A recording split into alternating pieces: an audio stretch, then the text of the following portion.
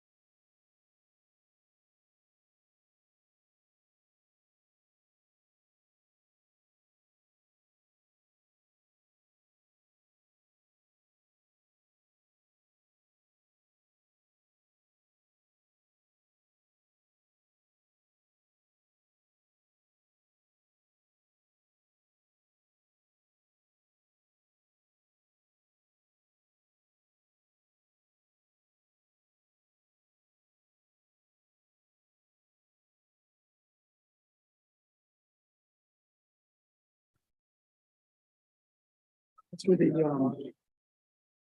US has a large missile testing.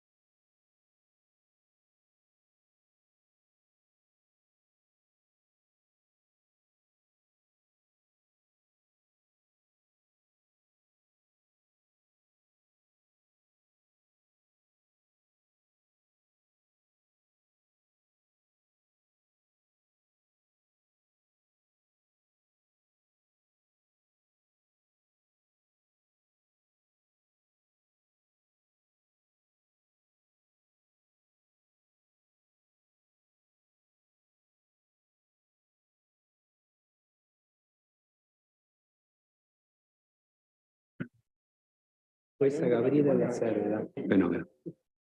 Gracias. Good morning. I hope you've all rested and are ready for another day of interventions, deliberations, exchanges. I want to welcome Your Honor Mina Sugrati from the Pan-African delegation, who will be joining us this morning. Welcome.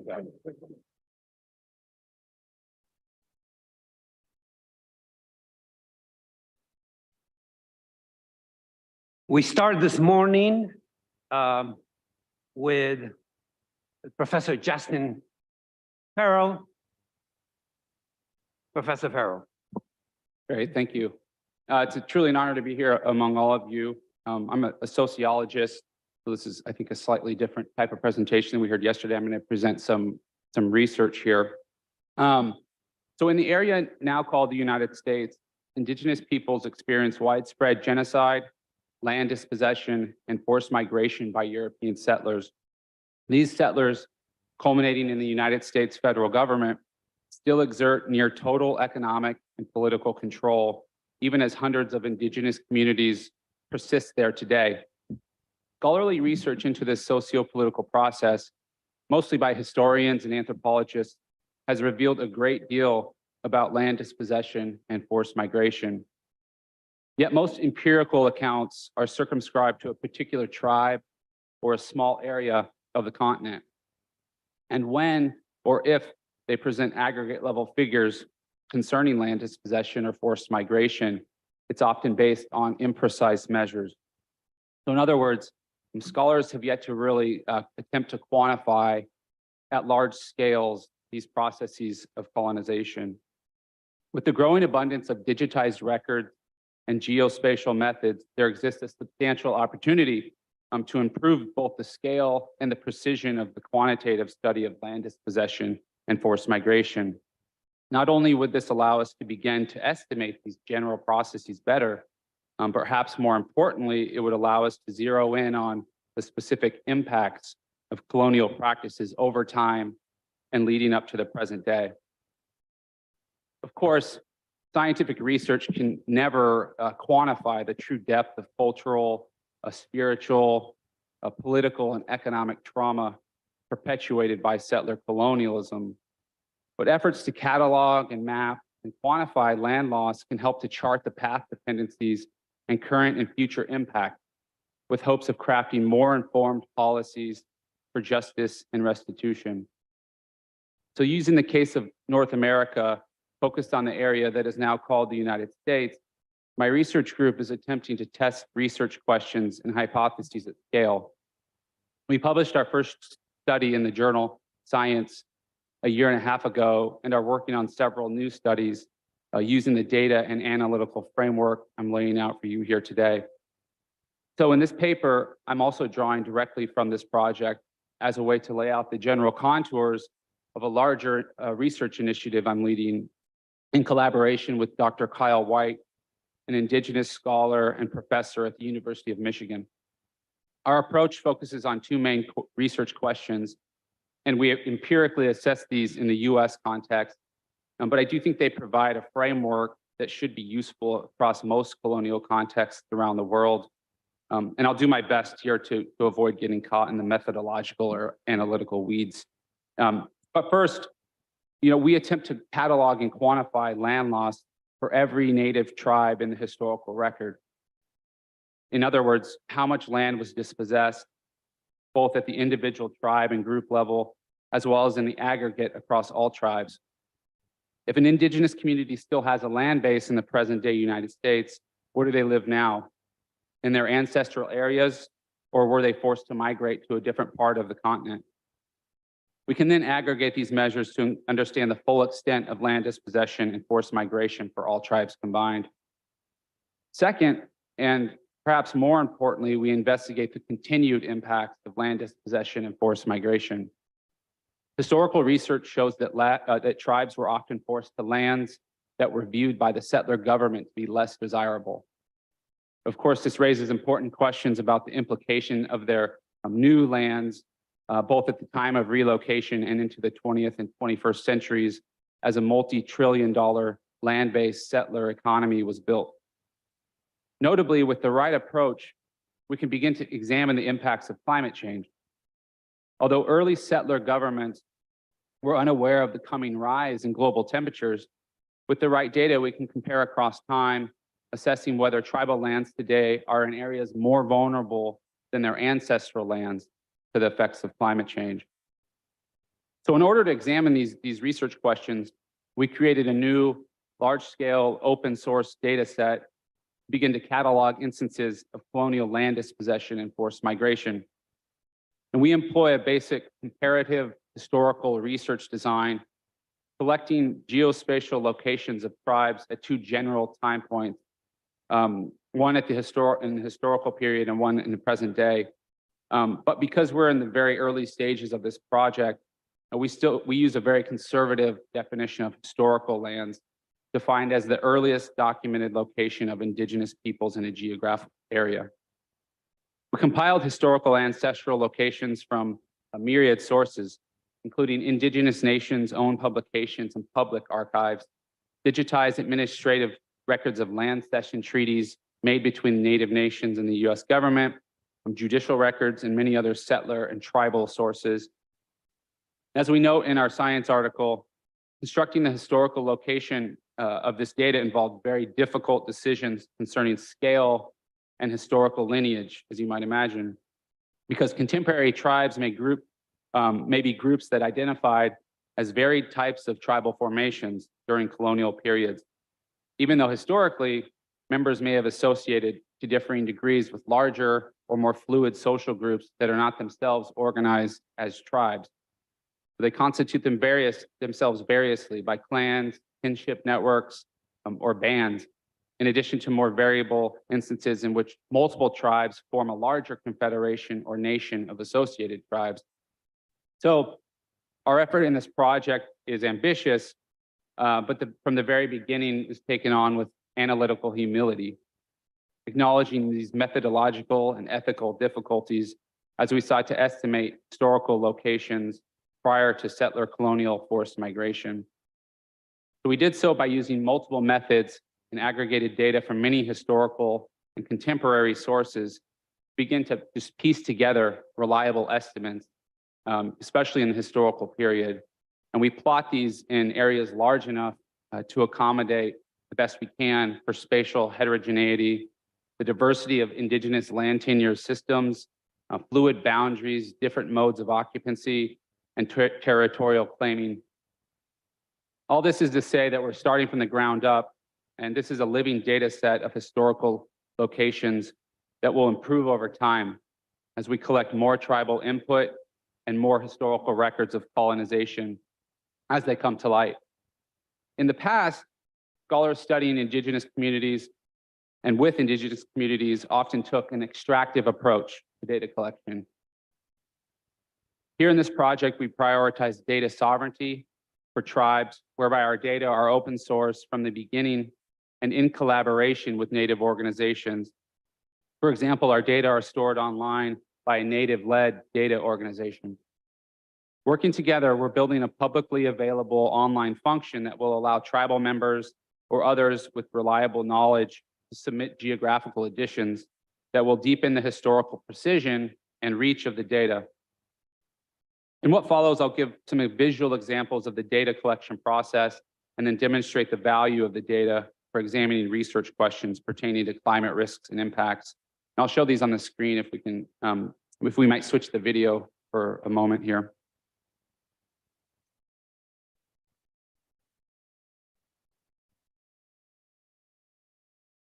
Great, thank you. So this figure is an example of a typical map we use to reconstruct historical locations of tribes and indigenous peoples in what's now the US. So this particular map is from the Smithsonian of the Paiute people in the Great Basin area of the continent, known to be inhabited around the years 1800 to 1830 and likely thousands of years before that in what is today California, Oregon, and Nevada. And the darker shading there is the estimated area of this tribe, this people. So again, these are imperfect and a product of this particular map, a product of the settler colonial record, but we do our best to pair geographic sources like this with oral history and public records provided by the tribes themselves. So this is a similar figure here, another set of historical maps from the Bureau of American Ethnology, estimating tribal locations for what is now the area of the states of Alabama on the left and Idaho on the right. And the different colors represent different tribes. So over many years, we compiled all available historical geographical information like this for a total of 390 tribes. So this just shows what it looks like when the data are cleaned up, merged, and digitized with geospatial software. We've overlaid the state of Idaho on this particular map. And on the right are the different tribes known to occupy this area. So we manually paired every tribe's estimated historical location with their present day location. In most cases, present day locations are the reservations to which they've been confined, often in the mid to late 1800s. And the particular legacy of colonialism in the US, drives some methodological decision-making. And these decisions may look very different in Europe, South America, Africa, Asia, or elsewhere. And this figure is an example of a land dispossession dyad, as we call it, where we pair the historical data with the known present day locations. And so this figure here is for the Modoc tribe. And you can see in the far left, in the yellow, are the earliest known historical locations on the western edge of the map there. And most of these lands were dispossessed, and the tribe was forced to migrate across the continent to present day Oklahoma, which is this tiny little blue dot you can see toward the center.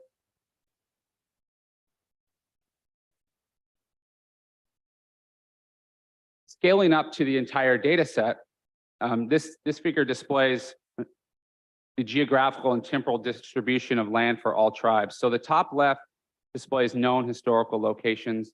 You can see on that map in the top left, there's quite a bit of missing data. So that's not to suggest that tribes or indigenous people were not in those areas. But it's important to note that also for this study and for future studies that most indigenous people shared lands as well. So multiple tribes are present in the same place. The bottom left of this figure is present day locations, fairly precise, of locations of tribes in the present day, which with the naked eye obviously reveals a sharp reduction of about 94%. The figure on the right visualizes the aggregate reduction for each individual tribe. So each dot is a tribe, and those are on log scale. So we've also attempted to catalog and visualize top line figures of land dispossession. For example, there's a lot on here, but focus on the left here. The brown circle represents historical lands again in the aggregate, and the much smaller blue dot represents the aggregate total of present day lands. So you can see the reduction there. And notably, the second figure on the right, 42.1, so 42% of tribes from the historical period, at least that's available again in the historical record, no longer have any land base today. So for them, colonial land dispossession was totalizing. That's 42% tribe. So quantifying land dispossession in the aggregate is useful, but one of the real payoffs of this data structure is to compare each tribe's historical lands to their present day lands across several dimensions. So for example, where tribes move to lands that would become more or perhaps less at risk for climate impacts. In other words, what if tribes were still living in their ancestral areas as compared to where they were forced? So the difficulty in comparing across such large timescales is that most variables are influenced by settler activities during the 19th and 20th centuries. So to help overcome this issue, we use indicators that are largely durable across time. And I'll present a few examples here related to climate change, risks, and impact. So here in this next figure, here. Oh, not going. Okay. We could move to the next slide, but if not, I can explain it. We examine how historical lands compare to present day lands with regard to extreme heat days and then annual precipitation. And figures that we're going to show are box plots that are actually difficult to interpret. So maybe it's better I explain here. But we examine the number of extreme heat days and then annual precipitation, which are measures related to climate change. And we find that on average, tribes were moved to hotter lands and lands with less precipitation. Researchers might also examine, as we do in our initial paper, wildfire risk and drought.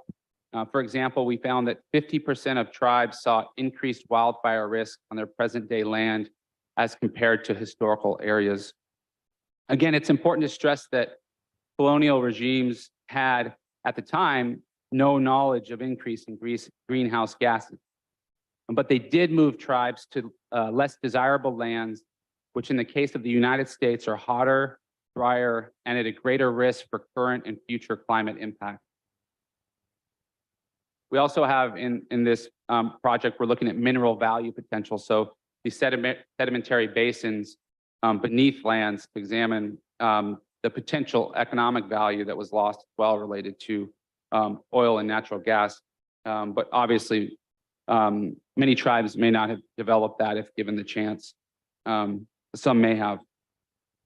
So in summary, I believe, along with my collaborators, that despite serious analytical and ethical issues of quantification, the practice of georeferencing land dispossession and forced migration at large scales provides new empirical insight to improve our scientific understanding of the legacies of colonialism, and not just for posterity's sake, but to begin to establish open source data sets to expand knowledge about the path dependencies that continue to shape the daily experiences of Indigenous peoples today and into the future. So the data collection process will look different in different parts of the world, and in some places it may be impossible, or is likely to be impossible, to assemble a reliable data at scale, depending on the quality of the historical record, especially if the accuracy of this historical record is intentionally hidden or distorted by colonial interests. Nevertheless, using a mixture of available data sources can help to overcome some of these difficulties, especially tribal sources and other non-government sources, such as journals, oral histories, diaries, church records, and archaeological evidence. Furthermore, any macroscopic research program like this must prioritize continued data collection, tribal input, historical validation, and synthesis with ongoing historical and other qualitative approaches. As data collection improves, we will be able to provide more information at larger scales, deepening our time horizon into the past, while at the same time improving estimates of vulnerability now and into the future. And the hope is that this information, can provide a basis for ongoing efforts to decolonize and to support movements for tribal self-determination and sovereignty and promote the common good. Thank you.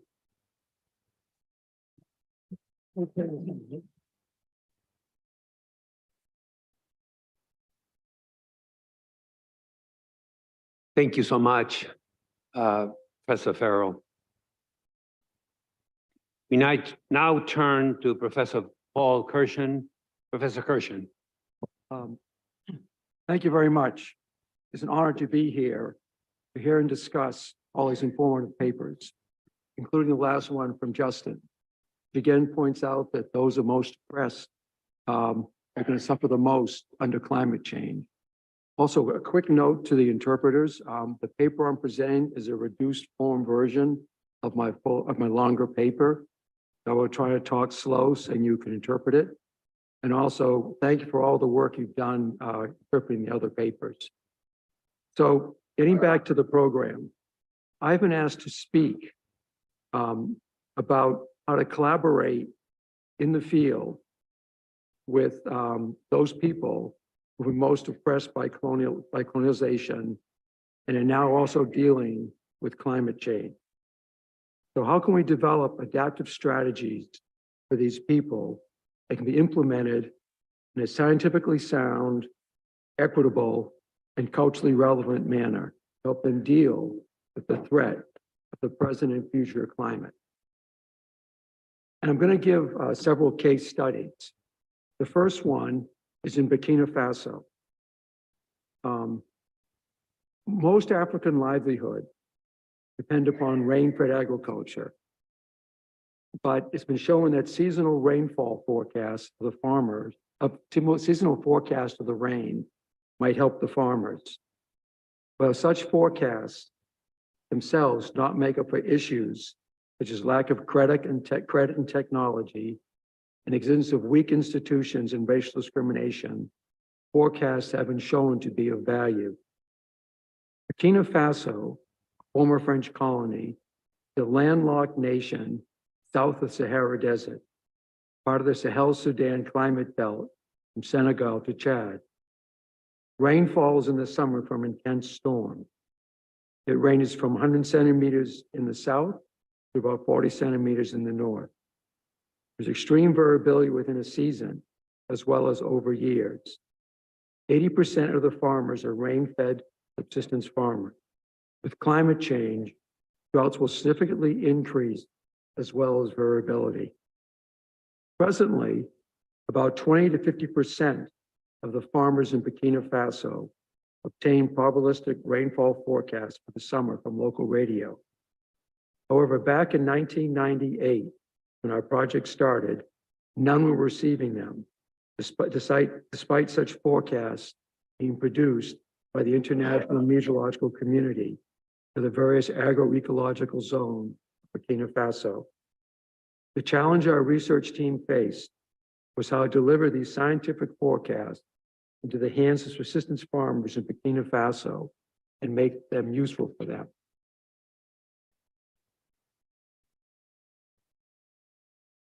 For a local trusted partner who could help us access villages in Burkina Faso, we chose Plan International, a non-governmental organization that takes a whole village approach supporting children. We need an interdisciplinary team of international and in-country experts. No one discipline could address this. Thus, we had an anthropologist, an agronomist, a veterinarian, and myself, a water resources engineer. The in-country Burkinabe team included a meteorologist, a water resource engineer, an agronomist from the government, and 3 full-time facilitators, 1 for each of the agroecological zones in Burkina Faso. One phase of the project was actually to deliver forecasts to farmers in a managed process so we could evaluate how to best disseminate them and the results of their use. Here we used a participatory workshop process where we purposely chose participants to represent men and women from the various ethnic groups and gave them stipends for their participation. About 20 lead farmers from 3 villages in each agroecological zone attended a workshop where the forecast was first presented and discussed with an exercise to convey its probabilistic nature. Then the farmers shared with us and discussed with other farmers how they might adjust their farming practices. Farmers were never given recommendations on adjustments because all farmers have their own risk tolerances and incentives and obstacles. Farmers also discussed how to disseminate the forecast in their home villages. Results of this process were that farmers understood the forecast and in varying ways modified their production strategies in response to it. We also learned that involvement of users in production and dissemination of climate applications ensure that the relevance of information content and appropriateness of communication formats and channels. The process can also foster local ownership of forecast dissemination efforts and generate trust in the process, which is essential for turning the inevitable failures of forecasts into opportunities for learning. Continuity of this research over an approximately 10-year period was extremely important. This allowed researchers to make regular trips to the field and win the support of local authorities and community leaders and develop relationships with the farmers who spearheaded forecast dissemination in each village. My other example is from East Boston in the northeastern United States. Most of the world's population now lives in urban areas, and most of that population is along the coast. Coastal urban areas are exposed to both the inland impacts of climate change, such as extreme temperatures, and coastal impacts, such as severe flooding from coastal storms. Unfortunately, many members of populations have been marginalized or oppressed, live in these most flood-prone areas. To understand more about these impact of flood threats on these populations and start to ameliorate them, my colleagues and I have been working in the East Boston neighborhood of Boston on the northeast coast of the United States since 2008. Because most of East Boston is on a peninsula built on fill, is vulnerable to present and increased coastal flooding due to climate change and sea level rise. Level rise might increase 60 centimeters to 200 centimeters above present level by the end of this century. East Boston is currently home to 40,000 people. It has a mix of residential neighborhoods, commercial industrial areas, and major regional transportation assets. It has high concentrations of different types of socially vulnerable population, some of the densest in Boston. There's always been an immigrant community. Most of the residents today are from presently unstable, insecure countries in Central America and work in service jobs outside of East Boston. The community has suffered many environmental injustices over time. Also, parts of East Boston are undergoing rapid gentrification, particularly along the waterfront. The first action of our interdisciplinary team, again, was to select a local trusted partner to collaborate with us and to introduce us to the neighborhood. We chose the neighborhood of affordable housing because of their whole community approach to striving to improve the quality of life for low income and marginalized East Boston residents. Initially, we listened to the residents about their knowledge of climate change in general, and then about the threats of present increased coastal flooding. For each workshop, with a group of attendees purposely selected to represent the myriad of interests in the community, as we did in Burkina Faso, we provided stipends, meals, childcare, and translation, and scheduled around their time and locations best for them. We learned that residents appeared to be empowered by the knowledge they gained during the workshop and wanted to take action. The residents professed, however, having little power over the management of their community. They are generally renters with limited economic, political, and social resources. It appears to them that adaptation decisions to deal with climate change will be made by processes, institutions, and individuals over whom they have no influence. In response to this information from residents, we launched a collaborative planning process with residents, other non-governmental organizations, government officials, because it was apparent that residents wanted to engage the organization that actually be implementing and financing adaptation in East Boston.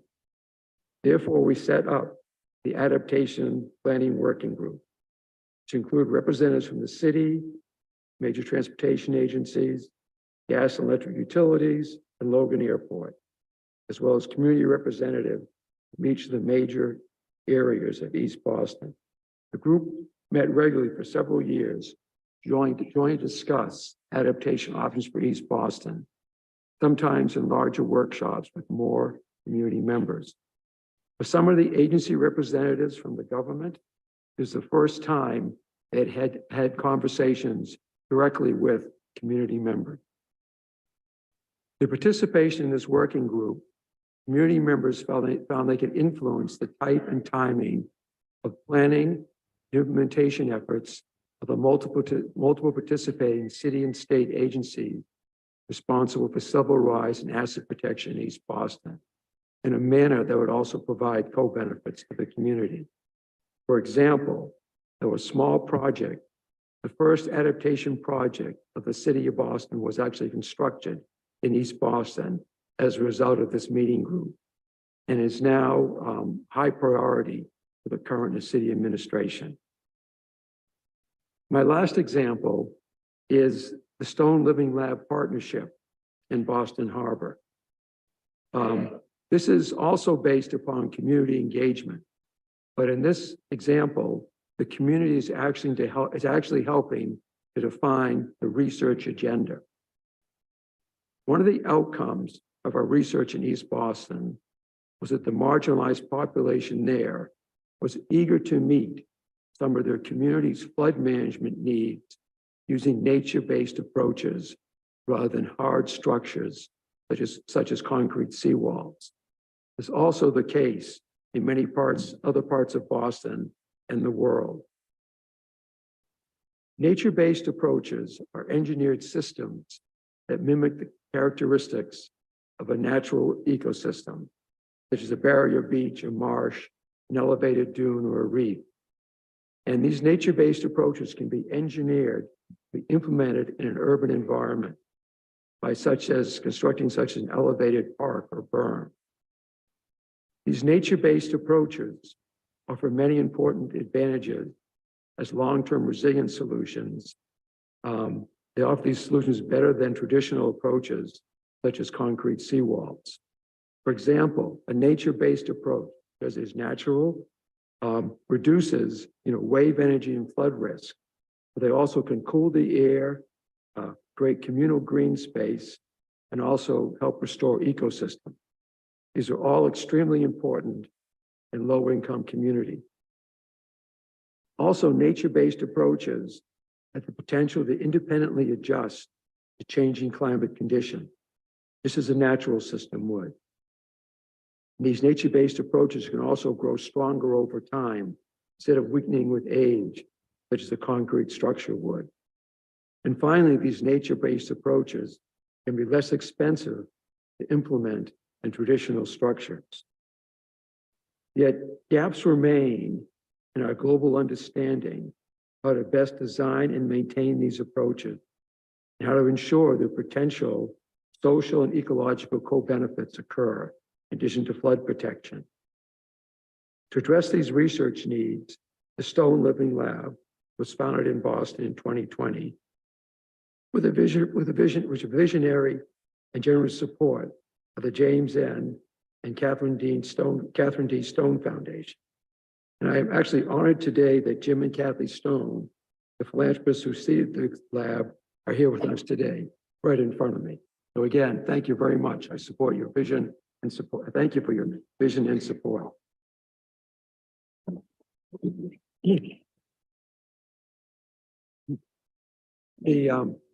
The Stone Living Lab is a unique partnership that brings together natural and social scientists, researchers, nonprofit organizations, excuse me, city and state government and federal government, Indigenous people to the same table to develop a coastal resilience agenda for Greater Boston in collaboration with community groups and many other organizations. The activities of the Stone Living Lab are purposely designed to meet the needs of stakeholders in the region, focusing on those who are impacted first and worst, and serves as a global example of collaborative research and engagement that can benefit oppressed populations everywhere. For example, one key project is studying what community members in Boston's diverse urban setting believe to be their key social, economic, and political challenges in adopting nature-based approaches to managing coastal flooding. Our interviews reveal concerns about financing, state and federal regulatory limitations, addressing patterns of inequity and preventing further disparities, and also dealing with the potential negative environmental and human impacts of flooding. Understanding and addressing these concerns is pivotal to the success, widespread nature-based adaptation in Boston and cities around the world. Many of our projects in the Stone Living Lab also involve local youth by our school and volunteer community science projects. We found that youth are very interested in workforce development and action on climate change. And we're developing undergraduate internships through which students can work on projects related to climate science, policy, and education. In the hands-on training, they need to become part of the workforce to tackle climate issues. So in summary, from these 3 case studies, the methods we have used for scientists and marginalized, repressed communities to collaboratively implement scientifically sound, equitable, and culturally relevant adaptation strategies, we found them to be successful. And of course, these strategies are used by many others in dealing with adaptation planning. To summarize, some of the principal collaborative elements include, first of all, we needed a local trusted partner. We introduced the scientists, the local community, and ensure the project remains relevant. An interdisciplinary team is needed because no one discipline can address these challenges. And of course, the process must start by the scientific team listening to the community. And there must be constant respect for local knowledge and value. There has to be co-production, new knowledge and approaches. Also, continuity of research over the years must be provided to the scientists, the local community can learn to trust and educate each other and continuously upgrade our strategy. Finally, opportunities should be developed to bring the local community into the decision-making process, improve the capacity of local partners or institutions, and bring in new and previously less involved but important stakeholders into the process. Engaging youth in projects helps to engage their families and also to build future climate change workforce.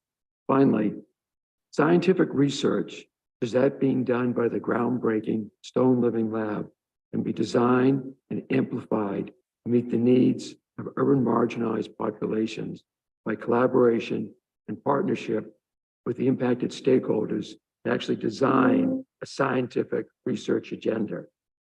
The lessons learned from such processes in Boston can be scaled up globally. Thank you very much for your attention.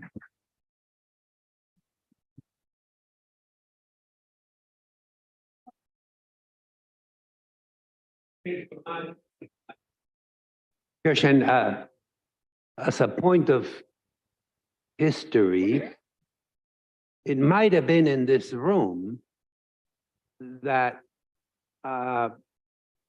Professor Paul Crutzen proposed the term, the Anthropocene, as a basic category of understanding the new extremely dangerous geologic phase that we are now entering.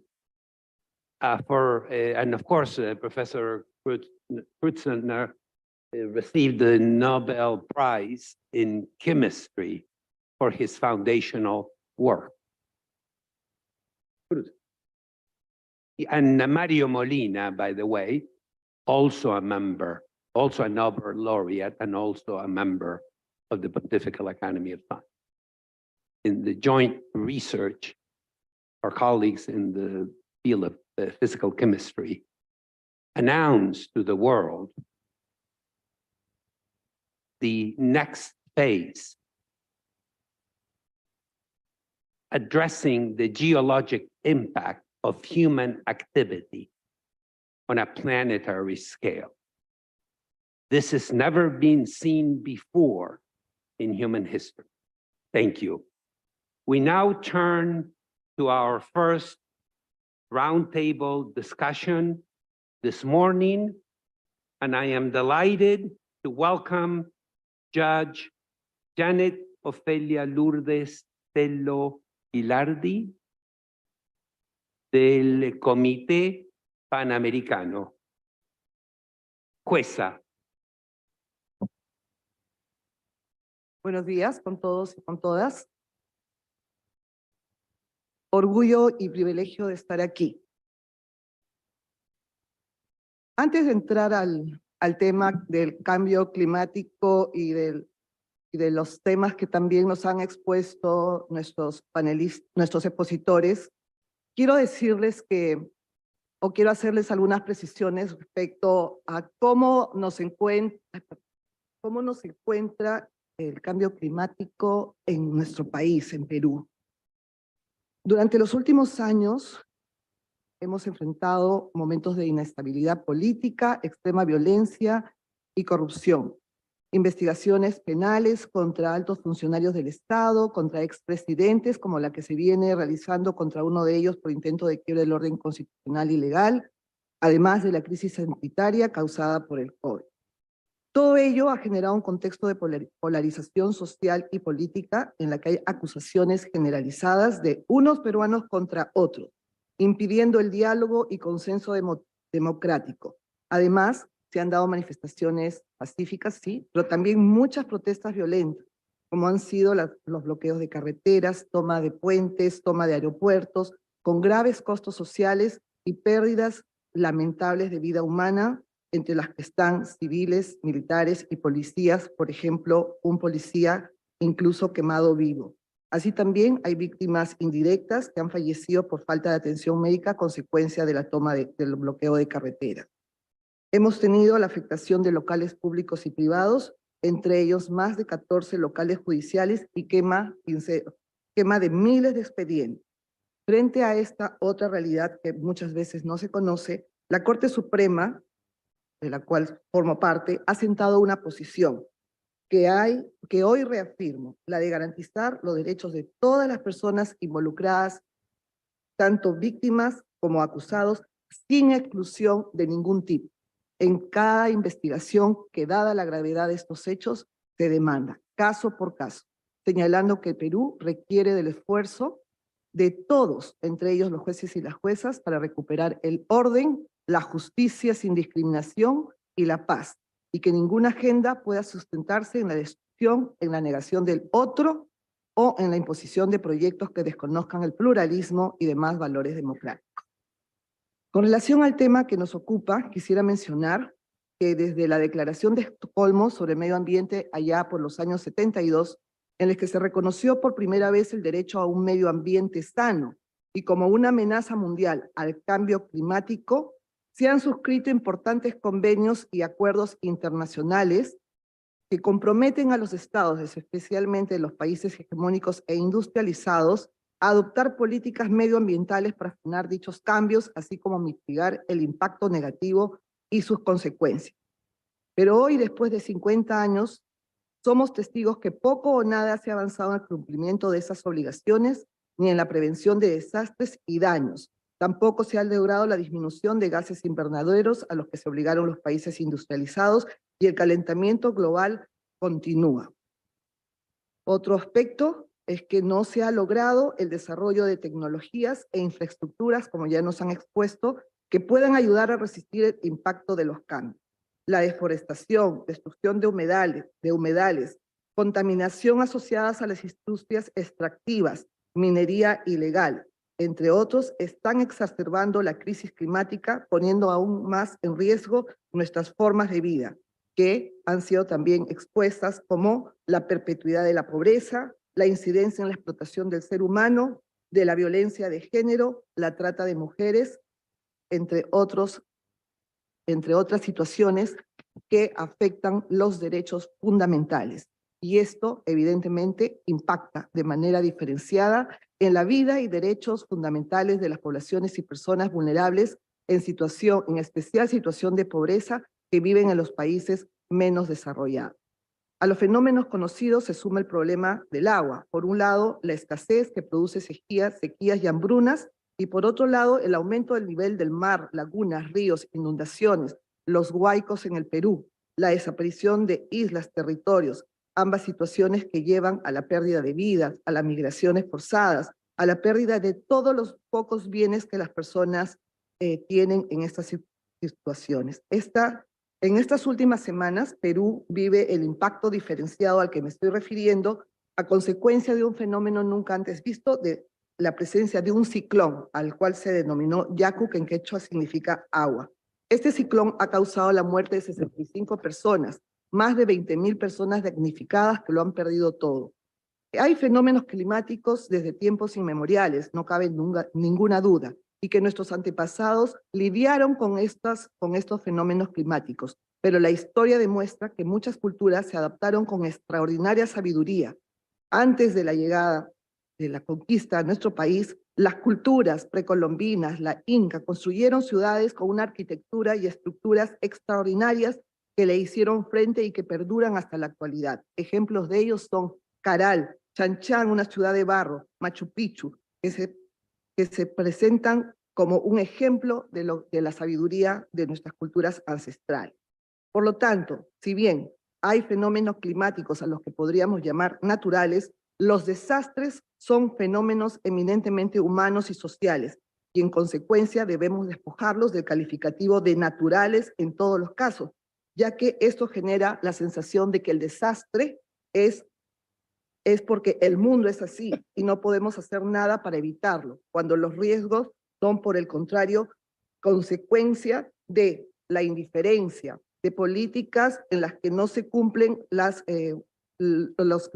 estándares de protección del medio ambiente, sumado a la indiferencia y la corrupción, que son precisamente los que generan desastres climáticos y agravan los daños y lo hacen aún más difícil de abordar. Aquí es donde las juezas y jueces cumplimos roles de lucha contra esta problemática. El juzgamiento y sanción de estas conductas omisivas o delictuosas. También la justicia medioambiental se erige como otro instrumento de relevancia, no solamente ambiental, sino también social, política, económica y jurídica, en las que se pueda garantizar los derechos sociales de las personas que menos tienen.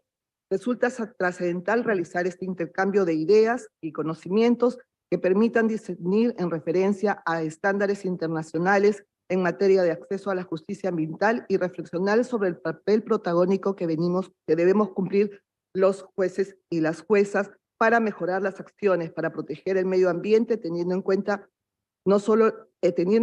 la vigencia de diferentes cosmovisiones, la diversidad étnica y cultural, así como también la realidad ambiental contemporánea marcada por el cambio climático o la crisis sanitaria que demandan una reconfiguración de las relaciones entre el ser humano y su entorno. Cabe resaltar las palabras del Santo Padre en Laudato Si, que ha señalado que hay una única crisis socioambiental que nos involucra a todos y todas. En este punto, involucra a los jueces y juezas, empezando con los presentes, para manejar la senda de una justicia especializada en materia ambiental que tenga al ser humano y la protección de sus derechos, entre ellos los sociales, como centro de sus decisiones frente a intereses económicos particulares que no respeten nuestra casa común.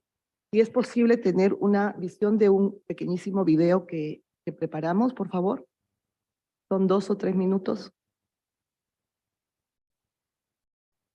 Grafican lo que he señalado en la exposición. Desastres que pudieron evitarse. Una mujer saliendo. Un niño rescatado.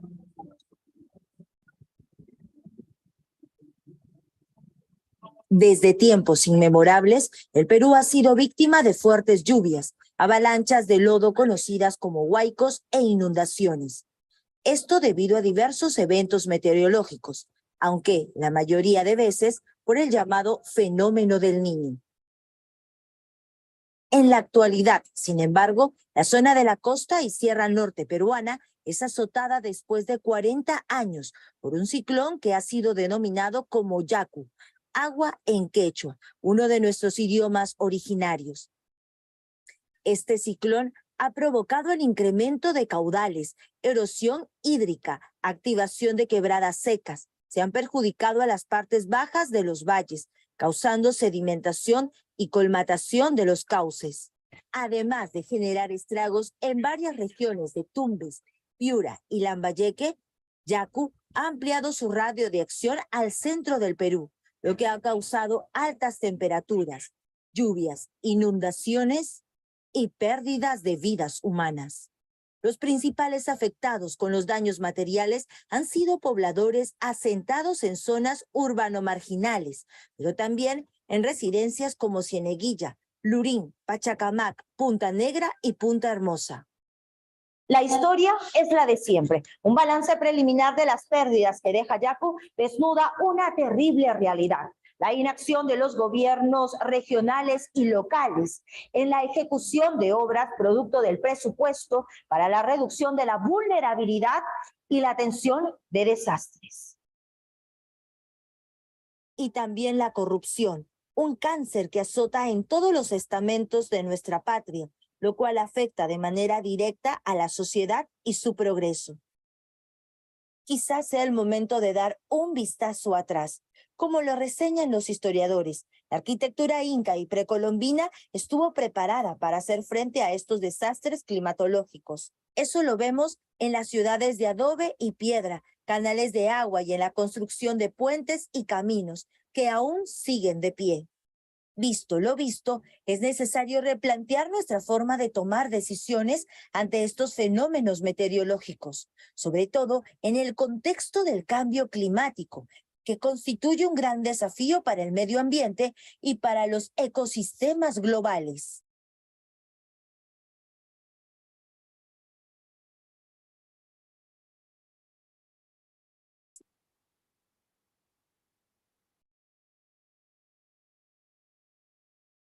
Muchísimas gracias, jueza. Le damos la palabra ahora a la jueza Gabriela Lazarda. Por favor. Graças. Bom dia a todos e todas. Banzeiro é como o povo do Xingu, da Amazônia, chama o território de Brabeza do Rio. É onde com sorte se pode passar e com azar não. É um lugar de perigo entre o de onde se veio e o aonde se quer chegar. Quem rema espera o banzeiro recolher suas garras ou amainar. E silencia, porque o barco pode ser virado ou puxado para baixo de repente. Silencia para não acordar a raiva do rio. Não há sinônimo para banzeiro, nem tradução. Banzeiro é aquele que é, e só é onde é. Eu começo a minha fala com essa citação da jornalista Eliane Brum, porque confesso que vindo para cá eu pensava um pouco na situação que nós nos encontrávamos no último encontro, que foi feito aqui há 4 anos. E como quem estava presente pode lembrar, acho que nós brasileiros fizemos uma sucessão de falas super inflamadas e fortes, né? Porque vínhamos numa sucessão de retrocessos de direitos sociais desde o golpe de 2016 e denunciávamos, enfim, o esfacelamento de políticas públicas, a multiplicação da pobreza, o aumento da desigualdade social. E eu acho que naquela época a gente acreditava que estava no auge da brabeza do Rio e tempos depois veio a pandemia. E quando a gente estava começando a navegar naquele rio, veio a pandemia e nos puxou para baixo, né?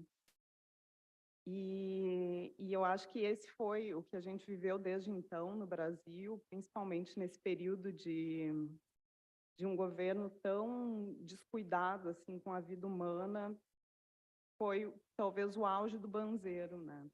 A gente teve 700 mil brasileiros vitimados por Covid, então a gente foi um dos países com a maior quantidade de mortes por habitantes no mundo, e o vírus, é importante a gente lembrar, não nos atingiu por igual. Pessoas negras e periferizadas foram as mais atingidas. E, simbolicamente, a primeira vítima de Covid no Brasil foi uma mulher negra, trabalhadora doméstica, que pegou o vírus dos seus patrões que tinham viajado para o exterior. E entre os grupos mais atingidos estão justamente as pessoas indígenas. A falta de um plano imediato de proteção aos povos originários fez com que o ex-presidente e outras autoridades do governo brasileiro da época tenham sido denunciados ao Tribunal Penal Internacional pela prática de genocídio e outros crimes contra a humanidade. Lideranças como Paulinho Caiacã, Arucá Juma e outras tantas foram vitimadas no período do Covid. E por que eu faço essas referências num painel sobre emergências climáticas? Bom, porque são os povos da floresta, justamente esses que resistem ao projeto colonial desde 1500, os principais guardiões da floresta amazônica. Essa floresta que cada vez mais se aproxima perigosamente do ponto de não retorno, o momento que deixará de ser floresta e já não poderá fazer o seu papel de reguladora de clima. Os povos originários nos ensinam que não existe essa separação entre a natureza e as pessoas humanas, esse binarismo, como ontem foi lembrado, né, muito próprio da lógica colonial. Tem apenas a natureza. Os indígenas não estão na floresta ou são proprietários da floresta. Eles são a própria floresta. A liderança indígena Davi Copenhague se refere ao branco como o povo da mercadoria, ou comedores de floresta. A violenta lógica extrativista de exploração fez com que os povos, como Yanomami, colocassem a própria existência, os seus corpos, para evitar a destruição da nossa casa comum. E é a nossa dependência de combustíveis fósseis e o consumo desenfreado, especialmente de uma minoria rica do norte global, que levou o planeta à emergência climática. E eu gostaria de dizer que, a partir de janeiro desse ano, com a mudança de governo, nós saímos do banzeiro e finalmente chegamos a tempos de calmaria dos rios. Mas eu acho que a gente não pode esquecer que foi em 2010, o período em que o atual presidente estava no poder, foi feito o leilão da hidrelétrica de Belo Monte, no rio Xingu.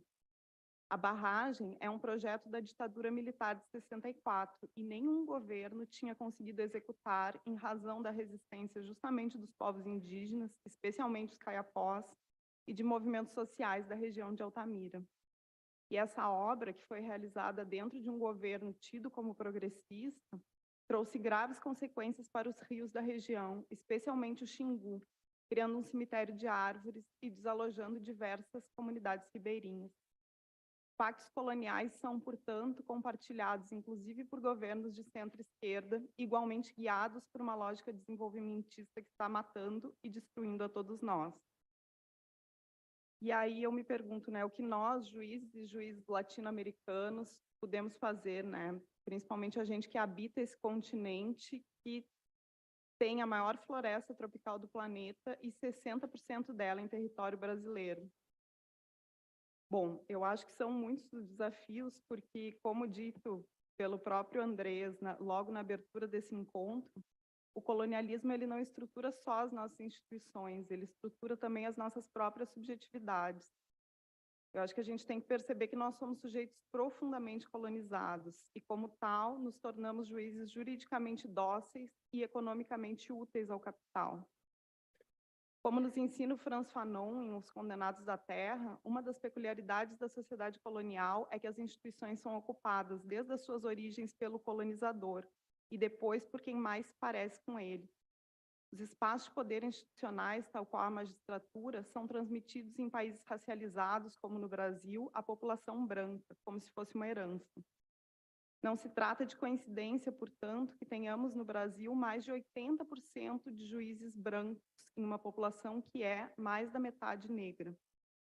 E aí, me encaminhando já para o final da minha fala, eu reforço as sugestões trazidas ontem na fala da colega Ana quanto à necessidade da gente democratizar as instituições, garantindo que elas reflitam a composição da população e garantindo, inclusive, a participação de pessoas indígenas que tenham a capacidade de agregar outras visões, inclusive sobre o próprio direito de propriedade. E aí não posso deixar de lembrar, né, que, enfim, o Supremo Tribunal Federal vai julgar nos próximos meses a tese chamada marco temporal, que é uma tese jurídica que, caso chancelada, vai restringir imensamente o acesso aos territórios. E aí a gente fica pensando no impacto que tem a gente tem um Supremo Tribunal Federal branco, porque dos 11 julgadores do Supremo, todos são brancos, 9 são homens brancos, nós temos só 2 mulheres brancas no Supremo, e do quadro da magistratura a gente tem apenas 11 juízes que se auto-identificam como indígenas, num total de quase 18 mil juízes.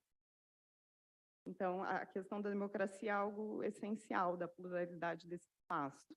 E como segunda sugestão que eu trago, ontem surgiram nas falas diversas proposições quanto à necessidade da gente formar magistrados e magistradas. E eu penso que a gente tem que pensar no tipo de formação, porque eu acho que pouco adianta a gente colocar juízes e juízas brancos com esse perfil muito uniforme dentro de uma sala de aula para ouvir palestras expositivas. E E aí eu falo da minha própria experiência, né? Porque eu, como sou uma juíza do sul do Brasil, eu acho que eu comecei a compreender que a Amazônia é o centro do mundo quando eu desloquei o meu corpo para lá. Porque é o corpo que conhece, né? O corpo, esse território político, é o que vai experienciar.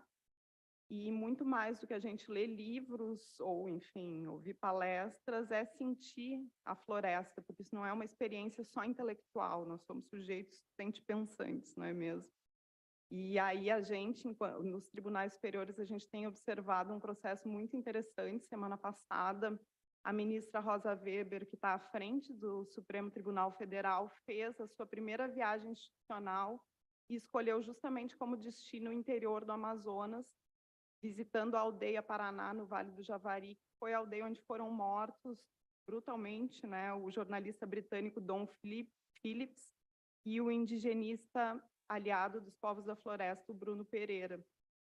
E aí eu acho que a importância desse deslocamento, e ontem a Ananda falava como a gente tem trabalhado nesses projetos de justiça itinerante, né, que eu acho um projeto super importante, porque possibilita o acesso à justiça, mas também faz com que o juiz se desloque aos territórios.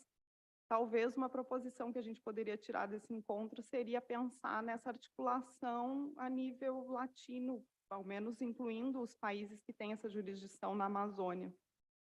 E é isso, eu acho que, enfim, nós não saímos ainda do banzeiro, acho que as próximas gerações, com todas essas crises ambientais e emergências climáticas, não vão viver tempos de calmaria, mas mesmo assim, só o fato da gente estar aqui hoje, reunidos em coletivo, né, acho que já causa importantes fissuras no centro de poder e já é um motivo para esperançar.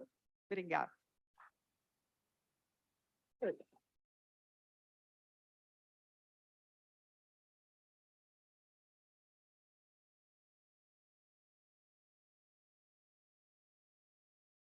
Obrigado. Questa la serva. I have a commercial break. Commercial break. There is a card that we're asking you to sign. The card is a get well wishes to the Holy Father that will be delivered to him later on today. The card is making its way, so if you would please add your signature.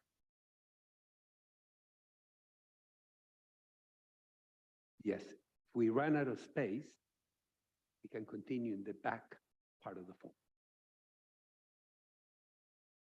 And now we go back to our regularly scheduled programming. I'm happy to give the word to Judge Linda Murnane. Judge Linda. Thank you so much. I'm pleased to come after such an important commercial break. I wish to express my sincere appreciation to His Holiness Pope Francis, and with everyone here, continue to pray for his full recovery. I also wish to thank the Pontifical Academy of the Social Sciences, His Eminence Cardinal Turkson, the President of the Pan American Judges for Social Justice, and to all of the esteemed speakers who have contributed to this important workshop. My role today is to contribute to the discussion on the topics so effectively presented by Professor Justin Farrell and by Dr. Paul Kirshen, addressing climate justice through scientists and community collaboration, and the large-scale analysis of colonization and climate change. My comments today are my personal views and do not represent the official view of the U.S. government or of the Republic of the Marshall Islands, where I currently am honored to serve on their court. With Professor Farrell's scientific examination of land dispossession and forced migration in the United States, and Dr. Kirshen's expert analysis of seasonal rainfall forecasts in Burkina Faso and Boston, USA as a backdrop, I would like to share the poignant and extremely precarious situation of a former U.S. territory, the Republic of the Marshall Islands. On November 2nd, 2022, although I am a U.S. citizen and trained in the U.S. under the law and a former U.S. judge, I had the honor to be sworn in as an Associate Justice of the High Court of the Republic of the Marshall Islands, which is now an independent nation. It is located near the equator in the Pacific Ocean, just west of the international dateline. In 2018, the World Bank census calculated the population at 58,413. The nation is comprised of 5 islands and 29 coral atolls, comprising more than 1,100 individual islands, islets, and atolls. European exploration of the Marshall Islands began in 1520, starting with Ferdinand Magellan, a Portuguese explorer in the service of Spain. Spanish and English expeditions followed. Spain claimed the islands in 1592, and European powers recognized Spanish sovereignty over the indigenous population in 1874. Spain sold some of those lands to the German Empire in 1885. In World War I, the Empire of Japan occupied the Marshall Islands. During World War II, the United States took control of the islands during the Gilbert and Marshall Islands campaign in 1944. The United States used the Bikini Atoll and its inhabitants, primarily indigenous people, for nuclear testing beginning in 1946 and continued to devastate the land and its people through 1958. In 1979, the Republic of the Marshall Islands was, quote, restored, end quote, to independence. Core to the Constitution of the Republic of the Marshall Islands is the right of land ownership, and one can only imagine why that might be so. The history of occupation and abuse of the people and the land and the sea surrounding that land fashion the tone of their Constitution, which states, quote, this society has survived and has withstood the test of time, the impact of other cultures, the devastation of war, and the high price paid for the purpose of international peace and security. All we have and all we are today as a people, we have received as a sacred heritage which we pledge ourselves to safeguard and maintain, valuing nothing more dearly than our rightful home on the islands within the traditional boundaries of this archipelago, end quote. This backdrop leads me to the current day in the context of colonization, decolonization, and neocolonialism as found in today's headlines. I hold up this newspaper, which I'm sure you can all see the headline in bold print, 50 years left. 50 years left. On November 18th, 2022, the Republic of the Marshall Islands delegation to the Global Climate Summit held by the United Nations, COP27 in Egypt, reported 50 years left. In the article, the local newspaper, the Marshall Islands Journal, reports, quote, the Marshall Islands delegation to the Global Climate Summit, COP27 in Egypt, this past week released the RMA Statement of Intent on Adaptation, which underscores emerging climate reality that in the lifetime of today's elementary age population, much of the Marshall Islands may become uninhabitable. Marshall Islands delegates to COP27 are telling the world the country needs help to maintain somewhere that we, the Marshallese, can call home.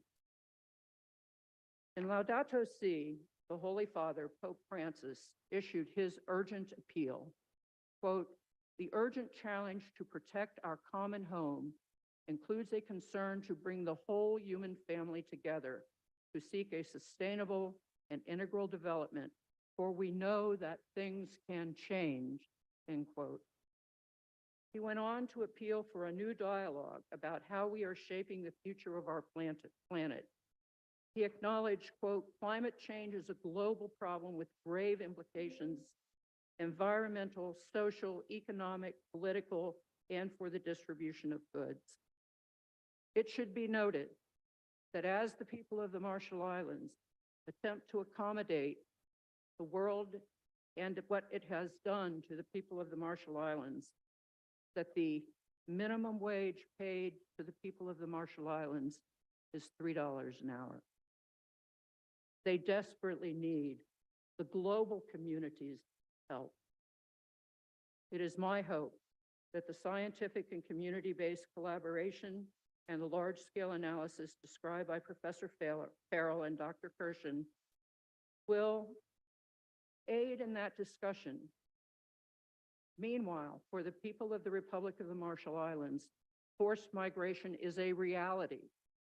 More than 20,000 have left already.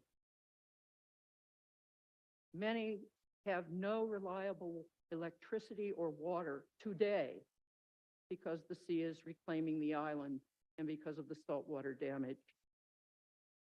As I watch the sea reclaim the land a little bit more each day, as I watch the ocean splash over the seawall onto the road that I use to drive to work each day, I pray that the dialogue urged in Laudato Si will come in time to aid these peoples who have suffered all manner of the tragedies brought by colonization to find a way to allow their culture to survive.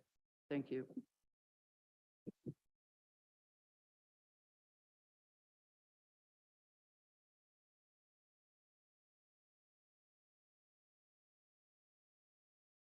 Thank you, Judge Murnane, for your intervention.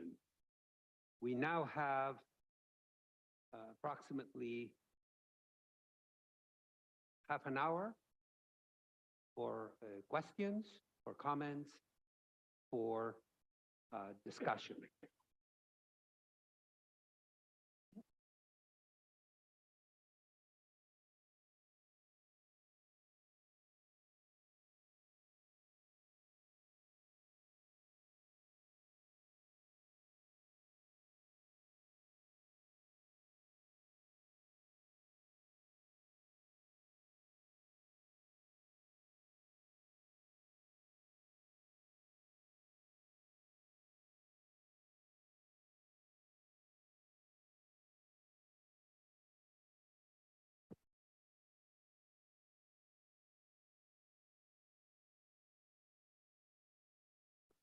I want to thank the speakers on this very important subject, and the cri de coeur of Justice Murnane, which of course alerted us to what I called the condition of life-death in a very real sense in my lecture. The question I want to ask you as a lone literary figure amongst eminent justices is the following.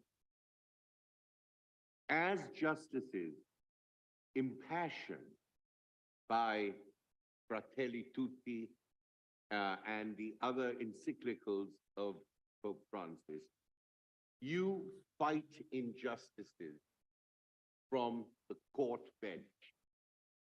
And you do that with great sincerity. However, when the people of the world want to fight their injustices, which are not only for fundamental human rights, this is for the fundamental interests of life itself, of being able to live, of bread and butter and chapati, or whatever the bread is in your language and in your culture. Their forms of resistance are often deemed to be illegal. They're often deemed to be breaking the bounds of legality. The reason why I focus so much on my reading, and it was my reading of the Holy Father's views, was because he is able to see things from both sides. He is not like the leaders in many of our countries who talk loud and big and then immediately shut down the debate when it comes to the people by saying, you acted illegally, you broke a window, you had no right, you should have sat there silent. Now, the interpretation of a large public roiled by injustice is very different from the fight from the bench of the court. How do you, as international justices, think about the boundaries of the people's fight for justice? What do you feel should not be breached? Is it just a formula that people should follow the law of the land when, as you were saying, and as a lot of people feel, and as I showed in my talk yesterday, as soon as people who have real needs and constitutional rights on their side in immigration, they're immediately stopped by other means. Some of them are extra-legal means, some of them are infra-legal means, and then they're enraged. They have done everything that they need to do.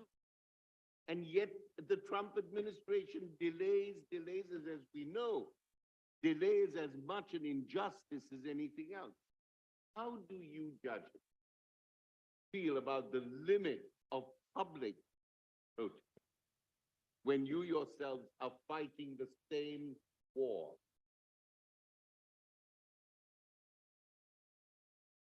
Jane, would you like to take that answer? Thank you. I'll do my best. And just, if right, and I'll start again by saying my comments are my own and not an official capacity, so that I can continue to be on the bench and fight those things that you discussed. So I think that it's very important to separate our opportunity under the codes of judicial conduct to speak in public fora to help improve the situation and the limitations on what we're able to do when we are actually on the bench.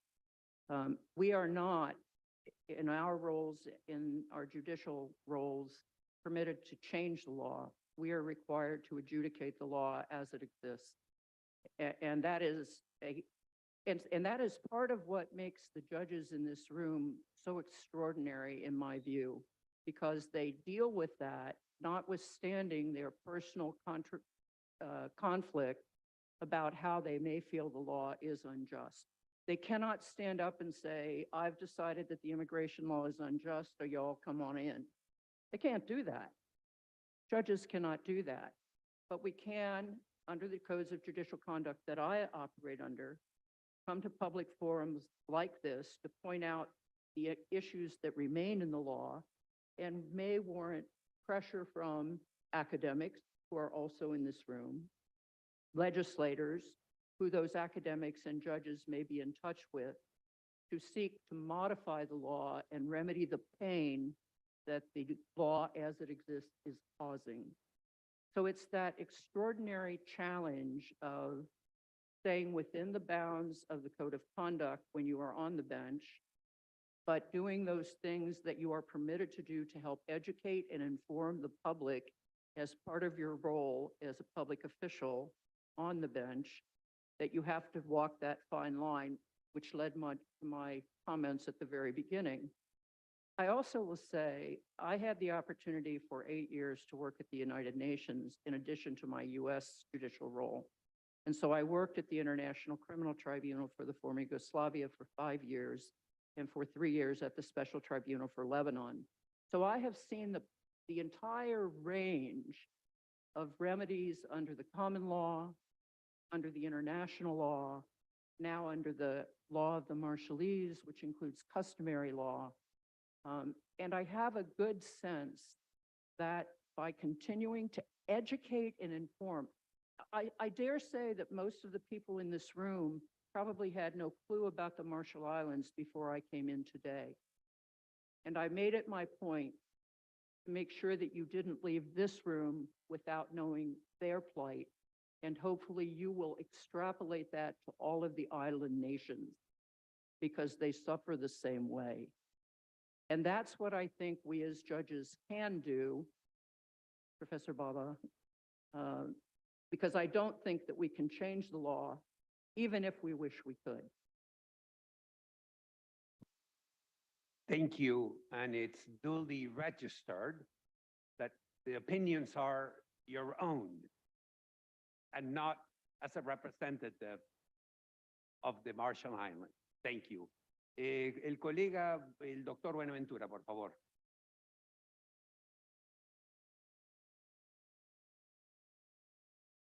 Thank everyone.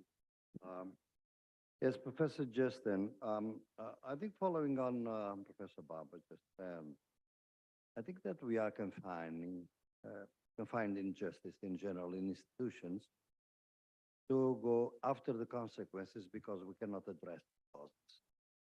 For instance, we have been dealing here on many activities, on former tribunals for Yugoslavia, Lebanon, and so on, and I praise the judge for that role. But we know that American imperialism, US imperialism, has been such a detrimental universe of force to liquidate and kill all the initiatives in the world for independence, for sovereignty, and all these interventions. And I think this US imperialism is the elephant in the room here.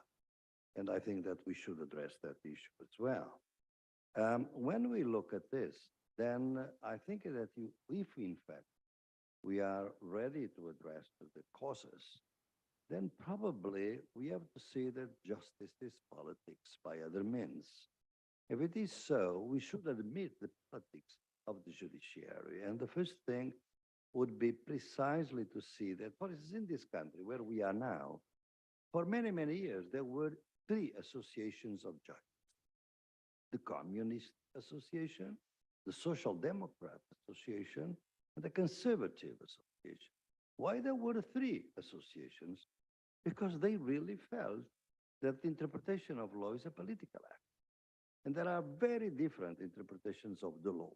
For instance, the right to life is a higher right than the right to property. Well, if it is higher, then many of your judgments should be nullified in constitutional terms, because the priority or the primacy of the right to life should really prevail. And it doesn't prevail all the time. We know today in the financial markets that, in fact, what prevails is the right to property and investment. So should we address that? I think you should. And if you do that, then I think, for instance, Professor Justin, Justin, I enjoyed very much your talk. Really, frankly, and I think usually we separate. Yesterday I was talking about the intercultural nature of our knowledges, and I think that we need an ecology of knowledge, as I call it. I mean, we have to start dialogue between science and other knowledges, because, for instance, you cannot, in scientific terms, justify that a river has a spirit, because in science it is impossible to conceive of the spirituality of a river. So we have really entertained dialogues with other knowledge that are out. And if we do that, then your land and land loss is also loss of life. I'd like to see whether your very sophisticated computing projects can also tell you that the loss of land goes along with loss of life. What was the loss of life during this year? If the loss of life was that serious, probably is even more serious, then the United States today is a colony that has to be decolonized, actually, because it has not been decolonized yet. Briefly, there's a timing and I have a long list. So let's ask brief, pithy questions, please. Do you want to respond? And then I have la profesora Irigoyen. Justin, do you want to answer quickly? Completely agree and completely agree. And as I mentioned, science can never quantify, the depth of social and cultural trauma. But as you note too, integrating the cultural value of land, and I'm not sure you can quantify that. We've discussed that. But I think what we're really trying to do is contribute fundamental knowledge, about the factors that produce these current burdens and risks, and it can be attributed, as you mentioned, to their prior national policies and U.S. imperialism. I'm not sure we can fully quantify, and you can't really do that with the inherent value of a river, the spiritual value of a river. So I'm not sure. Methodologically, that's impossible, I think. But I'm with you. That's as or more important. Thank you so much, Justin. La profesora Irigoyen, por favor. Luego, la jueza Figueredo, la doctora Ana María, la jueza Tostes y Andrés. Agradeciendo las ponencias, les quiero plantear una pregunta especialmente al profesor Justin. ¿Cómo plantear y articular los derechos ambientales y el concepto de bien común sin que ello pueda ser utilizado para disminuir los derechos de los pueblos indígenas a la propiedad y titulación de sus territorios ancestrales? Sé que el concepto de propiedad territorial no era indígena, pues ellos no se sienten propietarios de los bosques para venderlos, etcétera, sino que se sienten parte del bosque. Pero en la práctica, si los bosques no son titulados a favor de los pueblos indígenas, el Estado los titula a favor de terceros, da concesiones forestales u otras, o los titula como áreas naturales protegidas, aparentemente para el bien común, que en la práctica significan desposesión indígena y es otra forma de colonialismo. Gracias.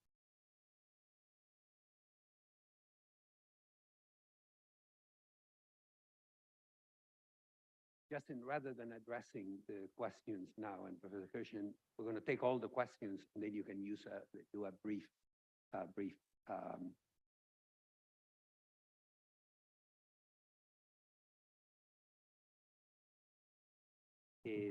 la jueza Figueredo, la jueza Ana María y la jueza Tostes, por favor. Es un tema que tiene todo que ver con la cultura y el desarrollo humano. Es un asunto de supervivencia humana y de soberanía alimentaria.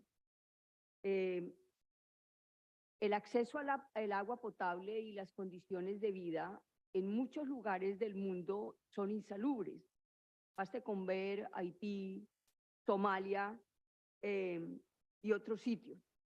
Hoy en día, y ahí va mi pregunta, pues se generan grandes desastres naturales impulsados por el hombre. ¿Cómo contrarrestar? Colombia tiene Amazonía, Suramérica hace parte de la Amazonía. ¿Cómo contrarrestar que el 38% de los bosques de la Amazonía están degradados? ¿Cómo controlar los incendios y las sequías? Y aquí quiero precisar un aspecto que me parece trascendental y es que los impulsores y los impactos de degradación del bosque y del Amazonas se enfoca en 4 aspectos: sequías extremas, efectos del borde resultantes de fragmentación del hábitat, extracción de madera e incendios forestales. A este elemento se suma la deforestación en sus 2 elementos, la pérdida de biodiversidad y la liberación de carbono a la atmósfera. Un punto, y esta es mi pregunta: la construcción de represas corta la conectividad de los ríos, impidiendo las migraciones de las especies acuáticas y el normal flujo de nutrientes. ¿Cómo contrarrestar entonces el desarrollo entendido como el avance que tenemos y que entre comillas se llama civilidad de los pueblos, con la degradación de la naturaleza que pone en riesgo la misma supervivencia humana y la soberanía alimentaria. Esto incrementado por el desconocimiento de los derechos de quienes generan agua y comida, el derecho de acceso y a la titulación de la tierra. Gracias. La jueza Ana María Figueroa, por favor. Gracias.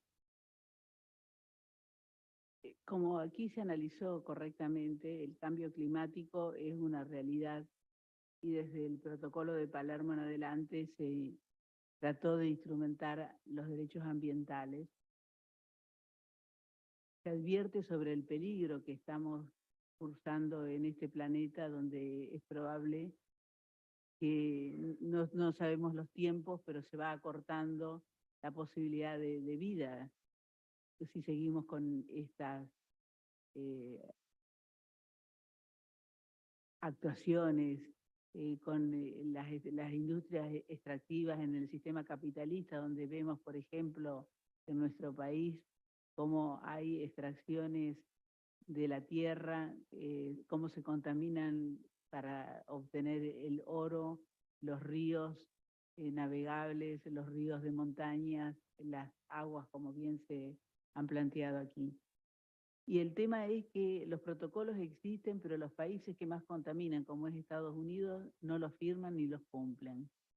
El capitalismo elige obtener ganancias sin tomar en cuenta el riesgo de vida que tenemos todo el planeta. Y aquí se ha planteado qué hacer los jueces. La mayoría de nuestros países tiene ratificado el Pacto Internacional de Derechos Económicos, Sociales y Culturales. El artículo 1 del pacto plantea el derecho de la autodeterminación de los pueblos, el derecho sobre los recursos naturales, el derecho que tienen los pueblos a no menoscabar sus recursos que pueden producir hambre, miseria, exclusiones. Yo creo que lo que tenemos que cambiar es la mentalidad de los jueces acerca de cómo aplicamos el derecho. Y en este sentido, tenemos que tener claro que las normas de derecho internacional de los derechos humanos tienen jerarquía por encima de las normas de derecho interno.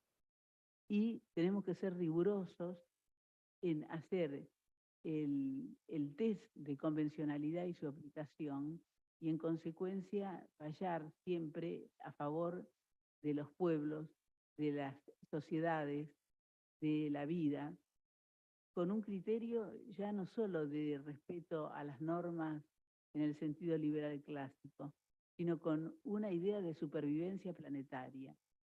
Este es un poco la propuesta, ¿no? El cambio cultural y de formación, la ruptura epistemológica que tenemos que tomar en cuenta los jueces para aplicar adecuadamente el derecho como uno de los instrumentos. Y sabemos que el derecho frente al capitalismo muchas veces perdemos, pero no obstante ello tenemos que hacer el esfuerzo. Aquí hay muchos ejemplos, incluso el colega Gallardo tuvo serias dificultades ante la prensa cuando falló aplicando derechos de las sociedades en nuestro país, cuando se planteaban cuestiones sobre las tarifas, sobre aguas, etcétera. Pero bueno, ese es el riesgo que tenemos que llevar adelante, y no es un tema de valentía personal, es un tema de estricta aplicación del derecho. Gracias. Gracias. La jueza Tostes y Sony, por favor, tiene la palabra. Bom dia a todos e todas. Professor Justin, eu não pude deixar de observar que, além do senhor ser um estudioso de mudanças climáticas, estuda também classes sociais. E no Brasil, nós temos um grande ambientalista que foi assassinado, que era Chico Mendes, e que era também um grande líder sindical, um grande líder dos trabalhadores, né?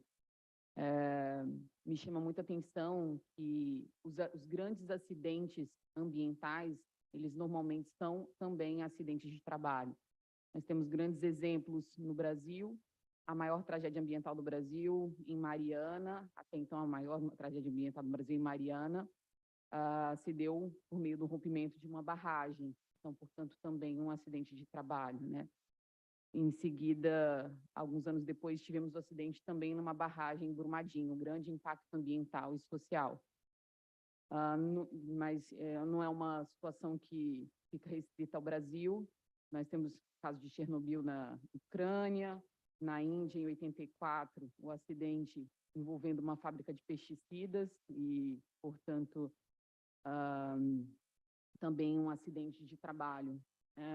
A minha pergunta é, que caminhos o senhor vê nessa interação entre questões trabalhistas e de empoderamento dos trabalhadores, participação de trabalhadores e trabalhadoras no processo de tomada de decisão, inclusive em relação ao processo produtivo e à segurança do trabalho, o impacto na segurança também da comunidade, e questões de impacto ambiental, no sentido de assegurar, então, de forma mais democrática, a segurança de todos e todas. Muito obrigada.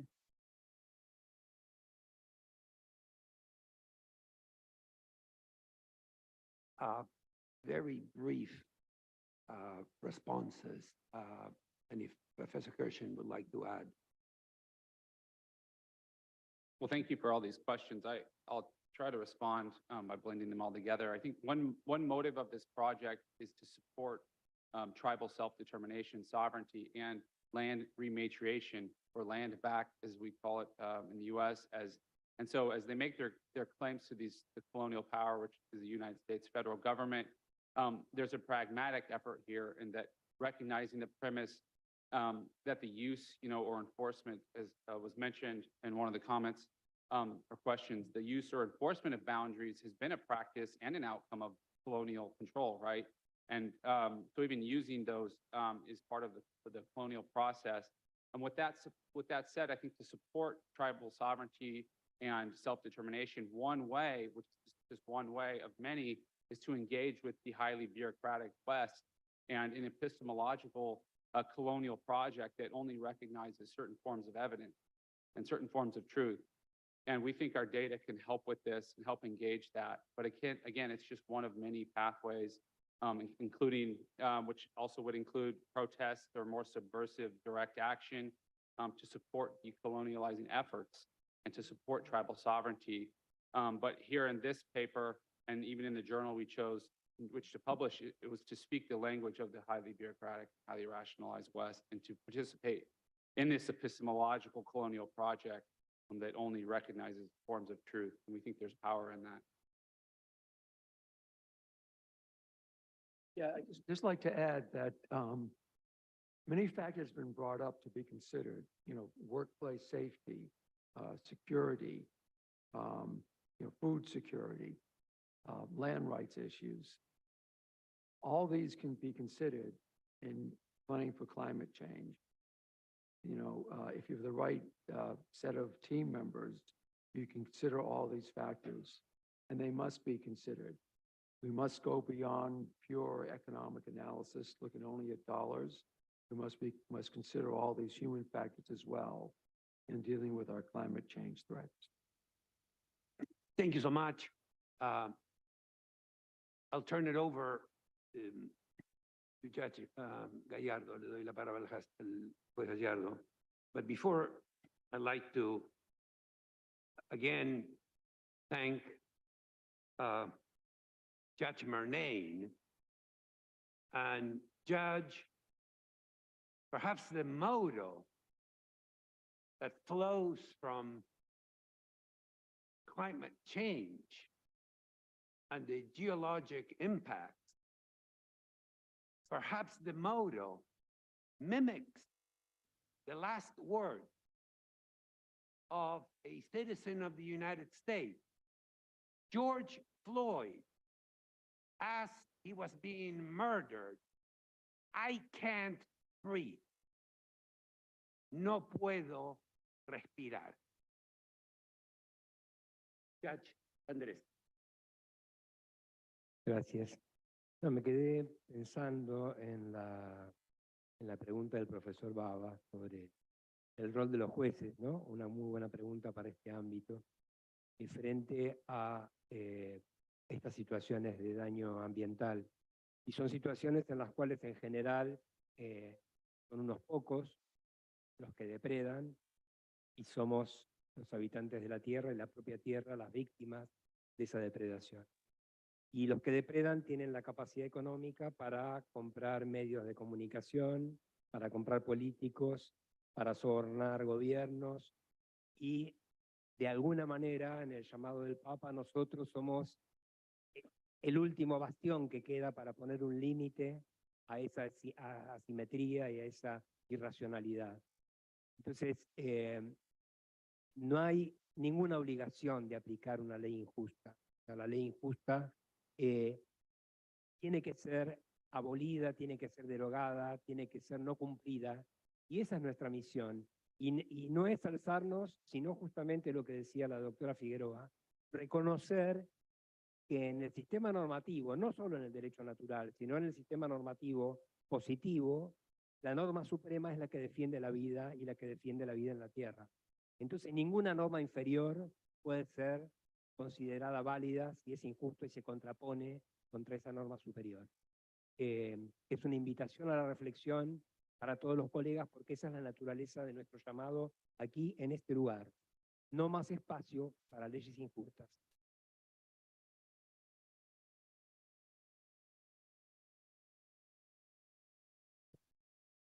Thank you so much. We now have Eminence. I'm sorry. I just wanted to assure Linda, Judge Linda, that the Dicastery of the Holy See pretty much understands the situation in the Marshall Islands. We were once in Honolulu for Red Mass. You know, that's the way they begin their parliament. And we met a delegation from Marshall Islands who came talking about how they lamented that compensation payments and all of that were still, you know, not forthcoming and lacking, and sought the help of the Holy See, you know, if they could provide us some. So the situation is pretty much, you know, thanks. Thank you, Eminence. We now have our coffee break, and we will reconvene here to hear from Your Honor, Judge Mina Sugrati at 11:10. Thank you.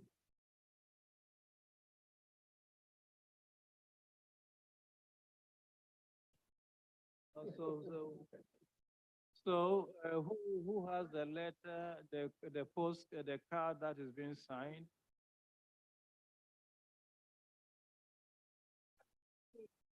Oh, okay.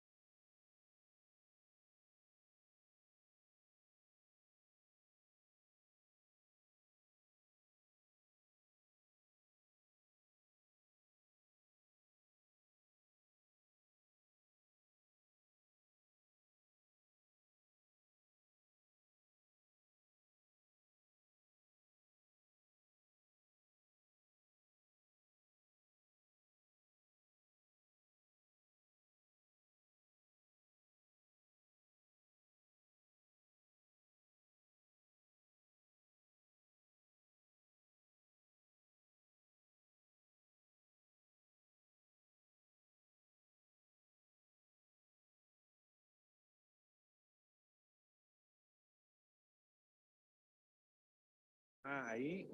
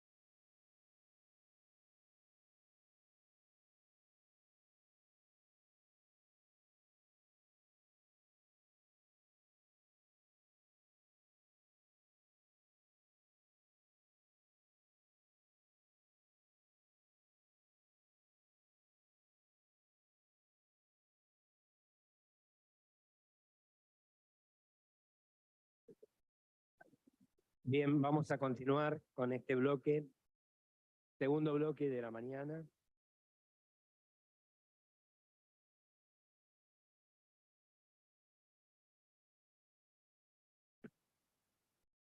La tarjeta dirigida al Papa está circulando por el sector derecho del Así que si alguien no la firmó, después, por favor, acérquese o combine para firmarlo. Bueno, vamos a pasar a este bloque que va a estar a cargo, en primer término, de Mina Sugati, que es presidenta del hermano Comité Panafricano de Juezas y Jueces por los Derechos Sociales y la Doctrina Franciscana. Estimada doctora Sugati.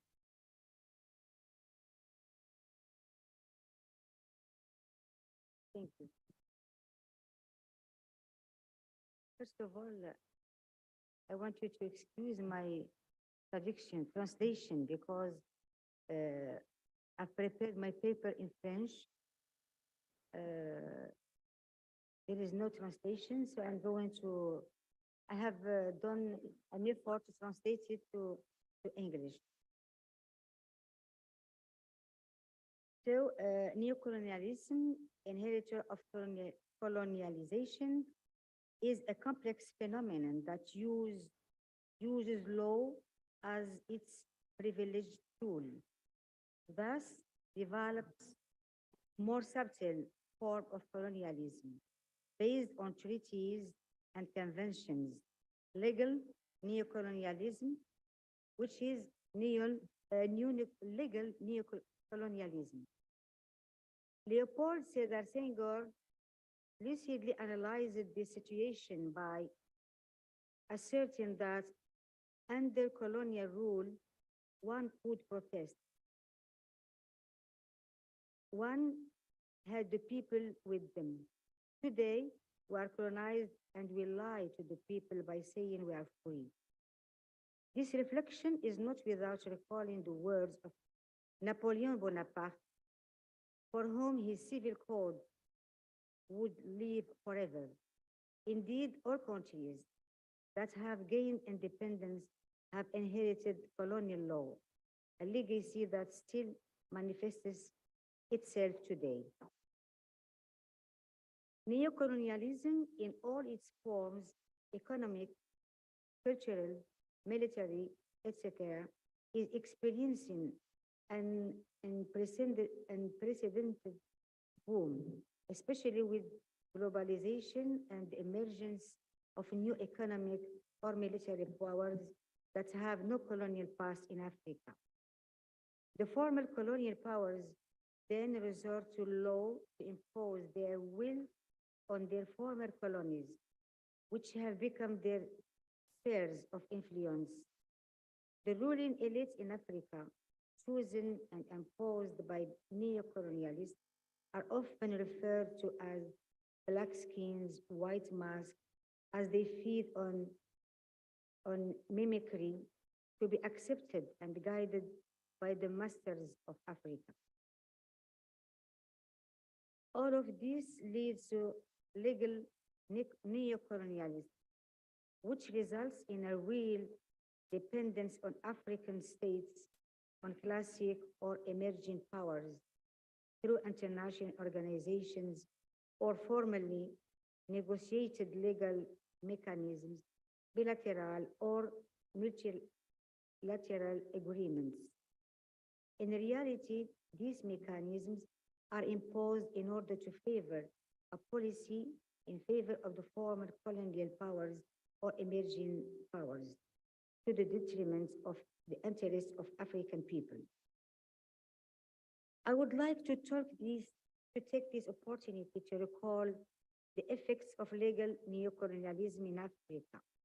Although it's difficult to paint a complete picture of this approach, both former colonial powers and emerging powers make use of it, making the task challenging.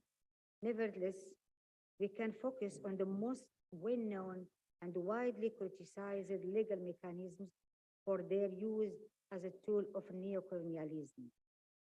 Firstly, it should be noted that the United Nations Security Council is one of the 6 main organs of the United Nations and is tasked with preventing international conflicts and resolving existing conflicts, including through the use of military force.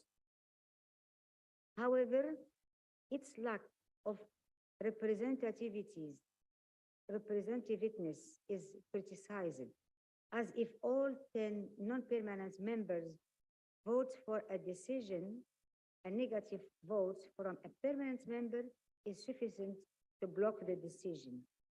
It's often considered that the creation of peacekeeping operation results from diplomatic arrangements based on the direct or indirect interests of the countries involved. Next, the International Criminal Court. This court was established following the ratification of the Rome Statute, an international treaty signed in 1998, which entered into force in 2002 and has jurisdiction over 4 types of crimes: genocide, crimes against humanity, war crimes committed after July 1, 2002, and the crime of aggression from July 17 to 2018. However, the International Criminal Court jurisdiction is not retroactive, which means that it can only deal with crimes committed after this date. Since its creation, has opened 17 investigations and detained 7 individuals, all of whom were African, which has led to accusations of judicial neocolonialism by the International Criminal Court against African and their leaders. This situation has led the African Union to encourage its member states to cease their collaboration with the International Criminal Court. But it should be noted that this court acts on the basis of information provided by states, international organizations, and NGOs.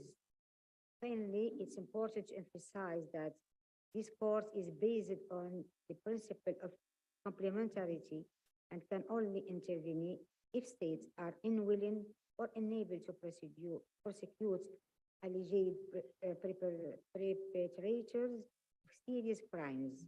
Thus, the International Criminal Court's investigations and prosecutions aim to complement national judicial efforts, not to replace them. Among international institutions, we will primarily focus on the International Monetary Fund, which is often criticized for being seen as a neo-colonial instrument, serving economic powers to subjugate African states. Indeed, the conditionality principle of the International Monetary Fund, which involves imposing political and institutional reforms on African states in exchange for loans, is considered as interference in the internal politics of these states. Some even go as far as calling its cartel of monetary looters, as the International Monetary Fund often demands reductions in public spending, privatization of state-owned enterprise, liberalization of trade, and devaluation of the borrowing countries' currency. Thus, this fund favors the interests of developed countries at the expense of the developing countries, especially African states. Representatives of developed countries within the International Monetary Fund have considerable influence in imposing their economic and political visions and priorities on developing countries. African states are therefore vulnerable and less influential in international organizations, and are often imposed with international standards that are unsuitable for their reality, which can be harmful to the ruling elites and the population. Furthermore, legal neocolonialism has a direct impact on African legal system by preventing legal pluralism, and an indirect impact on ruling elites and populations. In Francophone Africa, the concept of the rule of law is often defined by the Élysée in France, according to Western standards that are not adapted to African realities. This approach has led to a blind imitation of French legal code, including labor law, without considering local particularities. This phenomenon is also observed in former British colonies and has given rise to a hybrid elite and a mixed identity. This situation largely stems from the legacy of colonial law and the effects of institutional neocolonialism, such as the conditionality imposed by the International Monetary Fund and the reforms advocated by the World Bank, which are based on the Western model and often unsuitable for African state realities. These reforms have direct repercussions on ruling elites and African populations. So, as a member of the justice family, we may wonder that what the role of justice is and how it can fight against neocolonialism. First, we must combat the mimicry of laws and the judicial system. For the mimicking of laws, since the beginning of colonial domination, legal structures have undergone an absolute rupture, either through their destruction or their diversion to the benefit of the European invader, specifically the French. The claim from legal independence is particularly vehement in several areas related to the exercise of recently acquired sovereignty, such as constitutional law or branches of law related to the privacy of individuals and their religious beliefs, such as family law or land law. Numerous voices criticize the weak effectiveness of old legislations as well as new laws, which resemble their French or European counterparts too much. The texts currently in force are inadequate, too far from the expectations of society, and too marked by Western influence. It's important to note that the drafting of law is subject to several criteria related to time and place, and each time and place has a specificity that cannot be ignored or violated. It's therefore necessary to rediscover rules that correspond to national characteristics by adapting the text so that they are close to the expectations of society while being far from any foreign influence. The other side, concerning judicially mimicking, in African countries that were former colonies of the British Empire, such as Ghana, Gambia, Zimbabwe, Uganda, and Kenya, judges and lawyers must abide by a very specific dress code when appearing in the High Court. They are required to wear a traditional blonde wig made of long white horsehair, worn by High Court judges and King George III. This tradition, inherited from the colonial era, has started to be criticized not only due its exorbitant cost for African judicial systems, ranging from 350 to 5,500 euros, but also because of its incompatibility with the hot climate of African countries. The texture of the wig, which is yellow, gray, or white, has no relation to African hair.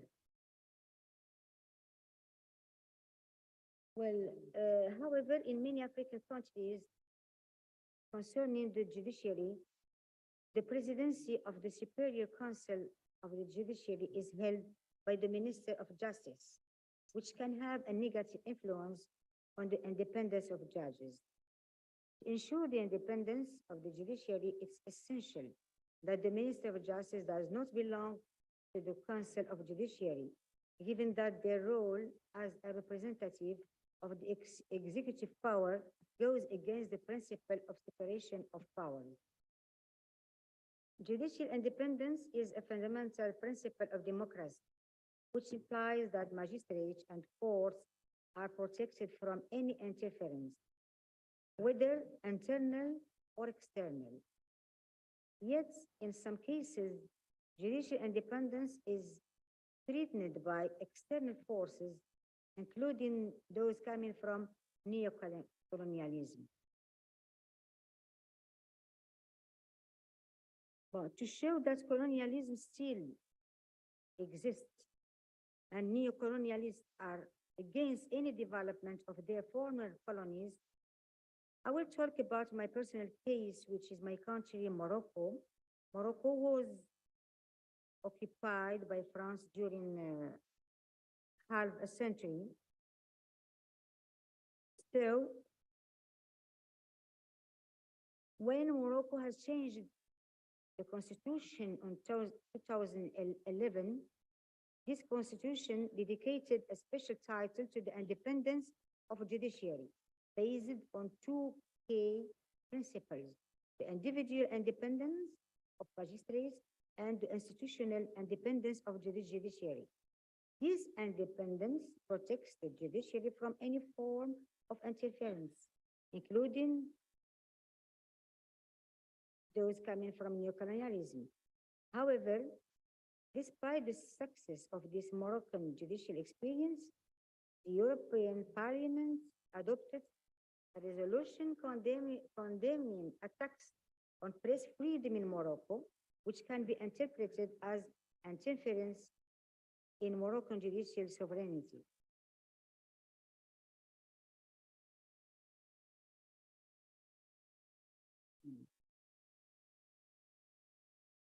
Sorry for translation. Well, in summary, because it's not, I didn't, thank you, thank you. You know that all this, I haven't finished it, just yet a minute. Just for this journalists, they were arrested because for a sexual relation. So it is, and they were arrested. But the parliament said that they were just arrested because they were journalists, even though they have benefit from all fair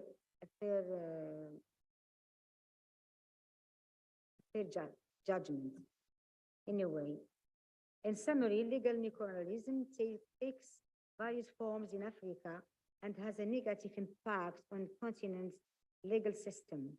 International organizations condition their loans to institutional reforms, which can be considered a form of neocolonialism through debts. And military operations are conducted under the auspice of the United Nations. All this contributes to a legal system shaped by the ruling elites to the detriment of the African populations, all of which doesn't leave Pope Francis indifferent. And it's important to take these issues into account to encourage new nation states to free themselves from foreign origin laws and guarantee the independence of their judiciary. Thank you. Sorry.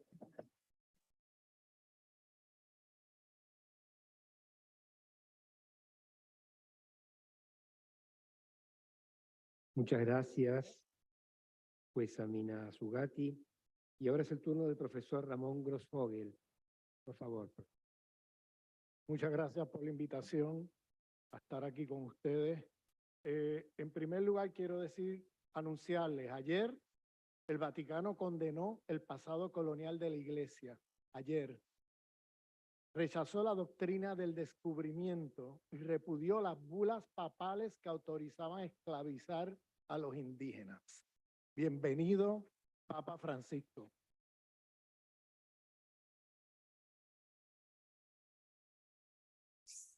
Cito al Papa Francisco, lo cito.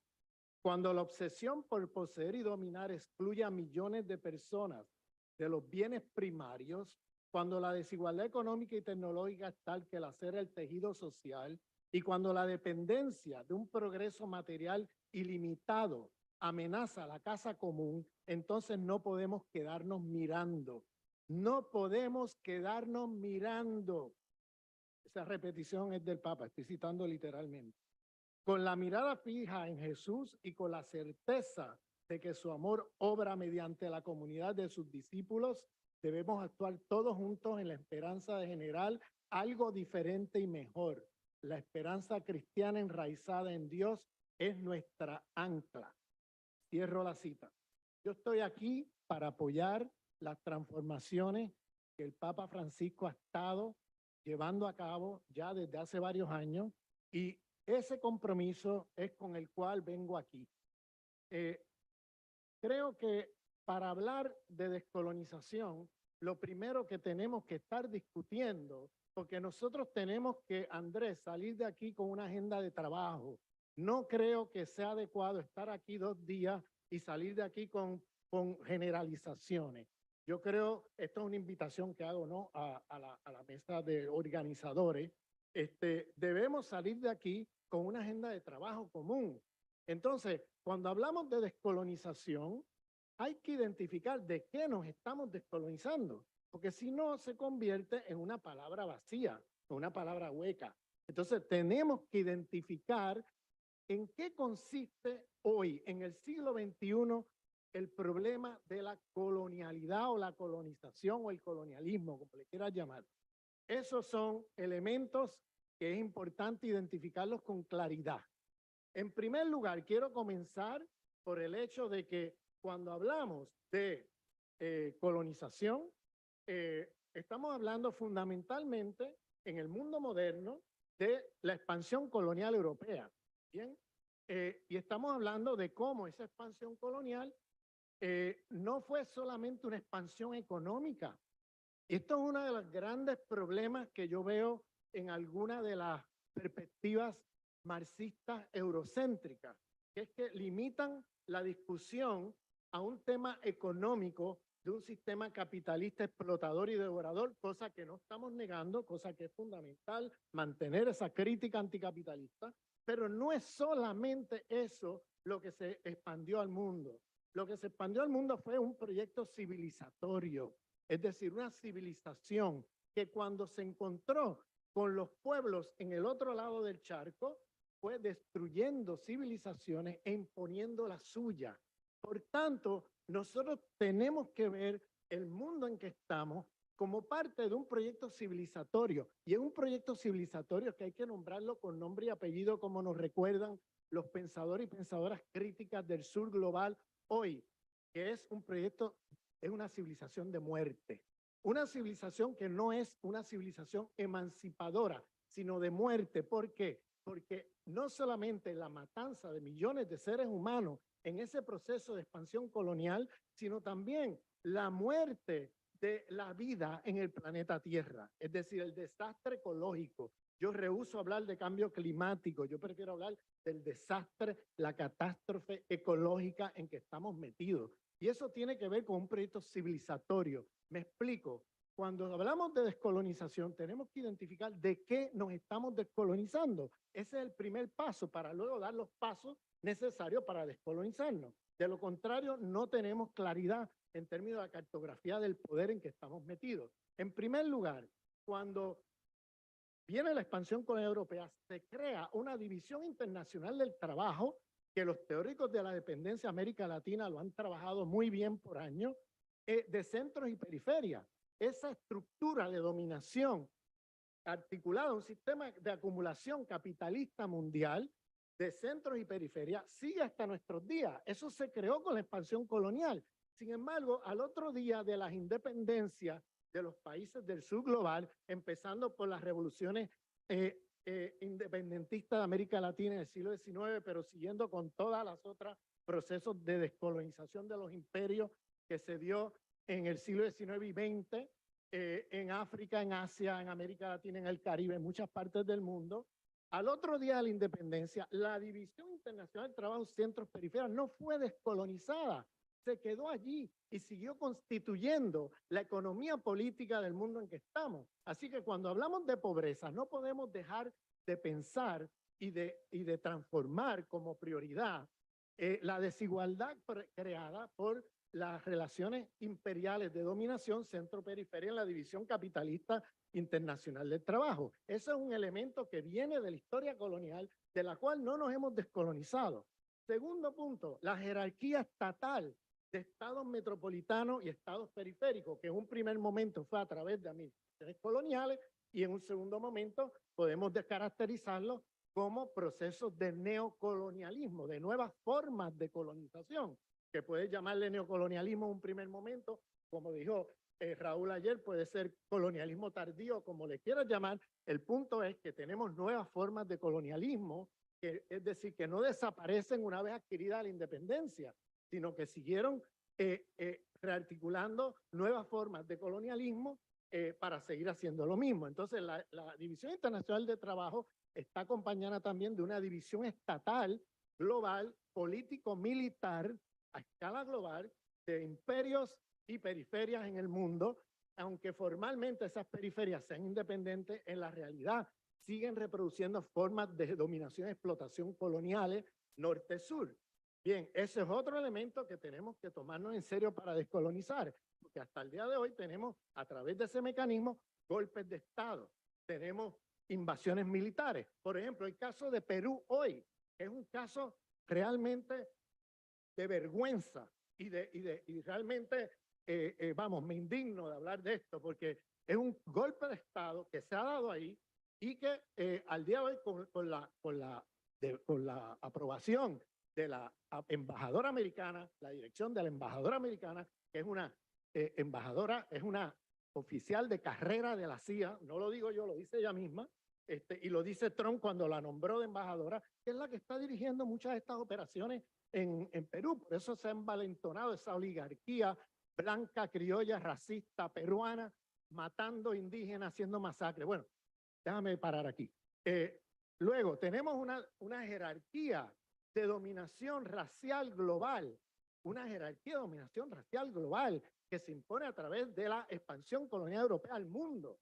Esa dominación racial sigue con nosotros hasta nuestros días, a pesar de que formalmente en nuestros países, en el sur global, la mayoría son formalmente independientes. Digo formalmente porque en la realidad no lo son. En la realidad seguimos con problemas de soberanía, en realidad seguimos dominados por las viejas metrópolis coloniales que hoy se articulan a través de la financiarización del capital y otros mecanismos, neoliberalismo, el Fondo Monetario Internacional, nuevos mecanismos de colonización que tenemos que mirar y apuntar con cuidado, porque de ahí viene la pobreza. La pobreza no la podemos estar mirando como si fuera una cosa abstracta, sino que es una producción de una civilización de muerte que está con nosotros desde 1492 hasta el día de hoy. Entonces, cuando hablamos de descolonización, tenemos que saber de qué nos estamos descolonizando. El sistema patriarcal global, tenemos que decirlo, en muchos lugares del mundo a donde llegaron los europeos con su expansión colonial, no había patriarcado en muchos lugares del mundo. El patriarcado llega como parte de la expansión colonial europea. Sobre todo el ejemplo que doy en las Américas, en el oeste de África. Ahí están los trabajos de Silvia Marcos, los trabajos de Oyorenke Yewumi para el oeste de África, etcétera. Es decir, una jerarquía también patriarcal que acompaña el proceso de expansión colonial y que se impone en muchos lugares del mundo donde ni siquiera había patriarcado. Y esto es muy importante decirlo, porque asumimos que las estructuras de dominación contemporáneas como si fueran naturales, como si hubieran estado allí desde Adán y Eva. Y esto es un proceso reciente en la historia, estamos hablando de los últimos 500 años.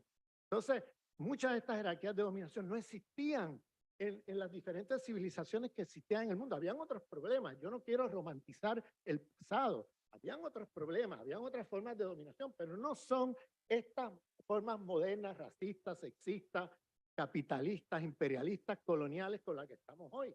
Entonces, tenemos también las jerarquías epistémicas del mundo.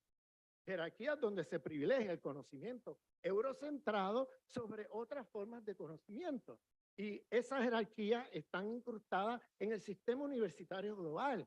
Y como dice el compañero Boaventura Sosa Santos, cuando mira la epistemología de esas universidades occidentalizadas, estamos estudiando y leyendo en todas las disciplinas hombres occidentales de 5 países. Estamos leyendo un francés, un alemán, un británico, un estadounidense y secundariamente un italiano por ahí.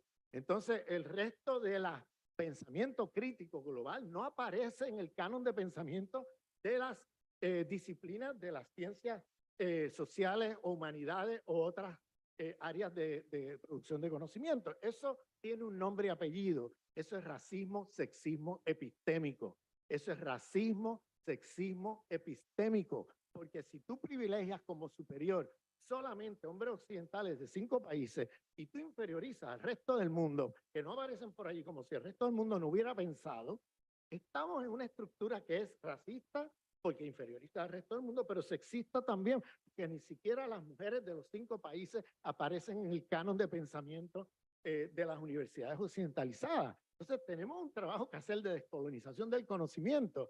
Tenemos también otro problema, y es el problema ecológico. Tenemos también estructuras ecológicas, lugares que son la basura del mundo y lugares que son, yo le llamo ecofascismos, lugares donde supuestamente está insulado de la basura del mundo. Entonces, es una falacia, porque sabemos que estamos todos dentro de un cosmos y la basura que tú echas en un lado te va tarde o temprano a afectar a ti, aunque te aísles del mundo, por más que te aísles del mundo. Entonces, estamos también en la estructura ecológica, que todas estas jerarquías las menciono así como una tras de otra, pero están todas imbricadas. Hay que historizar cómo se imbrican en diferentes lugares del mundo, pero están imbricadas. No las podemos ver como estructuras separadas una de la otra, sino que están todas metidas allí en ese aparato de dominación civilizatoria. Le llamo una civilización porque no es solamente un sistema económico, estamos hablando de una multiplicidad de jerarquías de dominación a escala global que hoy operan como formas de dominación. Entonces, y que vienen de esa historia colonial y que no nos hemos descolonizado de ella, a pesar de que hoy día las administraciones coloniales hayan desaparecido de gran parte del mundo. Todavía estamos allí. Entonces, tenemos también jerarquías pedagógicas, tenemos también jerarquías que tienen que ver médicas, las jerarquías médicas que hablaba la compañera ayer de la África francófona, donde tenemos jerarquías médicas donde se privilegia una forma de medicina y las otras formas de medicina se consideran inferiores, se consideran como marginales, inferiores, y ahí tenemos un problema, porque hay medicinas tradicionales que son muy efectivas y muy buenas de cara a la prevención de enfermedades. Entonces, y tenemos una jerarquía médica que es muy racista, porque estamos privilegiando la medicina occidental sobre otras formas de medicina. Yo no soy anti-europeo, yo soy anti-eurocéntrico, es decir, no es que estemos aquí condenando todo lo que viene de Europa.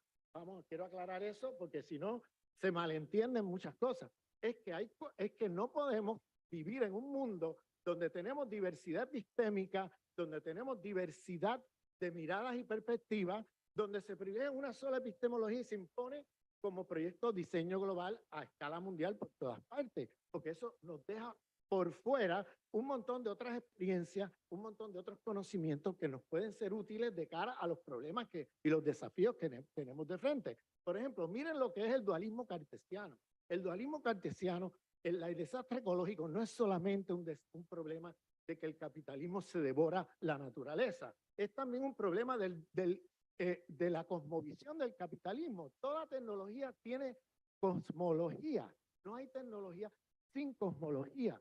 Y en el caso del capitalismo global, el dualismo cartesiano, esa idea estúpida que piensa que la vida humana está aquí y las otras formas de vida, la naturaleza está por allá, como si fueran dos ontologías separadas, Con eso hemos estado produciendo tecnología por 400 años. Y esa visión o esa cosmovisión que separa la vida humana de otras formas de vida, como si fueran ontologías separadas, está en el centro de la producción de tecnología en el capitalismo por los últimos 400 años. Y con esa cosmovisión, cuando tú piensas que la vida alrededor tuyo puede ser dispensable o son formas de vida inferiores y la naturaleza es un medio para otro fin, ahí tienes la racionalidad de la destrucción de la vida. Toda tecnología que hagas bajo ese dualismo cartesiano va a ser una tecnología destructiva de la vida.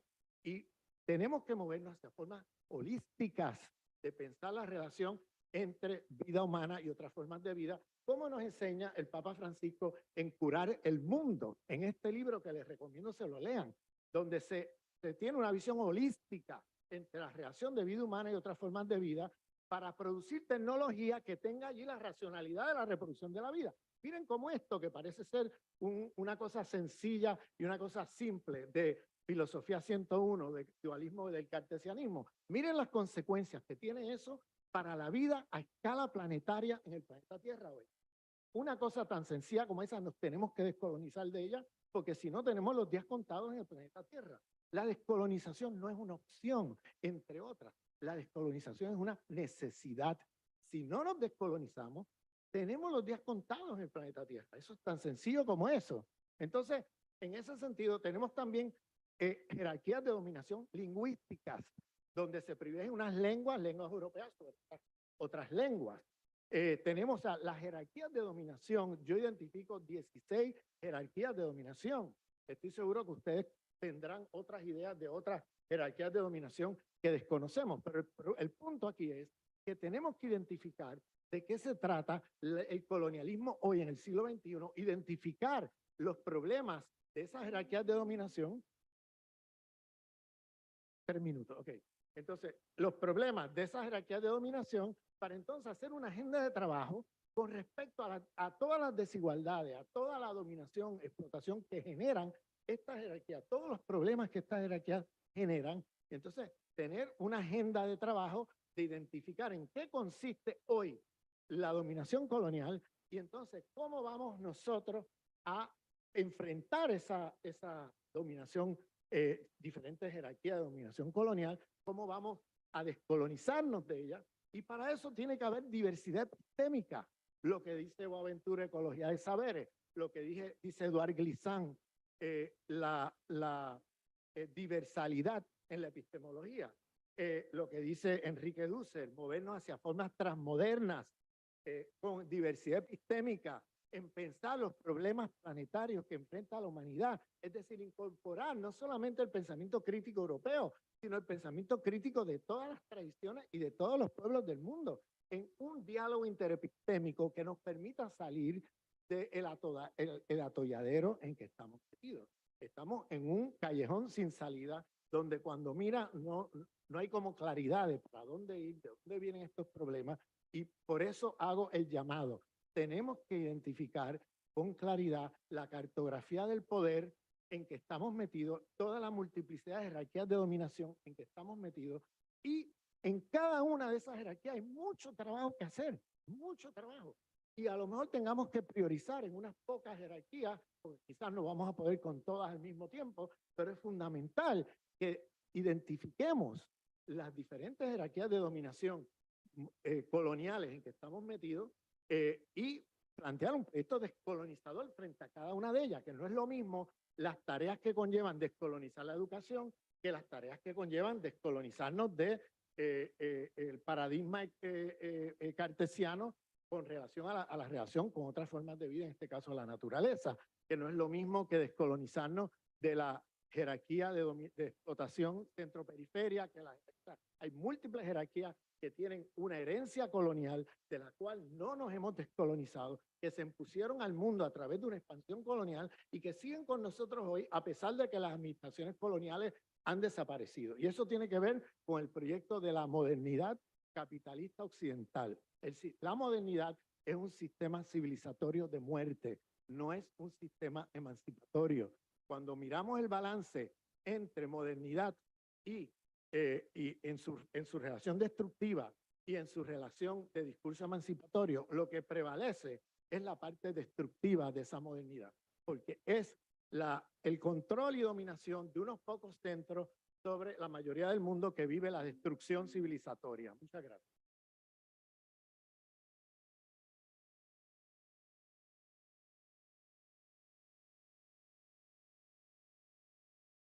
Muchas gracias, profesor Fogel. Vamos a dar comienzo entonces a la mesa redonda. Doy la palabra a la jueza Sandra Ibarra de Colombia, por favor. Gracias. Muy buenos días para todos. Hago propio los saludos que quienes han intervenido antes han expresado para todos ustedes, al igual que los agradecimientos. Hoy me levanté con una reflexión. El concepto de la vida. ¿Y qué encuentro? Que hay dos personas fundamentales en la permanencia de la vida. ¿Cuáles son ellos? La naturaleza, que tiene cara de mujer, y los niños, que son el presente y el futuro de la vida. Entonces encontramos que Colombia es un país muy joven, al igual de los que representan ustedes que están aquí. También fue sujeto, y lo es, de estos tres temas: colonialismo, descolonización y neocolonialismo. ¿Y qué encontramos? El colonialismo que se dio en Colombia se dio para conquistar, para reconocer nuevas tierras. Es decir, vamos a incursionar. Pero no es lo mismo de hoy, que esa migración, en lugar de tratar de encontrar nuevos futuros y demás, parte de un principio: huir. Huir para encontrar, sí, un espacio. Entonces, el colonialismo inicial en nosotros tuvo un impacto, y es que llega gente nueva a territorios nuevos, pero bajo dos condiciones o consecuencias. Encuentran los indígenas, la población real. ¿Y qué hacen con ellos? Los ubican en terrenos muy limitados y quédense ahí. Pero trajeron una cosa también bárbara: la esclavitud con la población africana. Lógico, llega después, en el siglo XVIII, esos pasos para descolonizarse en pro de la libertad, la dignidad humana y demás. Y nos encontramos entonces frente a la normativa que en Colombia se va desarrollando a través de la Constitución del 86 y la del 2001, que se volcó más al ser humano, a su dignidad. Pero nos enfrentamos ahora a un tema que no conocíamos, que no sabíamos manejar, que tratamos de aliviar, pero que no damos soluciones definitivas, sino temporales, pero muy escasas. Y es la migración actual de personas que quieren llegar hacia los Estados Unidos porque la ven como el país de los sueños, el país de las maravillas. Y atraviesan por lo que conocemos como la frontera entre Panamá y Colombia, que tiene 266 kilómetros. Pero para llegar allí hay que atravesar una selva densa y extensa. Como naturaleza, una maravilla. Es más, para esa naturaleza también es extraño esto que está llegando. ¿Por qué? Porque tienen que pasar, abrirla, destruirla, pero también ellos, los migrantes, son afectados por muchas circunstancias: culebras, animales carnívoros, etcétera, enfermedades, la pobreza total, porque no pueden llevar muchas cosas. Y llevan en sus hombros ese otro ser que da la vida, que la va a mantener, los niños. Los niños. Como vengo diciendo, y estas imágenes que voy a presentar a continuación, lo que pretendo es que nos demos cuenta que la vivimos en muchos de los países aquí presentes, por no decir la totalidad. La migración de esas personas que van huyendo y en búsqueda de un mejor espacio de vida, un mejor espacio. Todos son afectados, pero ¿quiénes son los más afectados? Los niños. Que el niño no tiene la capacidad de reaccionar frente a circunstancias que un adulto conoce, que un adulto sí conoce. Antes no veíamos los malos como niños, porque no habían sensaciones sino de emociones y de felicidad. Hoy el niño ya siente miedo, crece con el miedo. No haga, cuidado con eso, ese estilo de. Nos hemos preguntado aquí, ¿cuál es ese papel que debemos realizar nosotros como jueces en esta gran movilización de migrantes que por Colombia atraviesan a Panamá, haitianos, africanos, chilenos, ecuatorianos y venezolanos? A Colombia han llegado alrededor de unos 6 millones de venezolanos.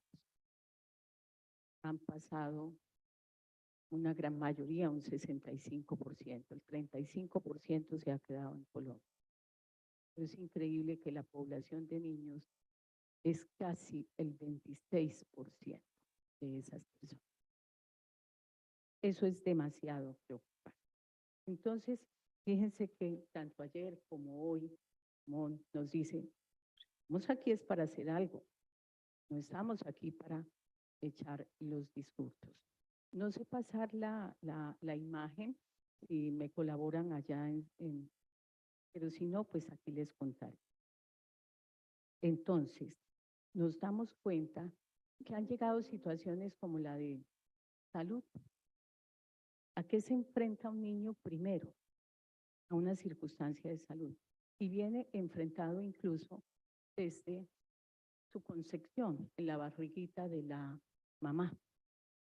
Entonces, la justicia ha tenido que solucionar esos problemas. Y esos problemas se enfrenta el juez a dos cosas. La situación fáctica que se plantea en ese momento. Unos niños con hambre, otros en cambio se partieron una piernita, otra mamá que no tiene dónde tener su bebé y va a un hospital.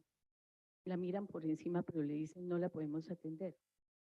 ¿Por qué no la podemos atender? Porque no está en un registro que se llama CISBEN en Colombia, que le permita usar los servicios,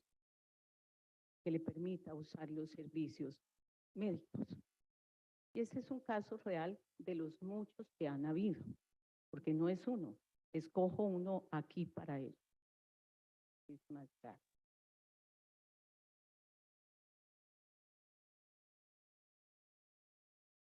Como que tampoco supe yo, perdón, ingeniero. Estos son muchos de los que han ocurrido. Entonces nos damos cuenta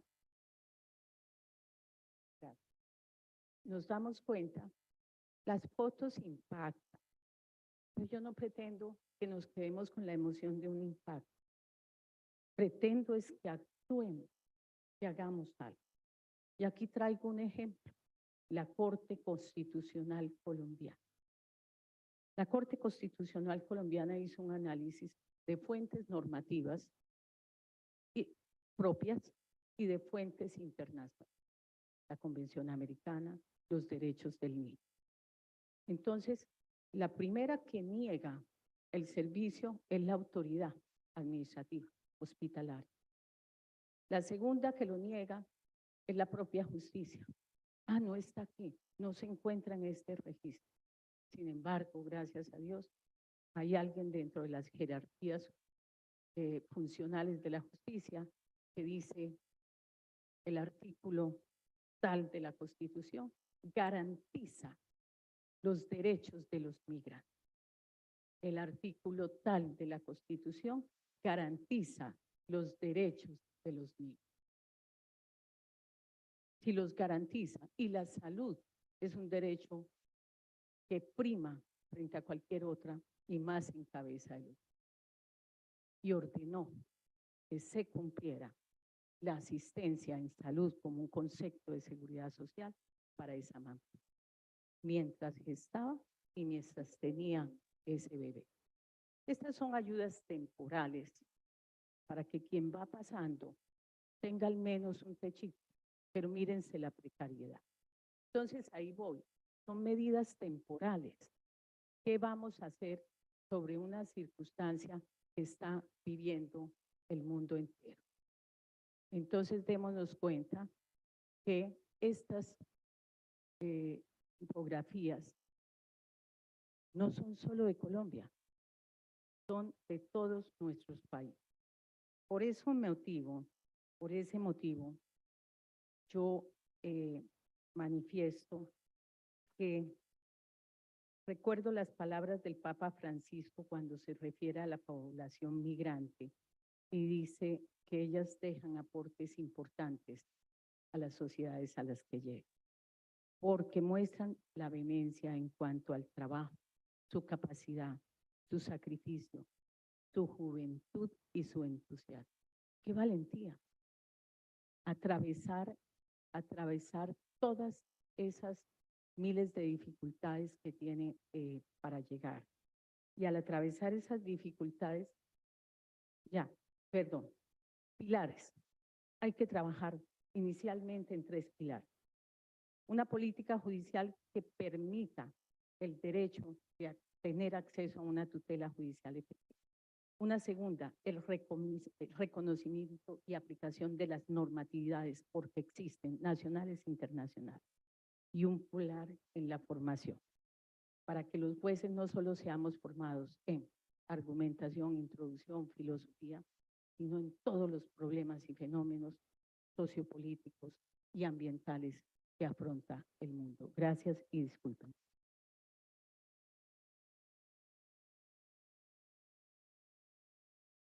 Muchas gracias, juez Ibarra. Damos la palabra al juez Octavio Tejero Duque, por favor. Gracias a todas y a todos. Buenos días. Y gracias a quienes me dieron la oportunidad y el privilegio de estar con todos ustedes. Voy a referirme simplemente, creo yo, a la pregunta central de estos 2 días, que es, ¿y nosotros los jueces qué estamos haciendo? Y nosotros los jueces, ¿qué vamos a hacer? ¿Cuál es nuestro trabajo? ¿Cuál es nuestra función? ¿Y cuál es nuestro rol en una sociedad mundial determinada por un desastre ecológico y por un desastre social, como lo reconoce el Papa Francisco y como lo reconocemos seguramente muchísimo? ¿Cuál será el rol de nosotros? Yo creo que para empezar hay que reconocer que por primera vez en la historia de la humanidad los jueces tenemos un papel protagónico en ese devenir de la humanidad. Es la primera vez. Históricamente los papeles protagónicos los tuvieron los líderes individuales que convirtieron la guerra normalmente en su forma de triunfo o inclusive de derrota. Posteriormente lo tuvieron los parlamentos en los que las sociedades fincaron sus esperanzas, después, fundamentalmente después de la Revolución Francesa y en fin. Pero en el siglo XXI las sociedades del mundo están poniendo su esperanza en los poderes judiciales. Los líderes individuales, los líderes parlamentarios no fueron en su criterio suficientes. No voy a debatir aquí si eso fue o no fue suficiente. Simplemente las sociedades no lo creyeron suficiente y ahora ponen sus esperanzas en nosotros, los estamentos judiciales del mundo. El problema es, nosotros seremos capaces, seremos competentes de responder ante esa atribución de la sociedad. Lo cierto es que somos responsables y que tenemos una responsabilidad inmensa con la humanidad una vez que vemos palpable todo lo que hemos visto aquí estos días. Y entonces el otro problema es, bueno, ¿y qué vamos a hacer y cómo lo vamos a hacer? ¿Qué vamos a hacer y cómo?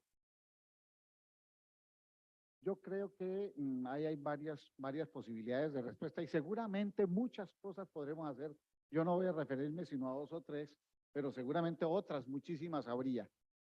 Una de esas es entender que nosotros interpretamos, integramos y aplicamos las normas jurídicas y que por tanto tenemos un amplio espacio de acción para mirar esas normas y darles el sentido más justo en cada caso concreto. Y esa es una atribución y una función que debemos cumplir. Ahora bien, regularmente el problema es, bueno, ¿y qué es lo justo? ¿Cuál es lo justo? Recordémosla.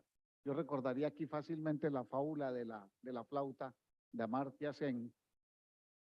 No sé si la recuerdan todos cuando Amartya encontró a 3 niños disputándose una flauta y el uno dijo que él tenía que quedarse con ella porque él la había construido, el otro dijo yo tengo que quedarme con ella porque yo soy el que la sé tocar y el otro dijo yo soy el que tengo que quedarme con ella porque soy el pobre. Entonces, ¿qué es lo justo? ¿Le damos la flauta al que la hizo, al que la sabe tocar o al que la necesita dada su pobreza? ¿Qué es lo justo? De modo que ese concepto de justicia que no vamos a debatir aquí, de todos modos lo cuento para que lo tengamos presente.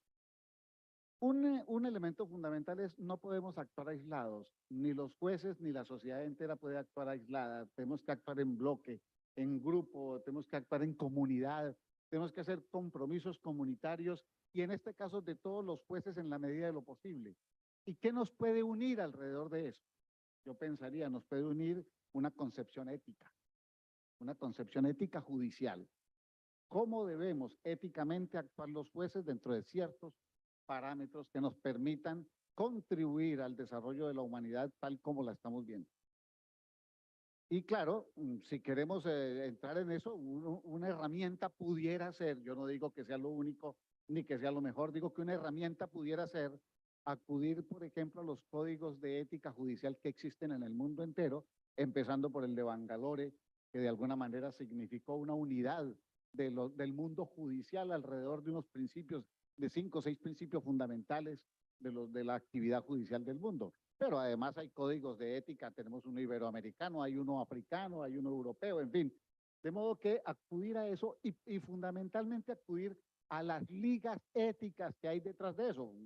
Solo por poner un ejemplo, América Latina tiene, bueno, América Latina no, Iberoamérica tiene una comisión judicial de ética iberoamericana, pero también existe la Comisión Africana y también existe la Comisión Europea y en fin, hay una serie de estamentos que nos pueden ayudar y servir de apoyo en esta actividad.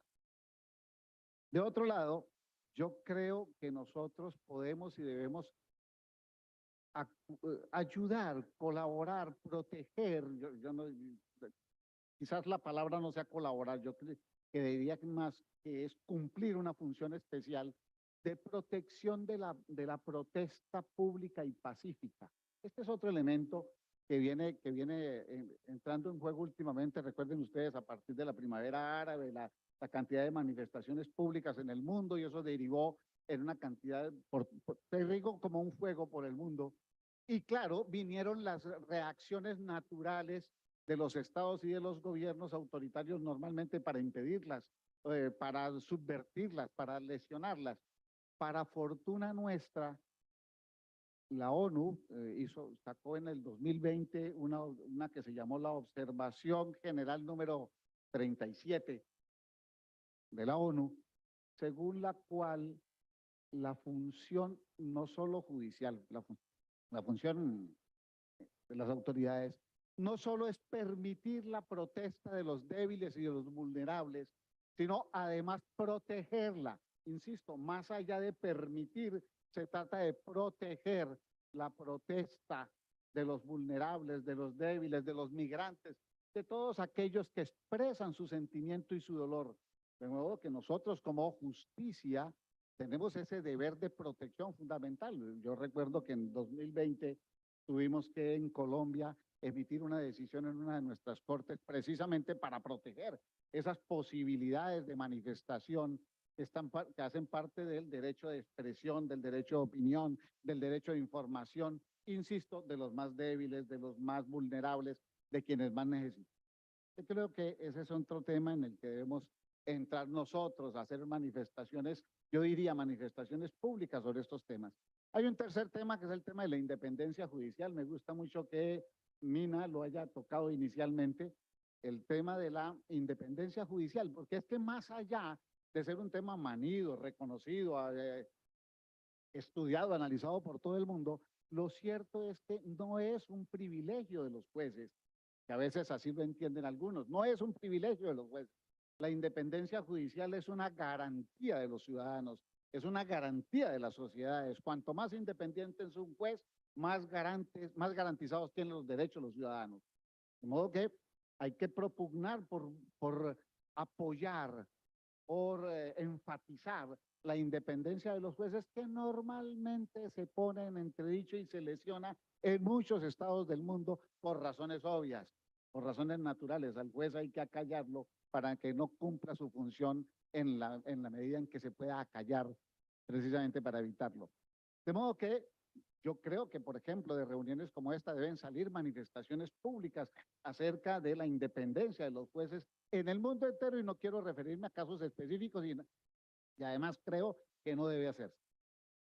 Por último, y ya esto no es una cuestión judicial, es una cuestión ya del mundo, yo creo que también, y muy a la par con algunas palabras de Ramón, y no solo de Ramón de Boaventura, yo creo que nosotros debemos comenzar a estimular muchísimo la creación epistemológica de la periferia. Toda la vida nos hemos centrado en lo que se produce en Francia, en Alemania, en Italia, en 4 o 5 estados, dijo Ramón, y no nos hemos dado cuenta de los aportes científicos, epistemológicos que le ha dado a la humanidad otros países del mundo y otras regiones del mundo. Yo solo quiero poner aquí 2 ejemplos para salir rápidamente, pero uno, por ejemplo, y con independencia de las discusiones que puedan suscitarse. José Vasconcelos en México escribió el tema de la raza cósmica.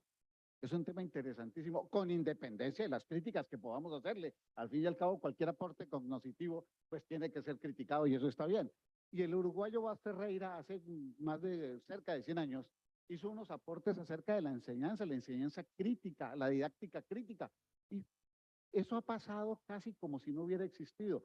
Y es producto de la periferia y producto epistemológico para la humanidad. De modo que yo creo que podemos mirar esos elementos. Seguramente muchos otros habrá, pero quisiera concentrarme solo en estos. Les agradezco mucho.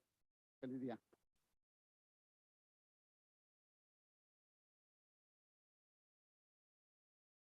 Muchas gracias, doctor Duque. Le damos la palabra ahora a la jueza de Brasil, Francisca Brena Nepomuceno. Agradeço a todos e todas por essa oportunidade de estar aqui. Agradeço à Pontífice Academia de Ciências Sociais e ao Comitê Pan-Americano.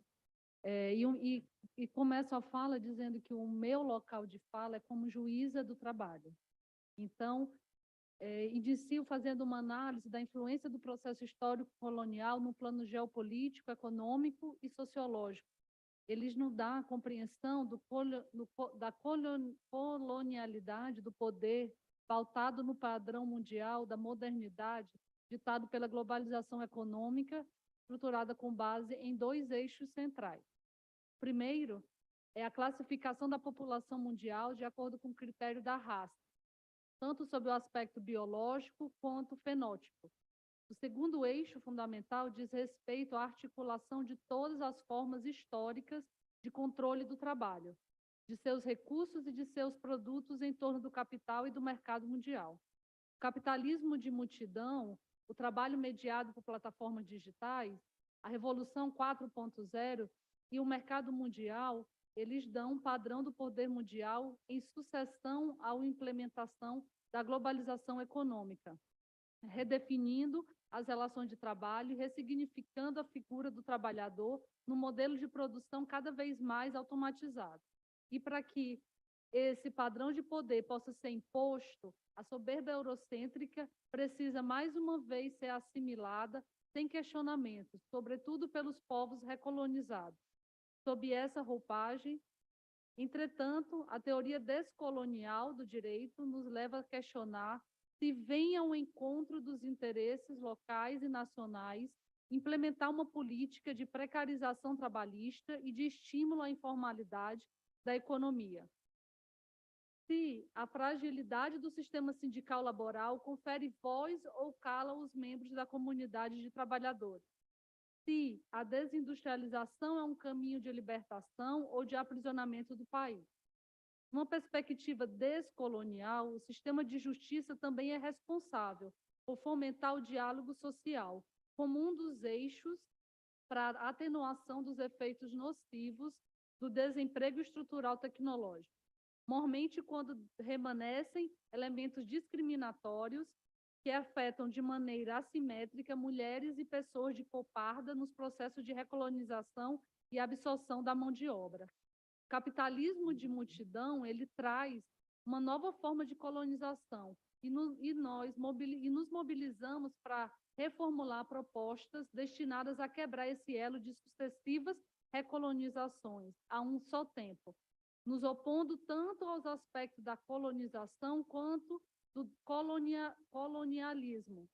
Preferimos utilizar o termo descolonial. O emprego do filtro descolonial nos impulsiona a formular políticas públicas que promovam a conciliação da elevação do patamar de bem-estar social com o aumento da competitividade brasileira no mercado externo. Sob lentes descoloniais, é preciso questionar a automação e, por conseguinte, o desemprego estrutural tecnológico interessa ao Brasil?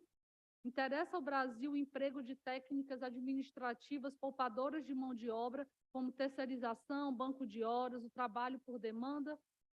Toda tecnologia, instituto jurídico ou estratégia empresarial que sejam economizadores de mão de obra na produção de produtos ou serviços, que não se destine ao exterior e não concorra com produtos ou serviços estrangeiros, só pode ser admitida se trouxer relevante acréscimo de bem-estar aos brasileiros. O artigo 7º, inciso 27 da Constituição, declara que é direito fundamental dos trabalhadores serem protegidos em face da automação. A tentativa é de refrear o capitalismo de multidão, permitindo a agregação da tecnologia para evitar o aprofundamento das diferenças já marcantes entre países centrais e periféricos, elevando a competitividade do Brasil. Da análise da matriz insumo-produto do IBGE, Instituto Brasileiro de Geografia e Estatística, de 2018, extrai-se que da produção nacional, 11% é destinado à exportação e 89% destinado ao mercado interno. Temos, assim, governabilidade direta sobre 89% de tudo que produzimos, mas somos levados a deixar de exercer nossa autodeterminação porque o pensamento eurocêntrico nos faz acreditar que essa nova revolução industrial 4.0 é inexorável.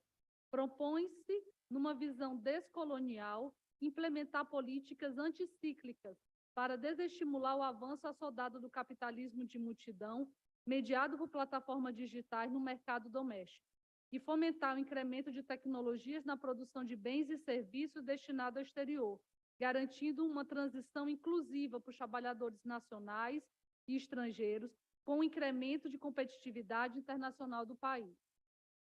Apresentamos políticas públicas anticíclicas protetivas descoloniais, através da extrafiscalidade tributária, normas tributárias extrafiscais aduaneiras, com a contribuição social incidente sobre o faturamento das empresas obtido na venda de determinados produtos ou serviços, cuja alíquota corresponderia à ponderação entre taxa de destinação à exportação e taxa do lucro presumido utilizado na tributação do imposto de renda das empresas que não exportam diretamente aludido produto ou serviço essencial para reverter para o corrosivo processo de primarização da economia brasileira. 2. Dimensão protetiva trabalhista normativa, com restrição às tecnologias administrativas poupadoras de mão de obra, e ressignificação da subordinação jurídica.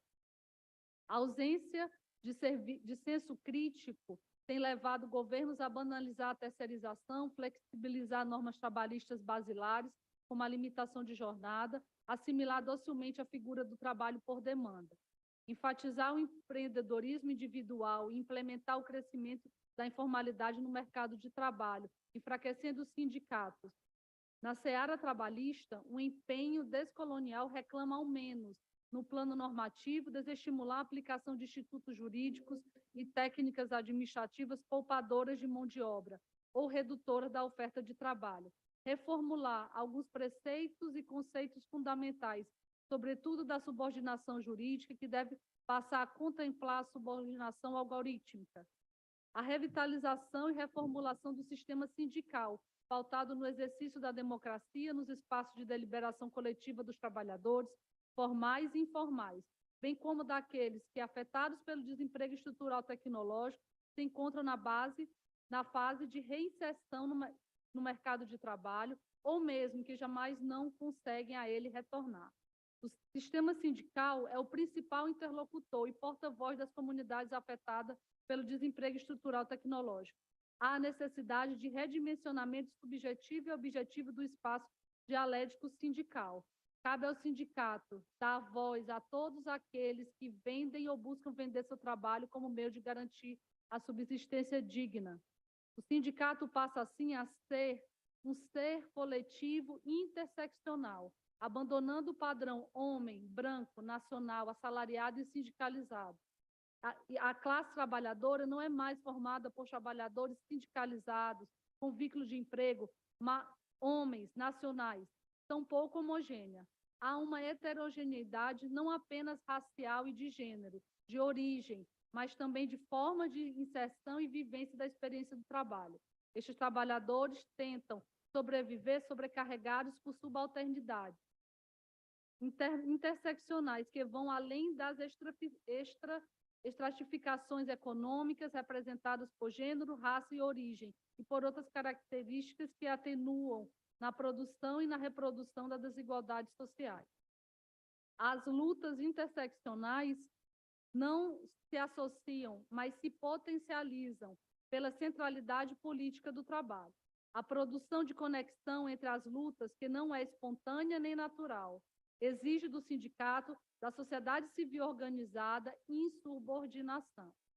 O sistema de justiça poderia ser um possível indutor de políticas e iniciativas legislativas descoloniais?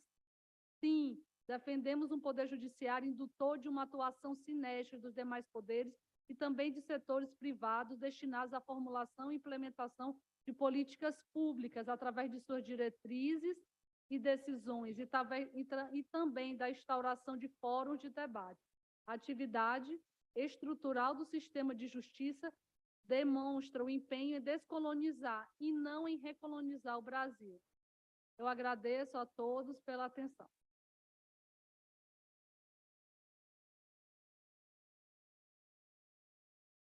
Y nosotros agradecemos la puntualidad. Gracias, jueza Nepomuceno. Ahora vamos a escuchar a la jueza Pamela Washington de Estados Unidos.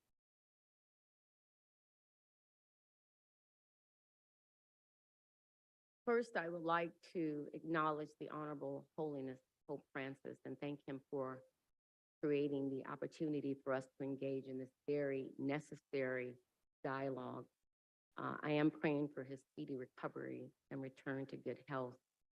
I'd also like to acknowledge Judge Sagrada and Professor Ramon Grossbergel in focusing our roundtable discussion on legal and social justice perspectives with a passionate plea for us to acknowledge sort of this global domination of the European influence. I agree, judicial independence can provide a way for judicial officers to interpret laws and make fair and impartial decisions, free of the influence of colonialism. But judicial independence is not enough to overcome the ongoing impact of the evils of colonization and neocolonization. Judges are the administrators of justice, and justice demands truth, accountability, and repentance. The judiciary in the United States enjoys judicial independence, but our history is reflective of the enforcement of laws that legalize the horrendous subhuman treatment of slaves and Black in post-slavery America. The impact of slavery remains embedded in our systems of justice, systemically, structurally, and implicitly. And unlike my colleagues that spoke yesterday, who came to America as immigrants and made a new life for themselves, Black people arrived on the shores of what is now known as the United States of America in slave ships, not as people, but as cargo. Dehumanized, enslaved, Black cargo, restricted delivery to the sole control of privileged Europeans who were fleeing the oppression of the monarch just to create an oppressive system for humans on the basis of their skin color alone. The Black and white divide in America continues to plague us, and we're still seeking justice. Justice for the atrocities of colonialism, neocolonialism, must begin with colonizers.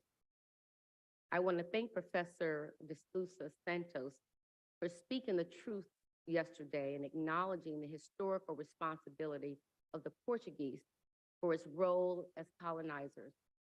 Victims of colonization and neocolonization are still navigating the aftermath. Why aren't we calling colonizers to the table and hold them accountable, just like we hold accountable war crimes and other things in our world? Colonizers have the power and the resources to make amends for their abuses. Can justice be achieved if colonizers can't acknowledge the injustices to Indigenous, marginalized Black and brown people and repent of their wrongdoing and make reparations to the injured people and countries? Instead of reliance on international criminal courts, reparations can empower African countries to set up their own systems of justice, shore up their institutions and infrastructure, control and develop their own natural resources, and achieve independence and freedom from neocolonization. Colonizers can help African countries build capacity and drive their own improvement process. This is the process I call truth and reconciliation, justice that moves us forward. I am from the great state of Alaska. I thank Mr. Haig from Ghana for including a map on the wall yesterday that had an accurate location for Alaska on the map. I am honored to be the first Black American woman appointed to the bench in the state's history. I'm also proud of being from a state where the Indigenous people brokered the largest land claims rights, giving them sovereign ownership and control of over 44 million acres of land, resources, including oil, gold, and salmon, and over $900 million to the diverse tribes of Alaska Natives through the Alaska Native Claims Act. Our residents routinely acknowledge publicly that the government lands, including courthouses, are on tribal lands. I'm also proud to be in a state where our judiciary share concurrent jurisdiction with tribal courts on all family, custody, and child in need of aid matters. And we also have rules that allow us to utilize Alaska Native circle sentencing model as part of their tradition when we are doing sentencing of criminal defendants. Alaska's Indigenous people is an example of truth and reconciliation, where justice, free of neocolonism, as well, where we can empower Indigenous people who can enjoy their cultural and tribal rules and traditions without interference from the European nation. And so I always say that this domination that Mr. Ramon speaks about is when we look at a whole earth of people basically disenfranchised because of the color of their skin. And so what we can do today is hold colonizers accountable. And yesterday day before yesterday, I spent some time at the Vatican Museum. And I like to give this an example of this white privilege that was basically spread by European colonizers. I always use this as an example of white privilege. It's basically white Jesus. That's privilege that a European nation who knows Jesus came from an Arabic, right, Middle Eastern background, and the whole day I spent at the museum, all I saw were white Jesuses everywhere. And that's the privilege that white Europeans have enjoyed all of this time. And if you've been watching the news in the United States, another example of white privilege is what happened on January the 6th on our state capitol, when white people stormed the Capitol, right, while they were armed police guards, and not one shot was fired. White people who are not even afraid of the police. White people who are not even afraid of people holding guns. And just 3 months earlier, the Black Lives Matter movement went into DC, and you would think that we had every armed person available in the city to protect against Black and brown people. And so that's the kind of thing that European colonizers have done. And so I think we should hold them accountable. The church is a colonizer, right? The church is a colonizer. And so we can't begin with the truth, right? We're not going to make any progress. We have to be able to speak the hard truth. And so in the United States, we're still fighting for equality. We're still fighting for something that I cannot change. I did not pick my race, my gender, my color. I didn't do any of that. And so when I was told that we were going to come to a conference that was put together or called or commissioned by the Pope, my first thought is that why don't we just start there? And I think Pope Francis has been making a great effort of trying to address some of the atrocities that have happened in the world. I know he went to Canada. He's confessing some things and the European responsibility for that. But as a judge, like I tell people, our jurisdiction is very limited. We interpret the laws, but there are more people who have the resources available to really make a difference. And so what I would encourage the Pope to do is call colonizers to this room and make them acknowledge the wrongdoing, right? The Pope can take them through the whole confession process, right? Lead them to repentance, right? That's where we should begin this process. Thank you.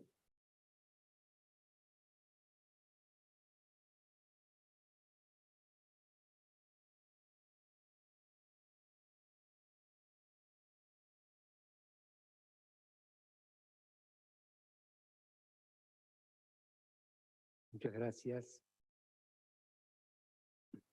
Pues a Washington. Es el turno ahora de Guido Leonardo Croxato de Argentina.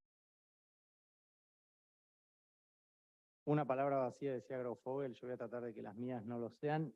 Muchas gracias. Para mí es un honor estar junto a mi maestro y mentor Zaffaroni y varios amigos tan valiosos como Sousa Santos, Raquel, Ana Figueroa, Filipe, y amigos nuevos que estoy haciendo como Edward, Karina. Edward tiene una cita de un poeta de la negritud, que me hace ser, cuya lectura les encomiendo y creo que enmarca bien las palabras de Pamela de recién.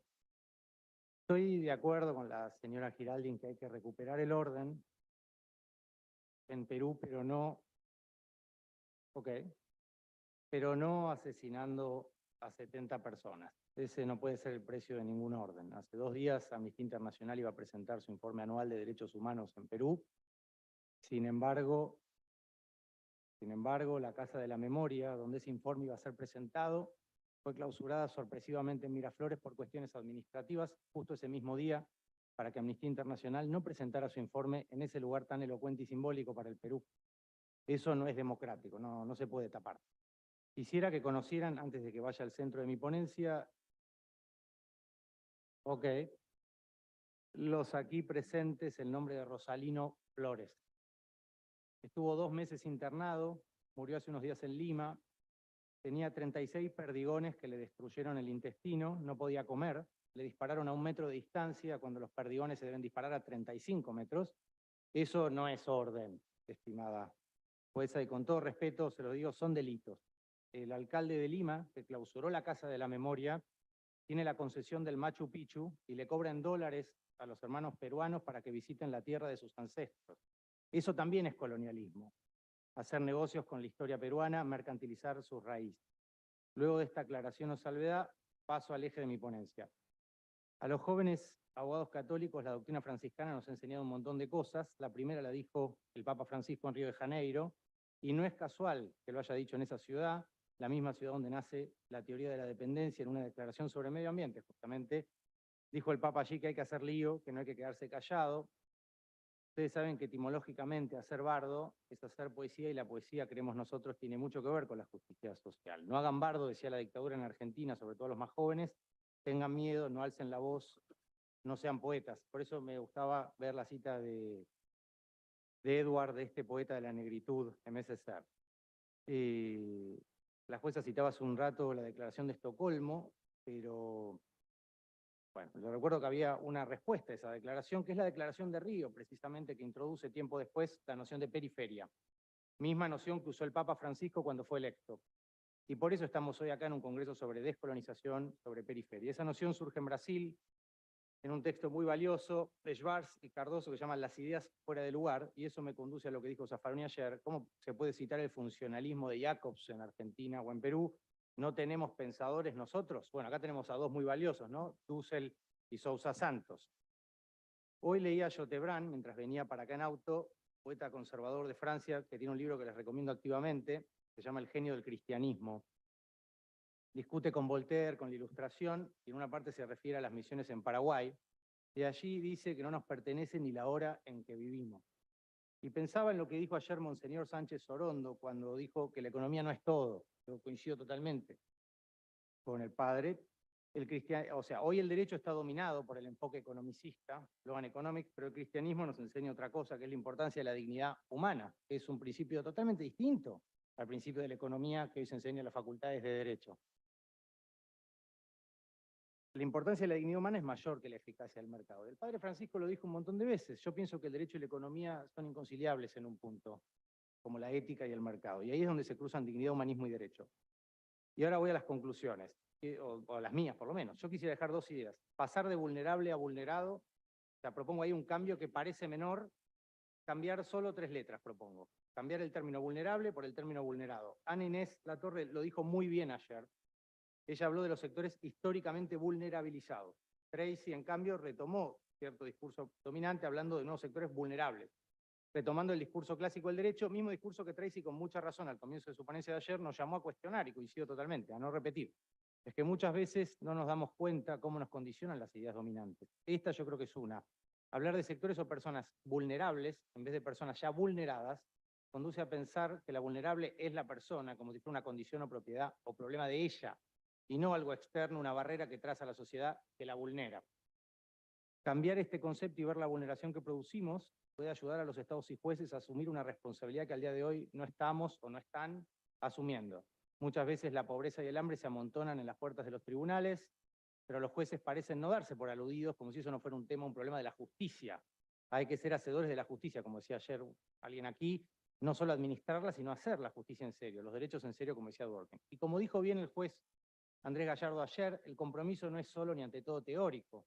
Tenemos que desarrollar ideas prácticas, y pienso que debemos proponer desde África y desde América Latina, desde el sur global, como diría mi amigo Pierre Sané, que fue director 10 años de Amnistía Internacional en Londres y hoy dirige la UNESCO, una especie de nuevo tribunal de Nuremberg para juzgar los crímenes de la conquista que todavía no han sido juzgados. Hasta que no lo hagamos, como dijo ayer Profogel, va a haber una impunidad de base que impide constituir estados soberanos pacíficos.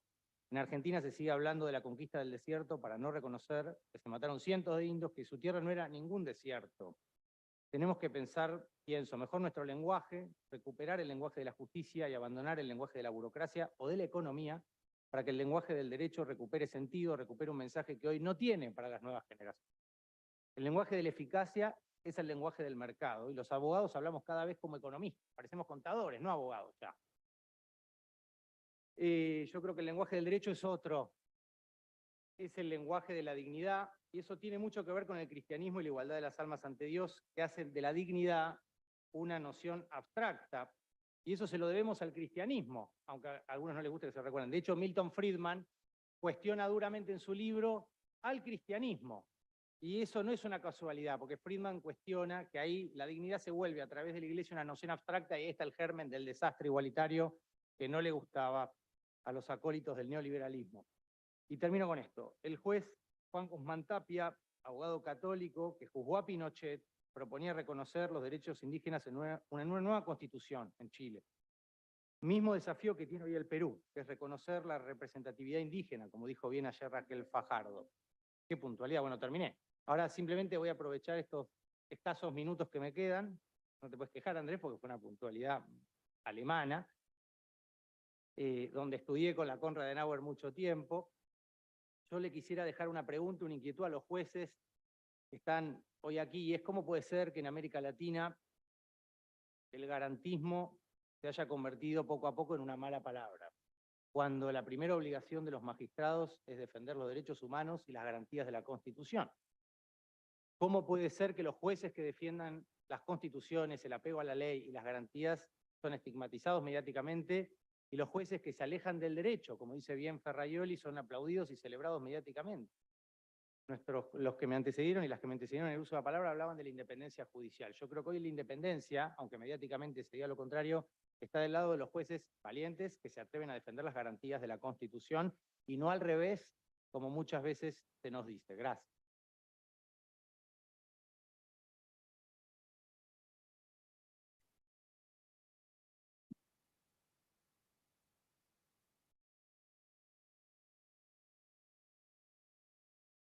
Muchas gracias, doctor Crosato. Es el turno para cerrar del doctor César Jiménez, de Argentina. Bueno, le prometo ser breve. En principio, agradecer a la Academia Pontificia y al Comité Panamericano por la invitación y rogar mejorías para el Papa Francisco. Yo veo con mucho agrado la crítica constructiva que se hace al sistema judicial, sobre todo los que venimos del sistema penal. Necesidad de más conocimiento, cambio en sus estructuras y dispositivos, la necesidad de una justicia más reparadora, restaurativa, se dice ahora, es una urgencia. Ya estamos viviendo la deshumanización judicial. Yo lo decía la otra vez, estamos presenciando el estado de agonía de la Constitución. Es importante tener en cuenta la carta escrita por el Papa Francisco a la Asociación Argentina de Profesores de Derecho Penal. Esto por un lado. Por otro, una simple mirada a la temática, siguiendo al creador de la filosofía de la liberación, hoy presente, el maestro Dussel. Dice el maestro, la descolonización cultural se propone desde el contexto y las realidades latinoamericanas, para poder realizar un acercamiento que permite interpretar desde la filosofía latinoamericana la necesidad y posibilidad de una liberación cultural para Latinoamérica. Es la necesidad de ir hacia el encuentro de una identidad latinoamericana. Yo soy de Misiones, Argentina, en donde coexisten 3 países, la triple frontera: Paraguay, Brasil, Argentina. Juntos conformamos la nación guaraní. allí donde los hermanos originarios pedían permiso al hábitat, al árbol para entrar a su hábitat. Ahí donde los hermanos originarios no existe el huérfano o la huérfana, porque todos son sus padres. Hoy lo vemos vendiendo sus artesanías en la ciudad capital, Posadas, a 300 kilómetros de donde vive. Dejaron atrás sus rostros originarios para ser niñas y niños rubios. Y no es porque se tiñan, sino porque hubo un sometimiento cultural total y despiadado. Yo le llamo a mis hermanos originarios los desaparecidos, pero vivos. Es decir, allí donde interpreto al maestro Dussel cuando dice que los gobiernos populares de cambio que han llegado al poder no realizaron a nivel de enseñanza una revolución cultural. Siguieron siendo eurocéntricos. Es decir, se enseña la historia euroamericana despreciando lo propio. Termina diciendo el maestro, descolonizar es una revolución cultural. Hay que descolonizar el pensamiento. En este sentido, y para terminar, estoy convencido que para pensar esta odisea no utópica, los movimientos sociales, como son sujetos políticos del siglo XXI, deben fuertemente acompañar y lograr tal vez una nueva civilización. Nada más.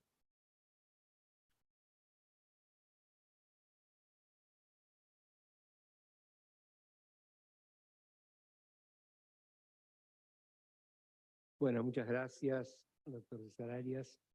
De esta forma vamos, Jiménez, perdón. Volvió un prócer de la Argentina. Vamos a dar por finalizado este bloque y nos encontramos luego del almuerzo. Les pedimos nuevamente puntualidad. Gracias.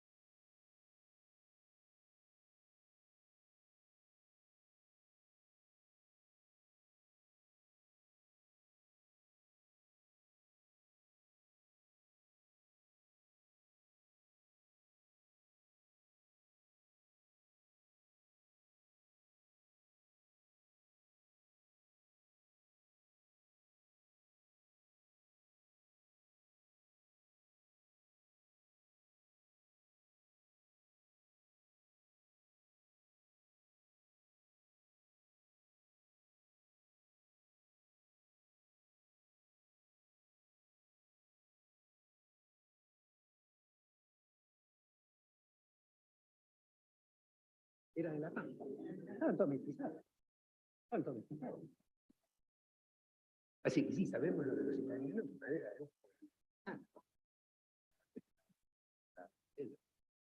de la baja.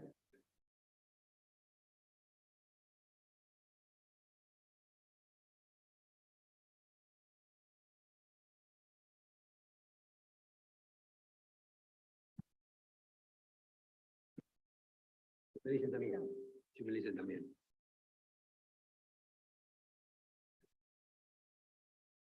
Well, good afternoon. Those of us who are here and those of us who are not here, not good afternoon.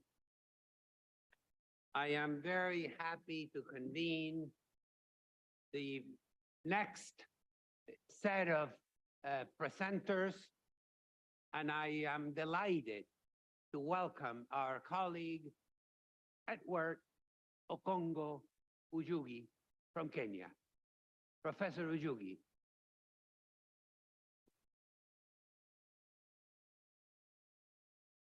First of all, I want to request that you allow me to observe protocol, part of which includes my deepest gratitude for enabling me to be part of this very great occasion. I'm very grateful that I've had an opportunity to interact with some very, very interesting ideas, which I hope will be part of the solution to the problems that the world is facing. And you'll allow me to kick off my presentation with a quote from one of the most celebrated public scholars from the third world by the name of Aimé Césaire. I like this quote because it summarizes some of the issues that are very permanent, very pertinent for our discussions here since yesterday. The quote reads as follows: "A civilization that proves incapable of solving the problems it has created is a decadent civilization. A civilization that chooses to close its eyes to its most crucial problems is a stricken civilization." And lastly, it says, "A civilization that uses its principles for trickery and deceit is a dying civilization." I think this summarizes in very few words the predicament that humankind is facing since a few years, since a century or so ago. So the paper I'm just about to present to you examines the complex and dynamic relationship between capitalism, imperialism, colonialism, and the fundamental challenges that the process of decolonization has had to contend with in both the distant and recent past. It is no longer any issue or any reasonable debate that the process of decolonization has been compromised and that to a large extent bogged down in a neocolonial brine. This is made worse by a deepening democratic recession that knows no national boundaries except a common historical continuum. The recession is the subject of a very huge drag that has been sponsored by imperial forces that have been resignified and to a large extent re-axiomatized by the machinery and logic of capital that has caused unnecessary conflicts in society for many centuries. We are not talking about any ordinary capital. Indeed, we are referring here to capital that is deeply mired in the increasing functional disorder of a long-drawn crisis of capitalism and not capitalism in crisis. I would like you to note the difference. Arising from this investigation, the paper starts with the hypothesis that capital more than capitalism, and please note the distinction. Capital more than capitalism is the matrix on the basis of which the process of decolonization, neocolonization, and the accompanying dystopian holy crisis hang together in a conflictual play-out of social historical forces on the world stage. Building on this hypothesis, the following central question arises, and the question reads again as follows. What is the vital relationship between capital in its social metabolic function and the modern expression of imperialism as a stage of the worst of the development of capitalism? The question as framed has a lot to do with the process of decolonization having lost traction by insulating the malign social metabolic power of capital from the combined onslaught of the national and social democratic struggles on capitalist imperialism as the particularistic expression of the rule and logic of capital. The need to address the above question with the necessary nuance and didactic calls for a contextual reiteration of the spirit of our time, against which this paper attempts to test the above hypothesis and, as a matter of course, seek to provide answers to the attendant question. In this particular regard, there is an emerging consensus that we are living through multiple and overlapping crises. Under this characterization of the historical moment, recent events, including climate change catastrophe, a series of deadly pandemics, and hegemonic geopolitical wars, including the proxy one going on between Russia and Ukraine, are all mistakenly postulated as separate crises which have little or no effect on each other, leave alone with the larger scheme of things in a neoliberally globalizing world. Yet the fact is that apart from having a common origin in the social metabolic operations of capital, their substantive drivers include, but not limited to, the steady acceleration and worrying prevalence of private sector-led solutionism, all in the shadow of a public sector ministering to the interests of powerful corporations in the name of private ownership of the means and ends of production and obscene concentration of wealth in a tiny fraction of society. We can break this down to the following problematic circumstances, which begins with massive refinancialization of the state on its way from a Keynesian respite to the rise of right-wing neo-fascist populism as the inherent symptom of the dystopian return of the repressive capitalism, and not just the exterior of its contingent deviation. With imperialism being in the DNA of capitalism, efforts to retool it in order to eliminate poverty and obscene inequalities, even the usual diversionary annual road that leads to Davos is inevitably leading to a neoliberal blind alley.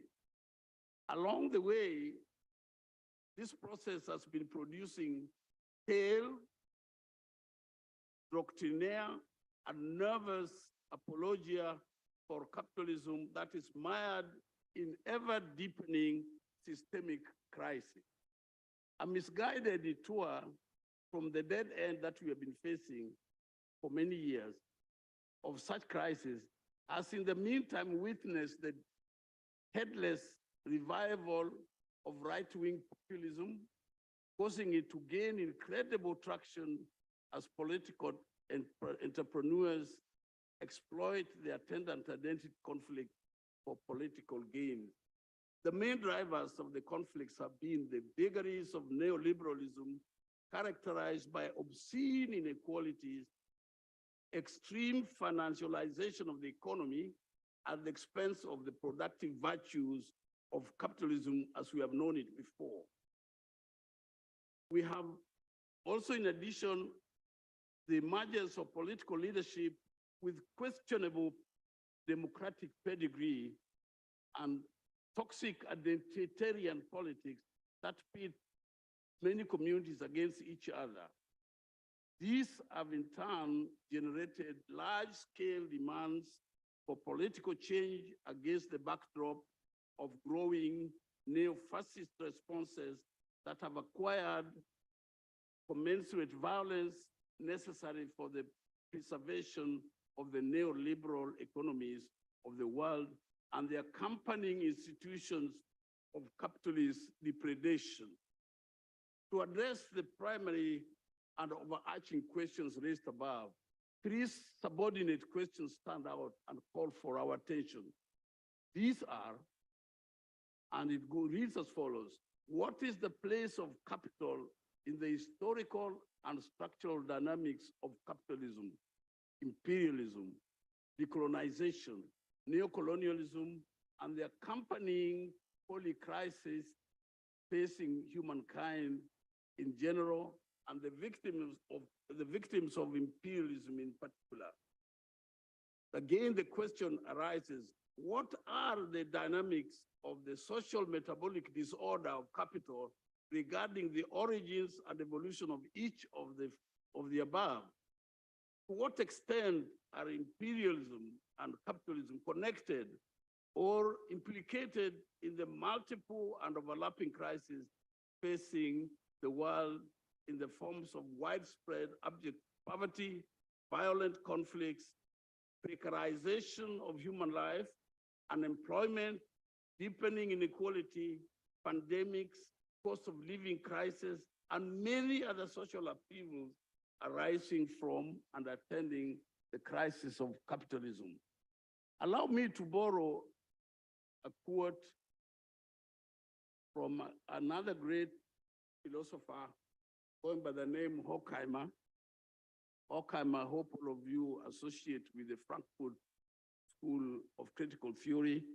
The quote runs as follows: one should remain silent about anything to do with imperialism, colonialism, neocolonialism, decolonization, neoliberalism, and neo-fascist right-wing populism, unless one is ready to talk about capitalism,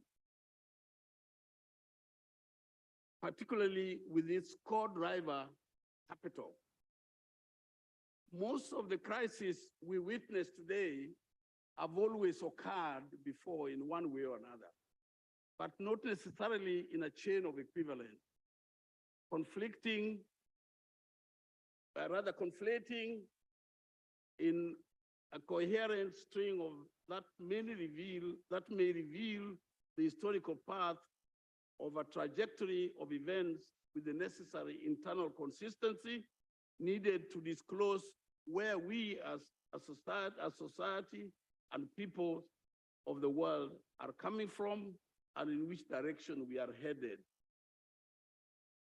Neither are they necessarily a farcical repeat of what has been experienced before in different parts of the world.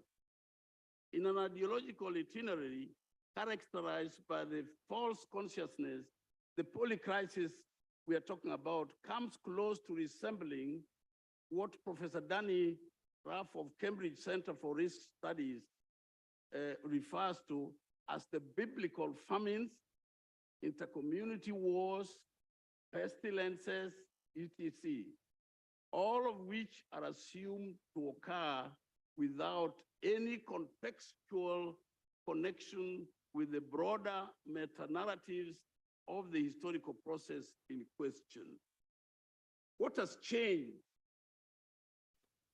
and what will continue to change but with far-reaching implications for the transformation of historical necessity into a democratic reality, is the relentlessness with which these dystopian events have been hitting us afresh with an intensifying frequency and unrelenting severity.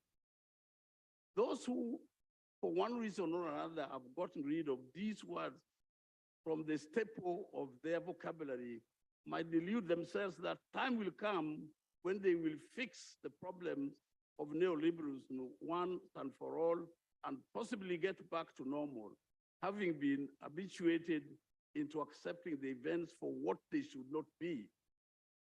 The fact of the matter, however, is that the drive for wars, proxy or otherwise, carefree attitude towards economic vulnerability to ecological calamities, the callous proclivity towards social upheavals, and the itchy propensity towards territorial conquest equate very easily to political, economic, social, cultural domination of other nations and peoples.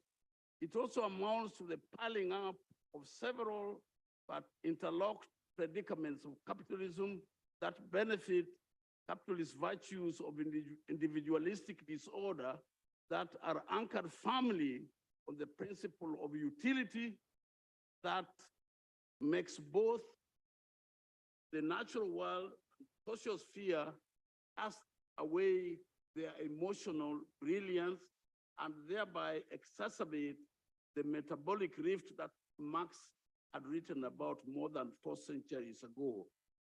And he did this with insights of a peerless telepathist. Under the circumstances, even Mother Nature, like every being in the social world, can only defend its dear existence, leave alone that of the others, before the tendentious court of capital. And that is the tragedy of our time. The economically advanced countries of the North that had been deluding themselves that by dint of the Westphalian Accord of 1648 in Münster in Germany, nearly 7 centuries ago, that they had with peremptory finality overcome the historical obstacles of the national question, have been rudely shocked that with all the delusion about the national democratic foundation of sovereignty, the post-Westphalian nation state being part of their political normative arsenal, they have not been able to deal effectively with the race, culture, language, identity, political questions rearing their ugly heads with renewed vigor. This includes the refugee question that remains a problem in Europe up to today. Now, Adam Smith has warned nearly 2 centuries ago of the tendency of the growing power of capital to rig not only the economy, but also the political system and normative values in favor of the hegemonic interest of a tiny section of society. Capital therefore relies on the strategic agency of its social metabolic capacity to influence life forms most fundamentally. It is capital that is increasingly reproducing itself outside the labor capital market framework, and as the central force structuring social relations, it has placed mankind a breath away from the monstrous eventuality that when commodity form or penetrates every corner and cranny of the social world, and where daily life grinds into the orbit of capital before the victims are crushed by debt, savage austerity programs, and fiscal consolidation measures that are imposed by on the South by the World Bank and the IMF and other bilateral deals. I think the time is not allowing me to say much more than that. I would like to just share with you an active problem that we have which does speak loudly to the challenge of neocolonization of our societies all over this global south. We had an election in Kenya a few months ago, and the election was disputed. Unfortunately enough, the election was managed by a multinational company called Smartmatic that is based in Venezuela, that has got many homes all over the world, as every multinational corporations do normally. And they brought in their technological capacity so as to digitally manage our elections in the country. The election was disputed by the other actors, mainly by the opposition. And when it was brought before the Supreme Court of Kenya, the issue of opening the server became critical so that it could be established whether the claims by the opposition parties was valid or not. The company had the guts to refuse to allow for the inspection of the server, showing very clearly that with impunity, they were not able to open the server. And that tells us very clearly that some of these elections we have in the South are a very, very convenient way of giving us leaders whose interests are not with the countries they lead, but who serve the interests of neocolonialism in our countries. Thank you.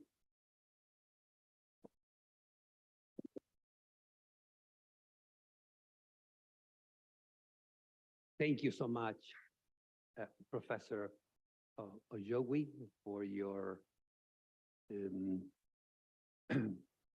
eloquent, synthetic presentation. We are grateful. Ahora le damos la palabra a la profesora Karina Ochoa, también de los Estados Unidos mexicanos. Les ruego, por favor, que cuando hablen despacio, porque los traductores, las traductoras, se les hace muy difícil traducir y hablamos a una velocidad supersónica.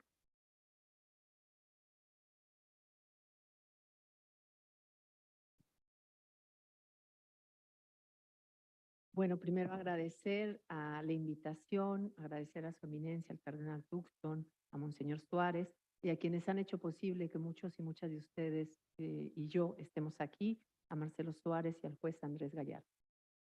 También agradecer su escucha, porque sin su escucha mi voz no tendría resonancia, o sea, no tendría sentido. Entonces agradecer la posibilidad que con esa escucha dan a la conversación. Voy a leer, pero en algún momento pararé y hablaré en modo ardilla para poder cubrir los temas, cubriendo también los tiempos. El mal llamado descubrimiento de América, como todos y todas sabemos, tuvo múltiples e importantes implicaciones, no solo para las poblaciones colonizadas, sino para la propia configuración del nuevo orden moderno colonial.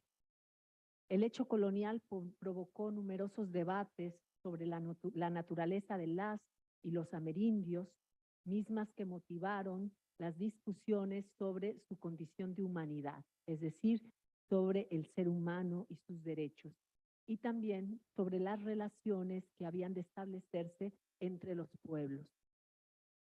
Es ampliamente sabido que el problema de la naturaleza de lo indio está permeado por los intereses y el dominio de las potencias coloniales sobre los territorios y las poblaciones del mal llamado Nuevo Mundo. Y esos intereses configuraron la matriz de dominación colonial que quedó implícita, y esto es lo relevante, en las dimensiones jurídicas del nuevo orden político moderno. Por tanto, sigue teniendo vigencias esa matriz de poder de dominación hasta nuestros días. De ahí la pertinencia de que miremos y volvamos la mirada hacia atrás, hacia el siglo XVI, para entender y revisar cómo en los postulados teológicos se van a configurar y dar sustento a este nuevo orden moderno.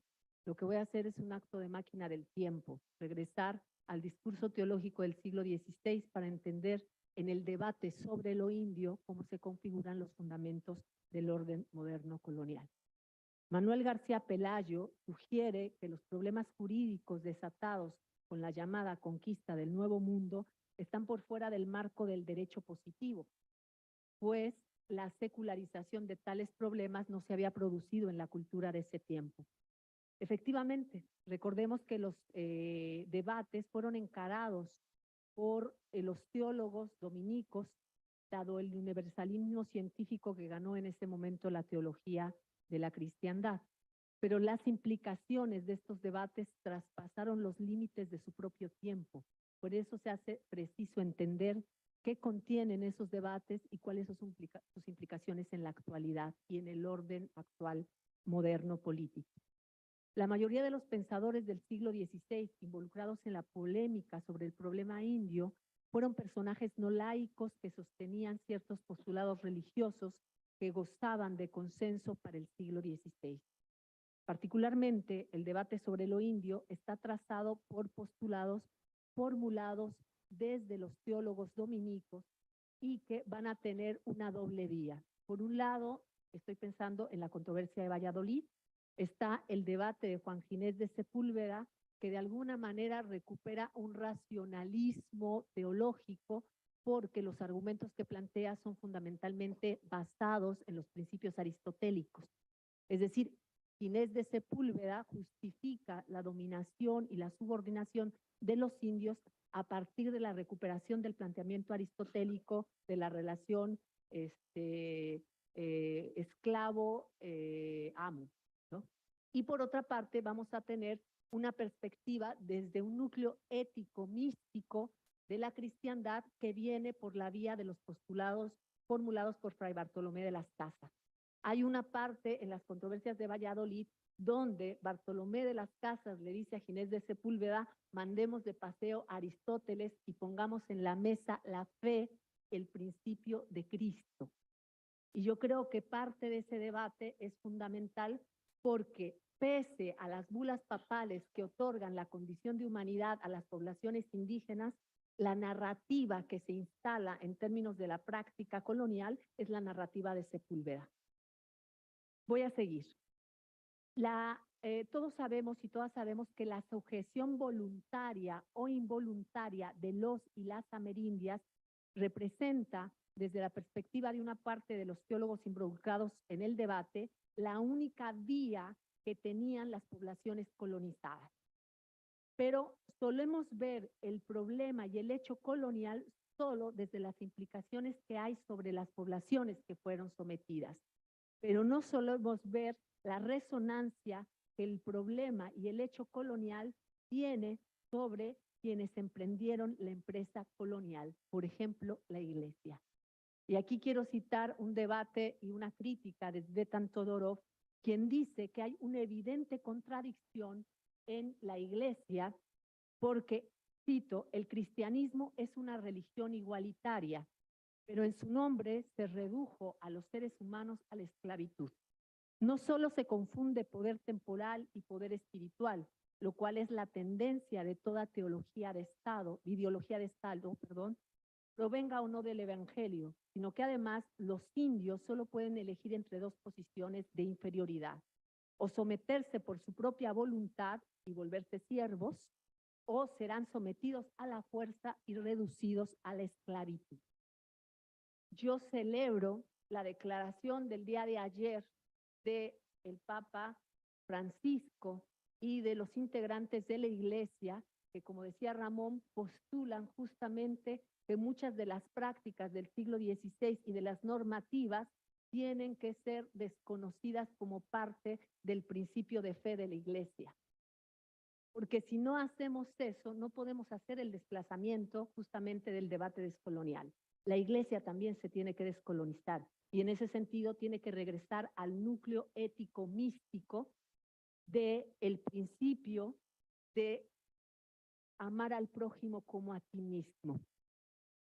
Es decir, volver al principio que le va a permitir la apertura del diálogo con horizontes de sentido como el africano, del Ubuntu, que dice yo soy si tú eres, y desplazarse de los principios que se establecieron a partir del acto de conquista dentro de la propia iglesia. Al respecto voy a citar a la hondureña Breni Mendoza, una feminista, que en su artículo Los fundamentos no democráticos de la democracia, enunciados desde la Latinoamérica no occidental, destaca. Dice, el no matarás del Antiguo Testamento perdió su poder de mandamiento en la América española al ser suplantado por el asesinato justificado de aquellos no cristianos que se resistían a la conversión. Matar se volvió el acto civilizatorio que prometía redención a aquellos que asesinaban al servicio de la misión evangelizadora. El proyecto de colonización se convertía en una licencia para matar. Y aquí se desplaza a la iglesia de la vida por la iglesia de la muerte. Y hay un debate muy interesante de Franz Finkelhammer en un libro que se llama La fe de Abraham y el Edipo Occidental, donde justamente formula el retorno al principio abrámico de la vida. Y es un llamado a la iglesia a hacer el acto descolonial. No solo se debe descolonizar el poder judicial, se tiene que descolonizar el poder espiritual. Sigo. Los objetivos de la conversión le brindaban al colonizador un bálsamo protector que reafirmaba la superioridad eurocristiana mientras constituía a los amerindios como eternamente muertos. ¿Qué quiero decir con esto? Lo que se instala en el poder, en el hecho colonial, es una política de la muerte que va a estar trazada desde los debates teológicos que se van a convertir en debates políticos. La paradoja que plantea Tzvetan Todorov sobre el cristianismo como una religión de igualdad que en su nombre reduce a los seres humanos a la esclavitud ha sido una paradoja heredada también por el Estado moderno liberal, que en sus principios democráticos pugna por la igualdad, pero solo se aplica a quienes tienen pleno reconocimiento de ciudadanía. El problema de la paradoja de la igualdad es trasladado al Estado moderno liberal. Es decir, un Estado que pugna por la igualdad, pero que se sostiene sobre principios de dominación, exclusión, explotación y desigualdad. La paradoja de la Iglesia del siglo XVI es la paradoja de hoy del Estado moderno liberal. Y sigo, porque si no me va a ganar el tiempo.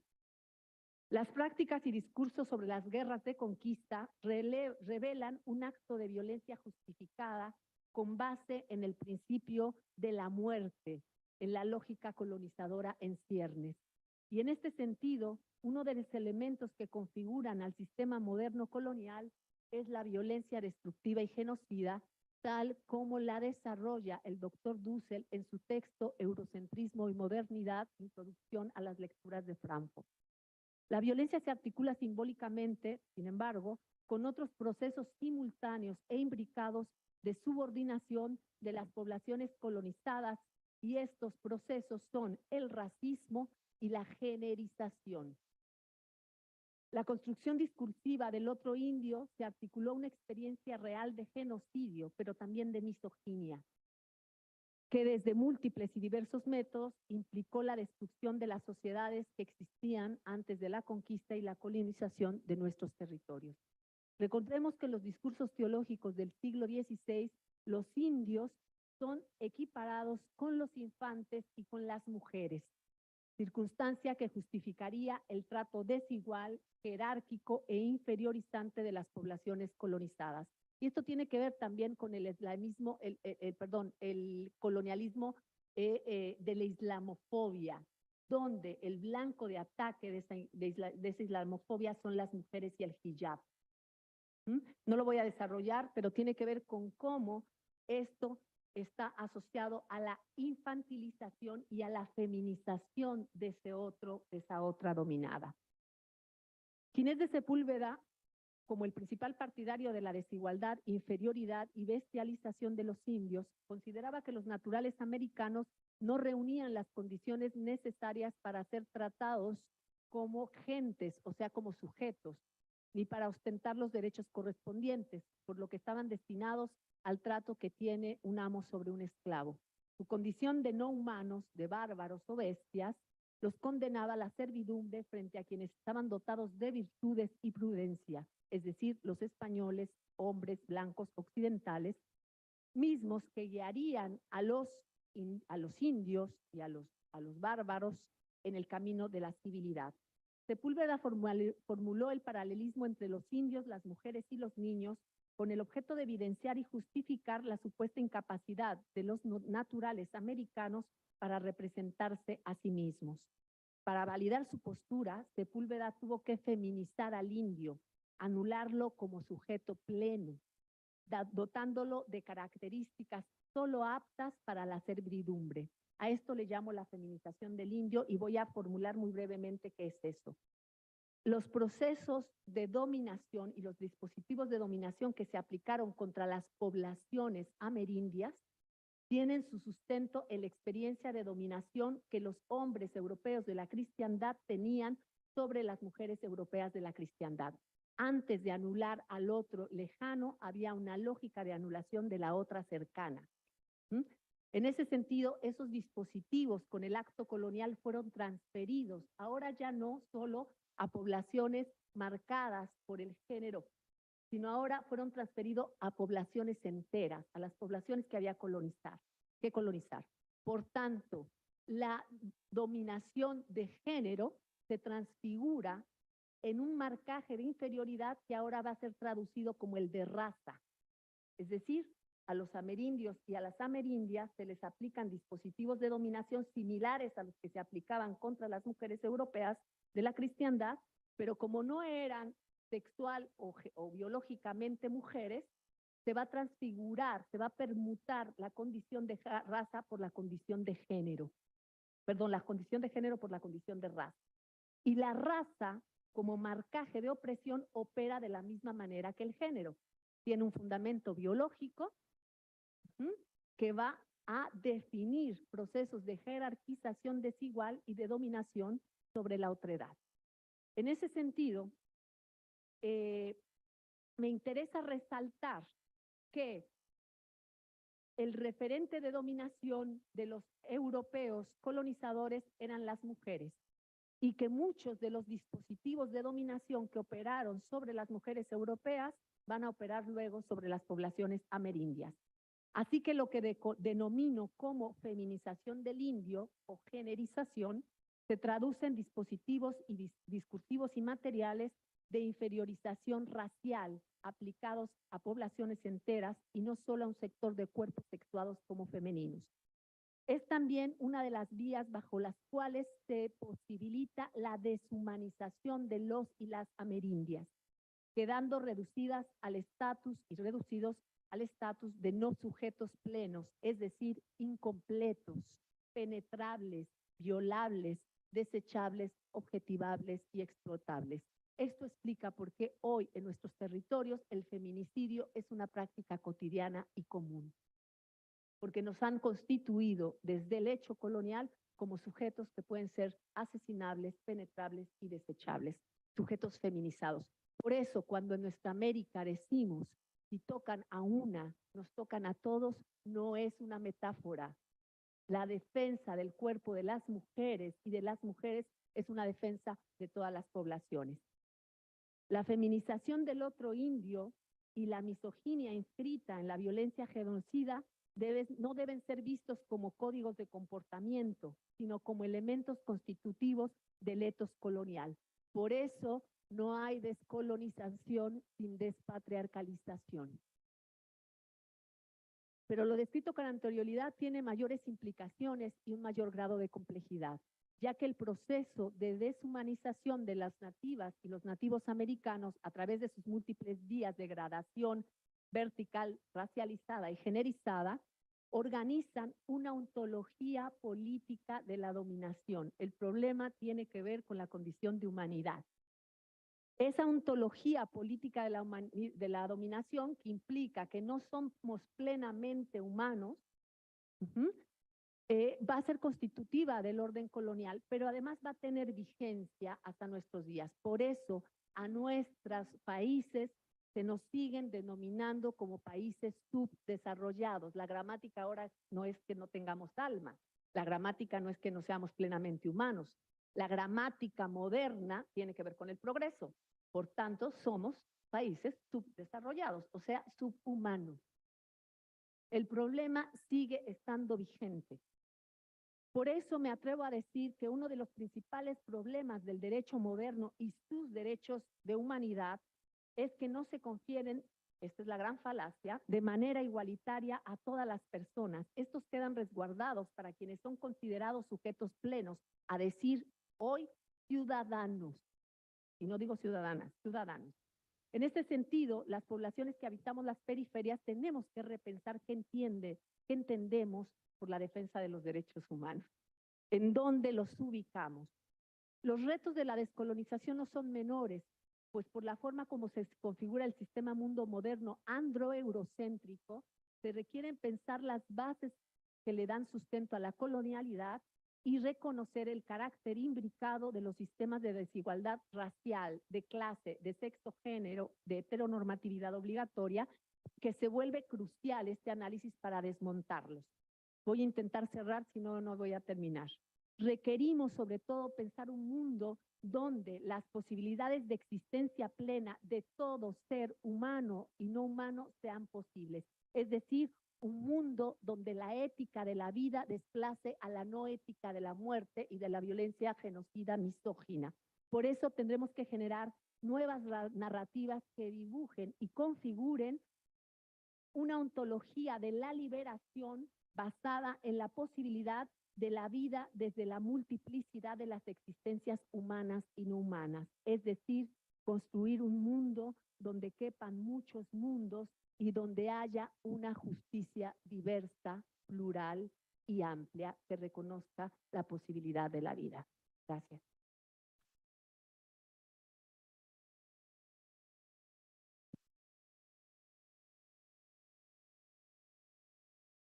Muchísimas gracias, profesora Ochoa, ejemplar en su uso del tiempo. Como dijo Neruda, soy mucho. Walt Whitman, en una de las frases más importantes de la poesía anglosajona, anuncia: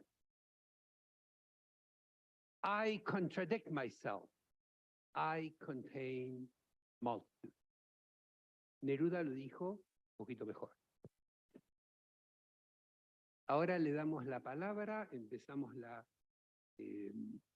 mesa redonda y le agradezco al juez Carlos Francisco Balbín. Juez Balbín. Gracias por la palabra. En particular quiero agradecer al cardenal, a Marcelo Juárez Orozco y a Andrés Gallardo por esta invitación y, como dijo Karina, a todas y todas por escucharnos. Quisiera retomar el excelente discurso del profesor Osugue y su crítica al capitalismo, porque yo creo que nosotros debiéramos rever no solo el capitalismo, sino el derecho de propiedad. Y me pregunto si en verdad, de acuerdo a nuestra concepción sobre el derecho de propiedad, es posible o no garantizar los derechos sociales. Nosotros trabajamos con una idea de derecho de propiedad propia del liberalismo y particularmente de Locke, entre otros autores. Pero quizás los invito a hacer un esfuerzo para pensar o repensar el derecho de propiedad desde otra perspectiva. Y para eso recurro no al siglo XV o XVI, como nos planteó Karina, sino al siglo XIII y a San Francisco de Asís. Porque San Francisco de Asís, que vivió hace mucho tiempo a pocos kilómetros de aquí, negó el dominio sobre los bienes. Dijo que se puede usar, pero no es posible poseer. Y en la Iglesia Católica se planteó un debate muy profundo, lamentablemente olvidado, sobre el alcance del derecho de propiedad entre los franciscanos y el propio papado. Pero podríamos también recurrir a otros autores en la actualidad, como es el filósofo italiano Giorgio Agamben, que describe claramente cómo era la vida monacal, la idea de regla y propiedad en los monasterios. San Buenaventura es quizás el biógrafo más destacado de Francisco de Asís, y él utiliza un concepto en relación a la propiedad y a la idea de San Francisco de Asís sobre el derecho de propiedad en estos términos. Él nos habla del uso franciscano. ¿Y qué es el uso franciscano de los bienes? Es, según San Buenaventura, el uso limitado a aquello que sea estrictamente necesario. Solo en ese contexto está justificado.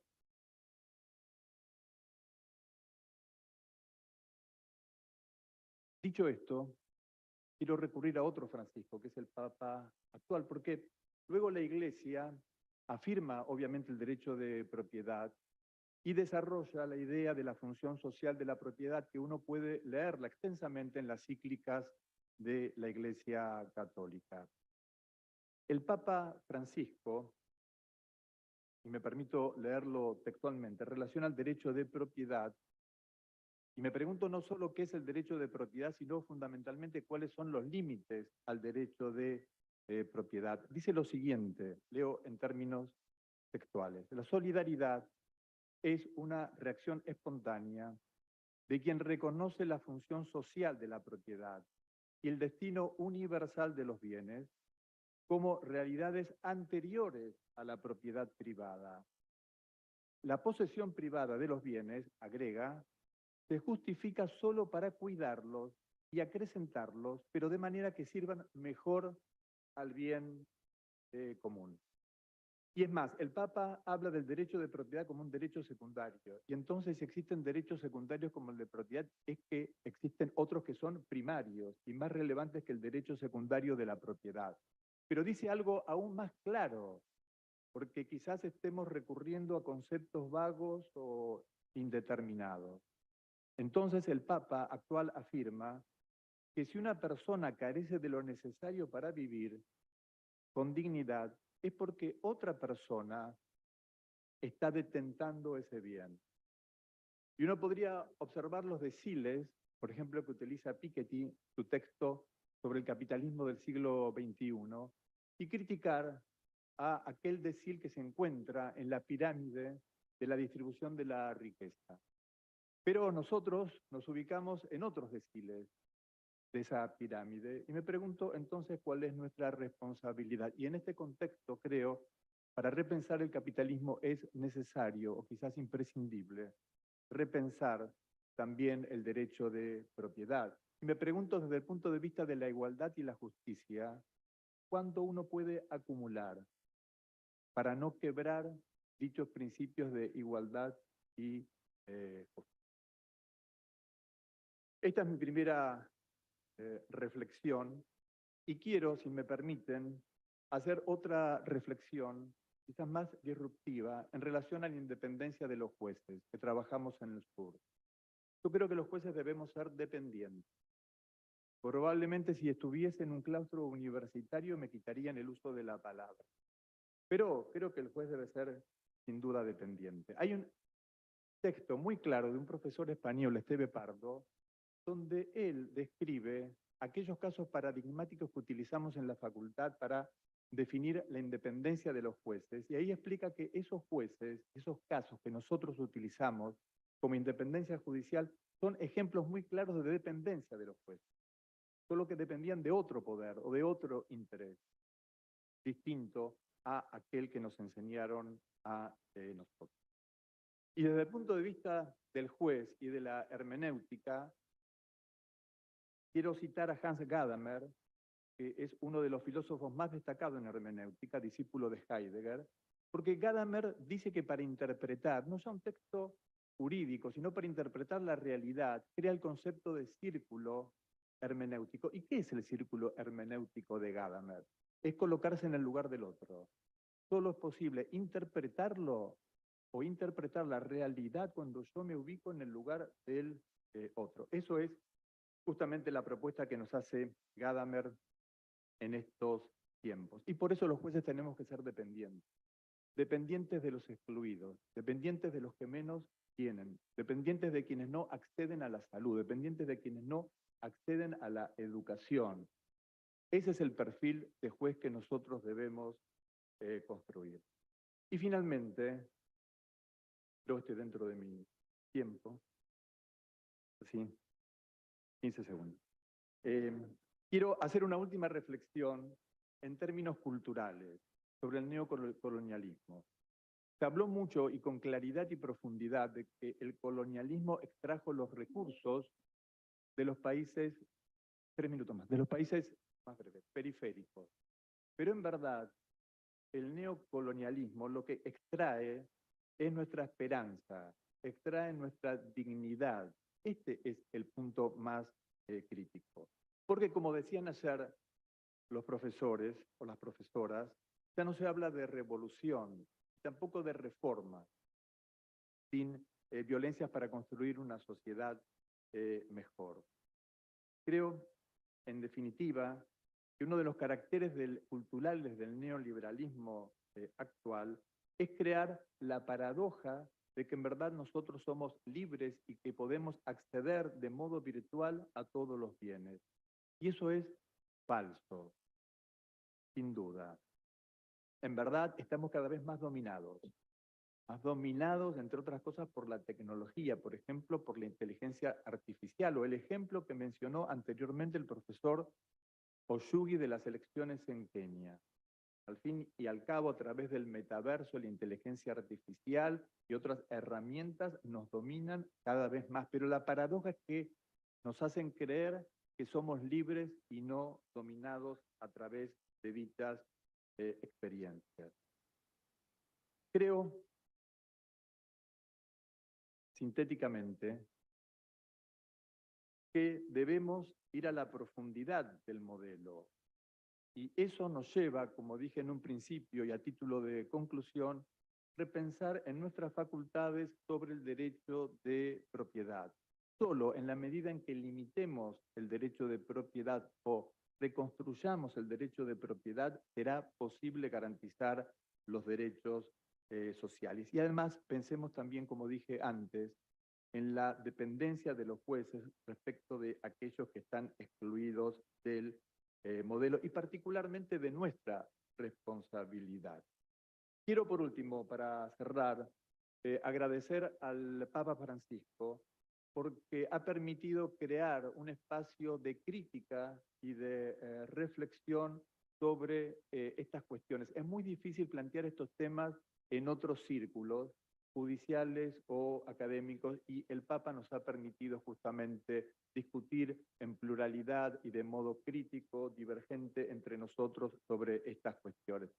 Cierro no con Neruda, sino con Antonio Machado, cuando dijo lo siguiente: al olmo viejo, hendido por el rayo y en su mitad podrido, con las lluvias de abril y el sol de mayo, algunas hojas verdes le han salido. Muchas gracias.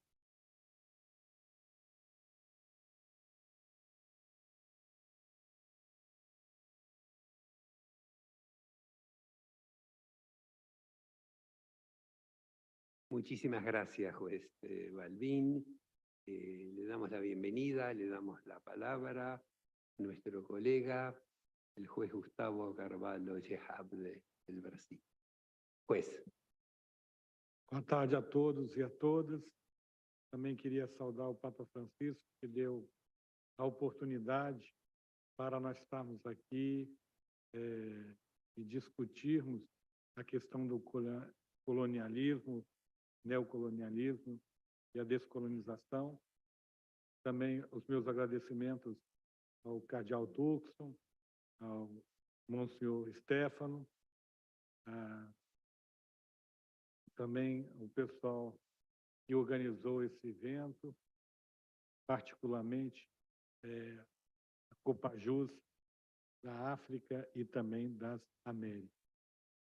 A minha reflexão de hoje é um pouco mais voltada sobre a descolonização, que é o mote deste painel. Eu pego o exemplo do Brasil, se me permitem, porque me parece que o Brasil é muito paradigmático neste processo de descolonização. A descolonização no Brasil foi marcada pela continuidade do poder político, econômico e social, e da perpetuação da exploração e da violência, e mais ainda, da exclusão. Porque, como disse o professor Boaventura Santos, também o Ramon e o professor Eduard, o capitalismo talvez seja o elefante que está na sala. E ele vive em crise, porque ele não é sustentável, como muito bem foi dito. Porque não é possível acumulação infinita e nem manter um sistema de exclusão permanente de pessoas, em que alguns têm e muitos outros nada têm. E no caso brasileiro, a descolonização aconteceu, digamos assim, em duas etapas, na independência e na proclamação da República. A monarquia, regida por descendentes da coroa portuguesa, foi mantida com a independência do Brasil, que aconteceu em 1822. E tinha como ascendência, digamos assim, o que a Constituição de 1824, a primeira Constituição do Brasil, classificou como poder moderador, que era o predomínio da força do rei do Brasil, agora imperador Dom Pedro I, sobre as demais forças políticas. No Brasil, sai o rei de Portugal e entra o filho dele, que é Dom Pedro I. E do filho passa para Dom Pedro II, o neto do rei de Portugal. Então, um processo de descolonização muito interessante, porque você não tem uma troca do agente que está no poder, uma vez que a própria família real portuguesa se mantém. Tanto é que Dom Pedro I, quando morre o rei de Portugal, em 1831, ele volta para Portugal para assumir a coroa portuguesa e deixa o seu neto, então, uma criança no Brasil. O poder moderador, este que eu falei, é atribuído a ele. E até hoje nós vemos sombras deste poder moderador que volta e meia, sempre em que há uma força mais arrojada no campo político, volta a dominar e a tomar o poder de uma maneira interventiva. No caso brasileiro, todos olham a grandeza do Brasil e vê como que o Brasil é grande. Só que isso teve um custo também. A grandeza territorial da América de língua portuguesa foi forjada militarmente, subjugando as diferenças regionais. Houve algumas rebeliões, digamos assim, algumas revoltas em alguns estados do Brasil que foram julgadas pelo poder central, então regido pela regência, já que Dom Pedro II era uma criança. E essas características, elas se mantêm da centralidade do Estado brasileiro, da Federação Brasileira, ela vai se manter até os dias atuais. A escravidão somente foi abolida no Brasil em 1888, ou seja, bem depois da independência do Brasil. Em 1889, quando nós tivemos a proclamação da República, não houve propriamente uma mudança, uma intenção de mudar de regime, mas foi apenas um movimento militar que fez uma pequena ruptura para manter privilégios da oligarquia econômica, aristocrática e patriarcal. A Constituição que se seguiu no Brasil, de 1889, que inclusive estabeleceu assembleias nas províncias, hoje estados, garantia os direitos de cidadãos aos ricos, homens, brancos e ricos. O voto feminino só veio muitos anos depois. Isso tudo está vinculado a esse processo de descolonização, que, no fundo, apenas muda a cara do poder político, mas mantém essa estrutura de dominação econômica. Como consequência desse processo de descolonização, o Brasil carrega esse presidencialismo centralizador, com elites políticas em muitos estados, o que a gente chama de colonialismo, em que alguns estados, aquele rico, que era o cidadão, mantém a sua ascendência política até os dias atuais. Nós temos esses pensamentos intervencionistas ainda fruto do poder moderador, que pode, hoje não mais está na Constituição brasileira, há muito tempo não está mais, desde a proclamação da República, mas que volta e meia é uma sombra que nos assusta, como nós vimos no dia 8 de janeiro deste ano. Também temos a questão da precarização e a exploração econômica do trabalhador, inclusive de forma análoga à escravidão. Esse modelo de escravidão se encerra em 1888, mas há uma precarização e há formas de trabalho análogo à escravidão. Continuamos com as desigualdades regionais, o racismo estrutural, que é herdado desse processo de colonização e descolonização, uma dívida externa. O Brasil, quando se torna independente, ele, para ser reconhecido por outras nações, ele paga, ele faz uma dívida externa, que até hoje nos aprisiona. Nós temos a elitização da educação, onde somente alguns poderiam ter acesso à educação, normalmente na Europa, e, portanto, o analfabetismo dos mais pobres. Marginalização, inclusive territorial, nas favelas e palafitas. E na má distribuição agrária. Temos ainda a exploração irracional dos recursos naturais, como todos sabem, e uma espécie de messianismo político-religioso. E a pergunta que nos cabe é o que fazer para superar essas mazelas da descolonização, colonização, que são reformatadas no neocolonialismo, na reconstrução de outras formas de exploração. Acho que muitos já falaram aqui, e eu me associo à fala de algumas colegas aí colombianas, a Sandra, a Figueroa, também o Andrés também. Nós temos instrumentos de direitos humanos e de convenções internacionais que a gente deve ser aplicado. E aí, eu lembrando da frase do Gabriel, da pergunta que dirigiu ao professor Boaventura Santos, me preocupa com o que nós vamos fazer, nós juízes. Não é apenas reproduzir e falar para as novas gerações, os novos juízes, sobre a humanização.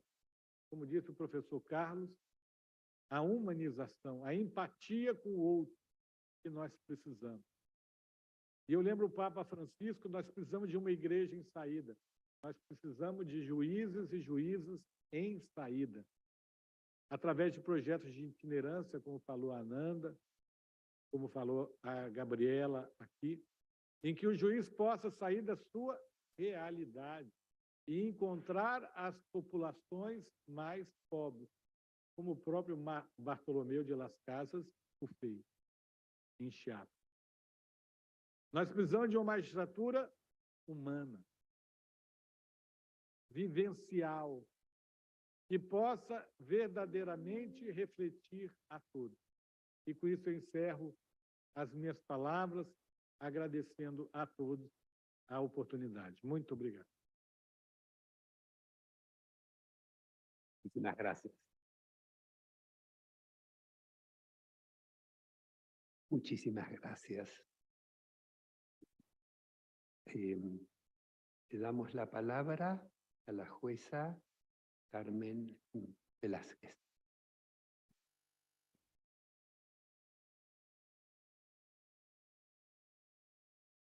Sagarni, estimado y caracterizado gran inmigrante Marcelo Suárez Orozco. I switched to the Spanish. Cambié al español. I will tell you why. Ya mismo les digo. First Latino as Chancellor of Boston University. Honorable Roberto Gallardo, President of the Pan American Committee.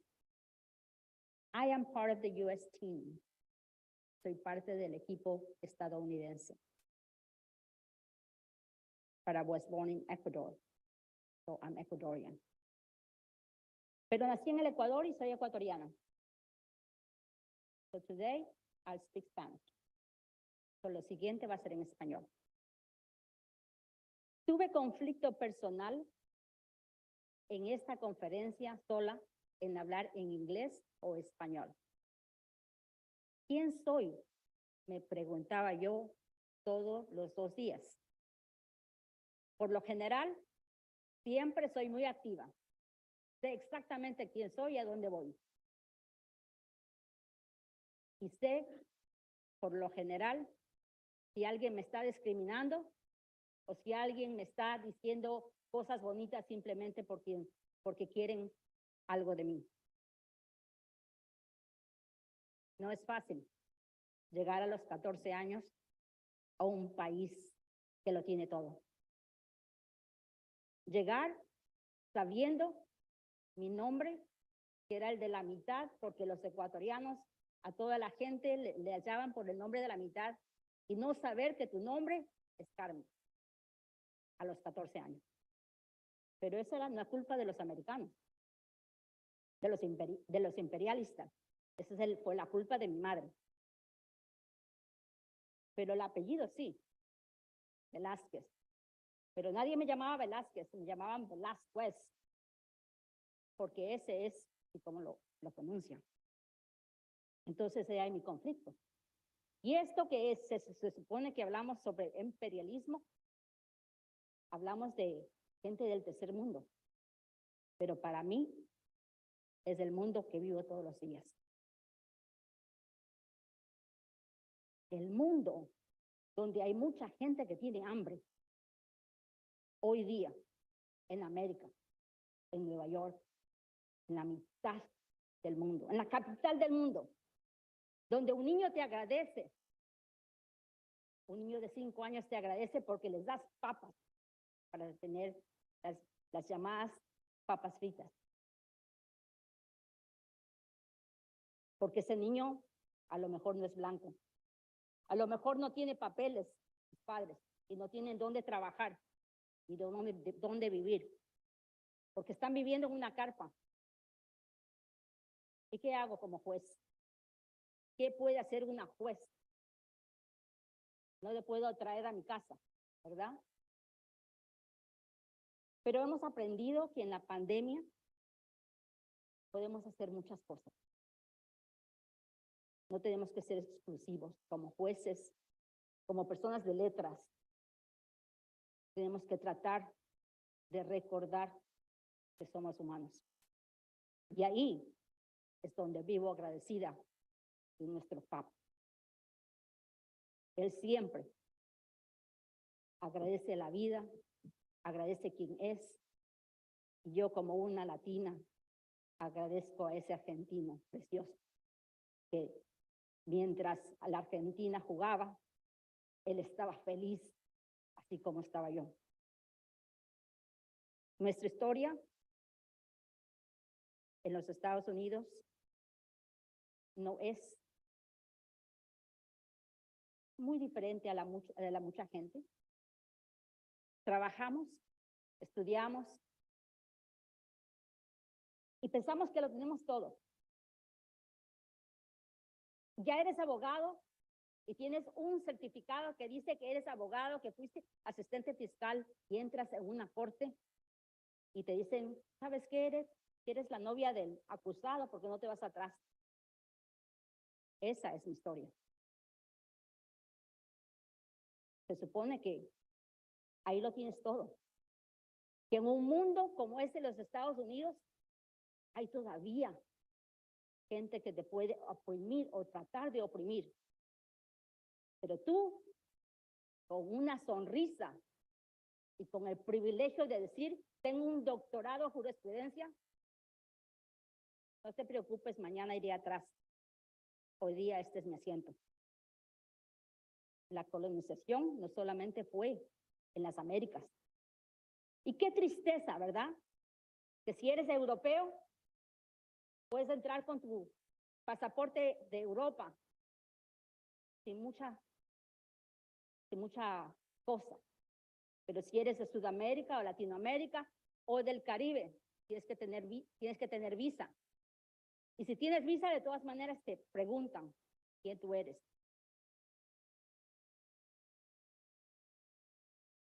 Muy interesante el discurso del profesor Ayuga. Él habla sobre la profunda dramática y la múltiple crisis y central de la estructura social. Y es verdad. Es verdad que hay mucha tristeza, que cuando alguien, como decía el señor Sánchez Orozco, alguien decía no puedo respirar con 5 policías. Y nuestra colega aquí, Pamela Washington, dijo que había cientos de gente que entraron al Capitolio y no pasaba nada. La diferencia entre las clases y entre la gente. Nuestra querida profesora Ochoa, brillante discurso, entra al género, que es también importante. En el género tenemos muchas cosas, pero también habla sobre los indios. Y me permito corregir que en Latinoamérica no hay indios. Los indios son aquellos opresores que decían que nosotros los indígenas somos indios. Aquellos españoles, aquellos portugueses, aquellos ingleses que falsamente otorgaron ese nombre a nuestra gente. Nosotros no somos indios, con respeto, los indios son de India, nosotros somos indígenas. Tenemos muchos casos que podemos contar. Y cuando me voy a mi letrado, con orgullo me pongo mi toga y sé que aquella gente que viene a este letrado, a esa gente que entra a mi corte, cuando me mira, sabe que hay una hispana entre todos esos jueces. Yo soy juez electa. Yo no soy juez por concurso. A mí me eligió el pueblo por 14 años para ser juez de la Corte Suprema del Estado de Nueva York.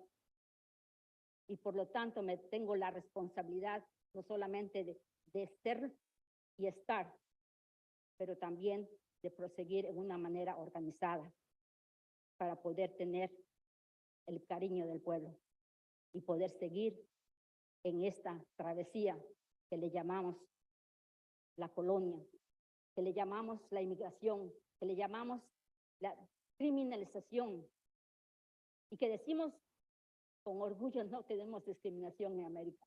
Eso es para los demás, eso es para el mundo después, pero sabemos que en nuestro país desafortunadamente todavía mucho trabajo que hacer y por eso tenemos que continuar haciendo. Y le doy gracias a cada uno de todos ustedes por darme el privilegio de estar aquí ante ustedes. Gracias.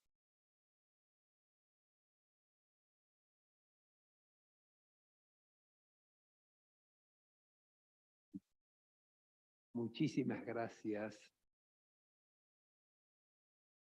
jueza. Qué ponencia tan importante. Y me pregunto, jueza Velázquez, ¿qué significa hablar de Nueva York cuando el 50% de las criaturas son niños y niñas de migrantes y de refugiados? ¿Qué significa hablar de Berlín hoy cuando el 40% de las criaturas en las escuelas son inmigrantes y refugiados? ¿Qué significa hablar de Ámsterdam, de La Haya, de Rotterdam, cuando más del 50% de las criaturas son no neerlandeses, hijos de inmigrantes y de refugiados.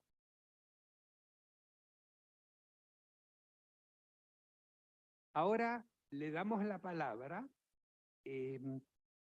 a la, gracias Andrés, le damos la palabra a Blanca Estela. ¿Está con nosotros? No. Adriana Saavedra Lozada. No está con nosotros tampoco. Le damos entonces la palabra a Sara Sonia Parpacheco. Bienvenida. Gracias, muy buenas tardes con todos y todas. En principio agradecer por la posibilidad de dirigirme en este momento a todos ustedes. Como indican, también soy de Perú y como hemos venido escuchando estos 2 días, nos han dado a conocer y nos han ampliado y nos han permitido también fortalecer los conocimientos desde el punto de vista de la diversidad que se tiene a nivel de todos los estudiosos de estos temas que nos involucran a todos, y en especial dentro de lo que es el ámbito de la judicatura. La gran pregunta es, de todo aquello que hemos recibido, ese positivismo, esa formación a nivel de las universidades nacionales o privadas, con esa búsqueda, como lo acaba de indicar la doctora Carmen, ese esfuerzo, esa lucha que tenemos y seguimos teniendo todos los pueblos de América, la gente que nos hemos formado, la gente que venimos luchando para efectos de llegar y ahora desde la judicatura. ¿Cómo volcar todos esos conocimientos, ese positivismo, esa formación que hemos tenido en las universidades que nos indican que es la transmisión del colonialismo, la tradición europea y la tradición y el conocimiento de otros países? Todos los que estamos aquí hemos sido formados dentro de ese ámbito. Entonces, ¿cómo trasladarle a la población, como se ha indicado, como se indica el Papa Francisco, la responsabilidad que tiene el magistrado? La responsabilidad no solamente de usar y de ver el positivismo, las leyes, tomar la técnica, la formación, pero hacerlo en defensa de la dignidad, de la dignidad. Seguimos hablando y hemos escuchado hablar de derechos humanos, pero aún como se indican los no humanos, ¿cómo es posible y cómo indicar que existen derechos humanos y cómo podemos decir contradictoriamente que existen personas no humanas? Dentro de ese ámbito nos seguimos realizando una serie de preguntas y nos lleva a nosotros, a magistrados, tener un rol. Sabemos y nos hemos formado y nos han dicho que somos los pilares, aquellos que vamos a establecer el equilibrio en nuestros países. Y como han mencionado aquí muchos de los expositores el día de hoy, mi país viene viviendo hace bastante tiempo una situación bastante compleja. Cada uno de los que vivimos ahí, estamos asentados, sabemos y podemos vivirla y tener conocimiento real de lo que existe ahí. Y ello nos permite también tomar posición al respecto. Y eso es lo que venimos haciendo ya desde un buen tiempo desde el Poder Judicial, de la experiencia de los propios magistrados, de repente como se indica con un voluntarismo, pero al fin estamos sembrando aquellas semillas que va a permitir que este positivismo, que esta técnica, que esta formación que hemos recibido se permita plasmar de manera efectiva. Y me voy a referir a situaciones puntuales. Se nos ha indicado del feminismo, se nos ha indicado de la violencia, se nos habla del poder, se nos habla de la discriminación. Y eso existe en nuestros países, en todos nuestros países, y asentado muchísimo también en nuestro país. Hemos escuchado la ponencia también de una representante del Poder Judicial de nuestro país, cómo se han venido realizando situaciones específicas de acciones en contra de la mujer, la destrucción, la muerte en público y también dentro de la misma sociedad. El Poder Judicial, desde una posición, ha permitido y está tejiendo redes para efectos de generar una red de participación, no solamente en el ámbito jurisdiccional, sino también con la participación de la diversidad de las instituciones que nos llama y nos involucra en todo el sistema de justicia y sobre todo la sociedad. Me estoy refiriendo a los orientadores judiciales, que son mujeres lideresas de comedores populares también de lo que nosotros llamamos base de leche, que son organizaciones que surgieron en las épocas más duras en nuestro país, años 80 y 90, que fueron el pilar de aquel grupo humano de niños y mujeres para sobrevivir, como se indica, no para vivir, que en esa línea está, para mantener, para permitir que estos niños que hoy ya son adultos, que estas mujeres que muchas también ya nos dejaron, pero formaron este legado y nos permite hoy conocerlas, formarlas y permitir que toda su experiencia, que todo su conocimiento nos permita a nosotros como jueces conocerlo a profundidad. Hemos vivido también ello, porque somos parte de la población, somos parte del pueblo, somos parte de la formación indígena que nos trae. Pero conocerlo y esa experiencia, trasladarlo a nivel de los órganos jurisdiccionales, porque el conocimiento y las experiencias que nos da la población nos permite a nosotros modificar y plantear los protocolos de los que se hablaban y también dar directivas para efectos de que en procesos tan comunes, pero tan elementales para la satisfacción de necesidades como lo es el proceso y los alimentos para niños y niñas, personas con discapacidad y también adultos mayores, ha permitido que desde el Poder Judicial se plantee normatividad, se plantee lineamientos para generar una flexibilidad a esas disposiciones normativas y procesales que va a permitir la intervención por aplicación de los jueces para que las madres y las mismas madres, lamentablemente adolescentes, acudan al Poder Judicial sin abogado, con la guía de que no rechazar ningún tipo de pedido, sino concluir incluso en audiencias judiciales donde no puede estar presente ninguno de los litigantes, pero va a permitir que el juez, por el hecho de haber recibido una demanda, una petición, pueda en audiencia únicamente emitir una sentencia y con ello garantizar el derecho del niño y la niña y la persona con discapacidad. Eso ha sido un logro de la comunidad, de la población, de las instituciones como la Defensoría, el Ministerio, todos aquellos involucrados que nos ha permitido generar mediante directivas una normatividad que nos permita esas disposiciones positivas, esos códigos, aplicarlos sobre la base de disposiciones universales y principios que están consagrados a nivel de las normas que hemos venido mencionando. Ese es un ejemplo claro de cómo el Poder Judicial sí puede, bajo la indicación, no estoy diciendo que hay que mantener el colonialismo, sino este es un repensar y un reaprender sobre la base de la responsabilidad que se nos ha pedido siempre y que nos permite además fijar o establecer los procedimientos o adecuar los procedimientos para efectos de satisfacer las necesidades de la población que día a día nos exige adoptar medidas, porque y ello nos va a permitir generar la dignidad y también permitir que la persona sea esa y sea el ser y no aquel no ser. Entonces, ello nos va a permitir generar, y así tenemos muchas experiencias que venimos trabajándola desde el Poder Judicial y desde la iniciativa de los magistrados de todos los niveles. Hemos empezado ya en el Poder Judicial desde 2004, 2008, hasta que consiguió que se estructurara como política dentro del Poder Judicial con la creación de la Comisión Permanente de Acceso a la Justicia de Personas en condición de vulnerabilidad que han sido colocadas bajo la vulnerabilidad y que esta es una alternativa para efectos de que el Poder Judicial, dentro de todo aquello que hemos recibido, lo podamos plantear sobre una realidad y permita generar esa situación de dignidad y humanidad y aplicar todas las disposiciones a la población que día a día nos exige ello en todos los ámbitos. Muchas gracias.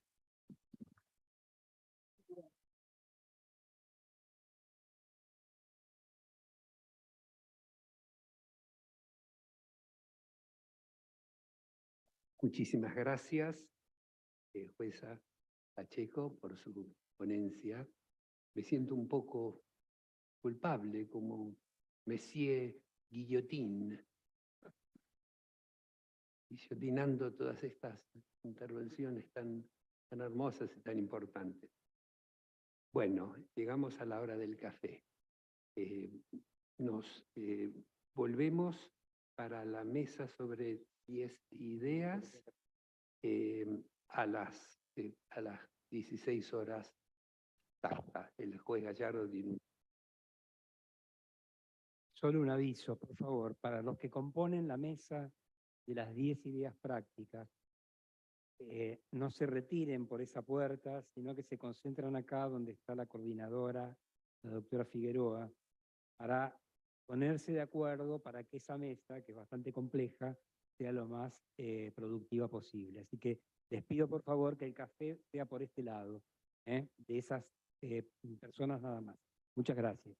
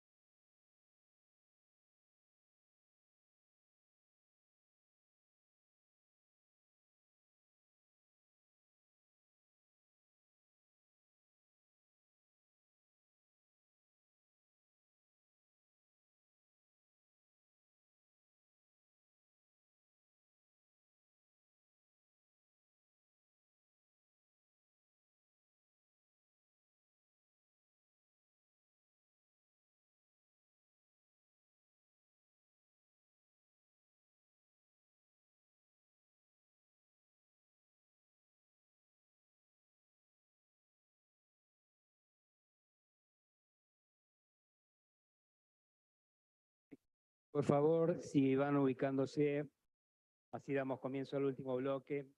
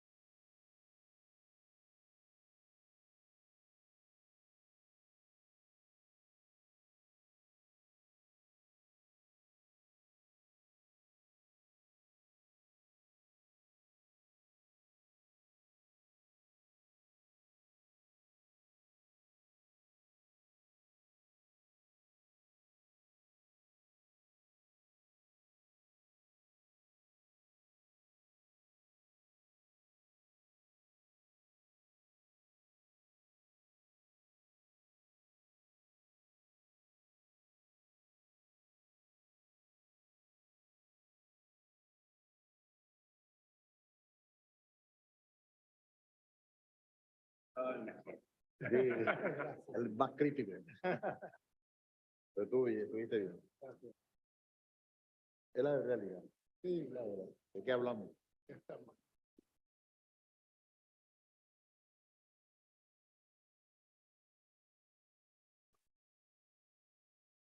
No nos engañemos.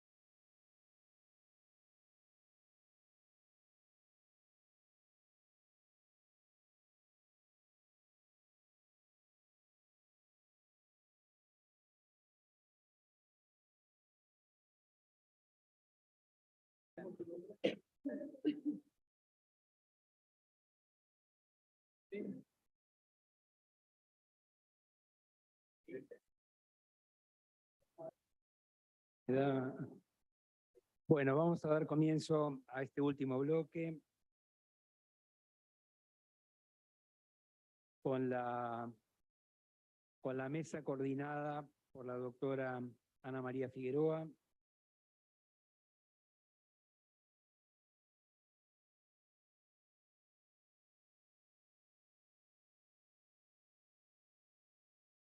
Les vamos a pedir, como esta es una mesa que tiene un objeto práctico, o sea, sería una mesa introductoria para desarrollar un decálogo de buenas prácticas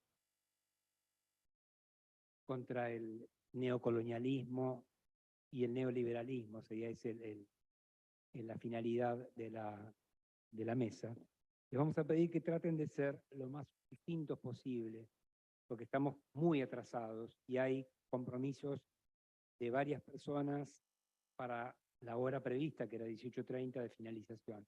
Así que les pido que si pueden comprimir al máximo cada una de las intervenciones, nos van a hacer a todos y a todas un gran favor. Así que bueno, primero le voy a dar la palabra a la doctora Ana María Figueroa de Argentina. Doctora.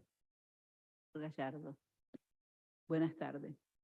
Bueno, como todos agradezco la invitación del Papa Francisco, deseándole pronta recuperación y que como todos lo hemos expresado es un imprescindible. Así que eso en primer lugar.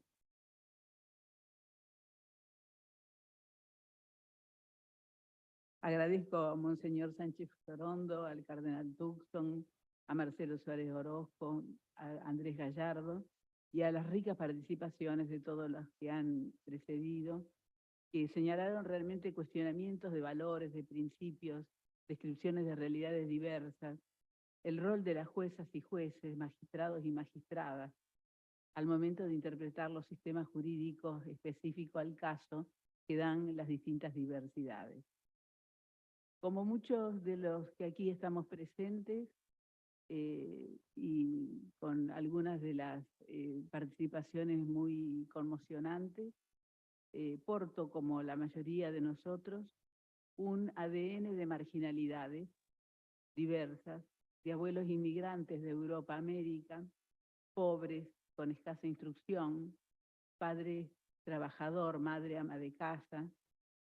Soy la primera universitaria de mi familia.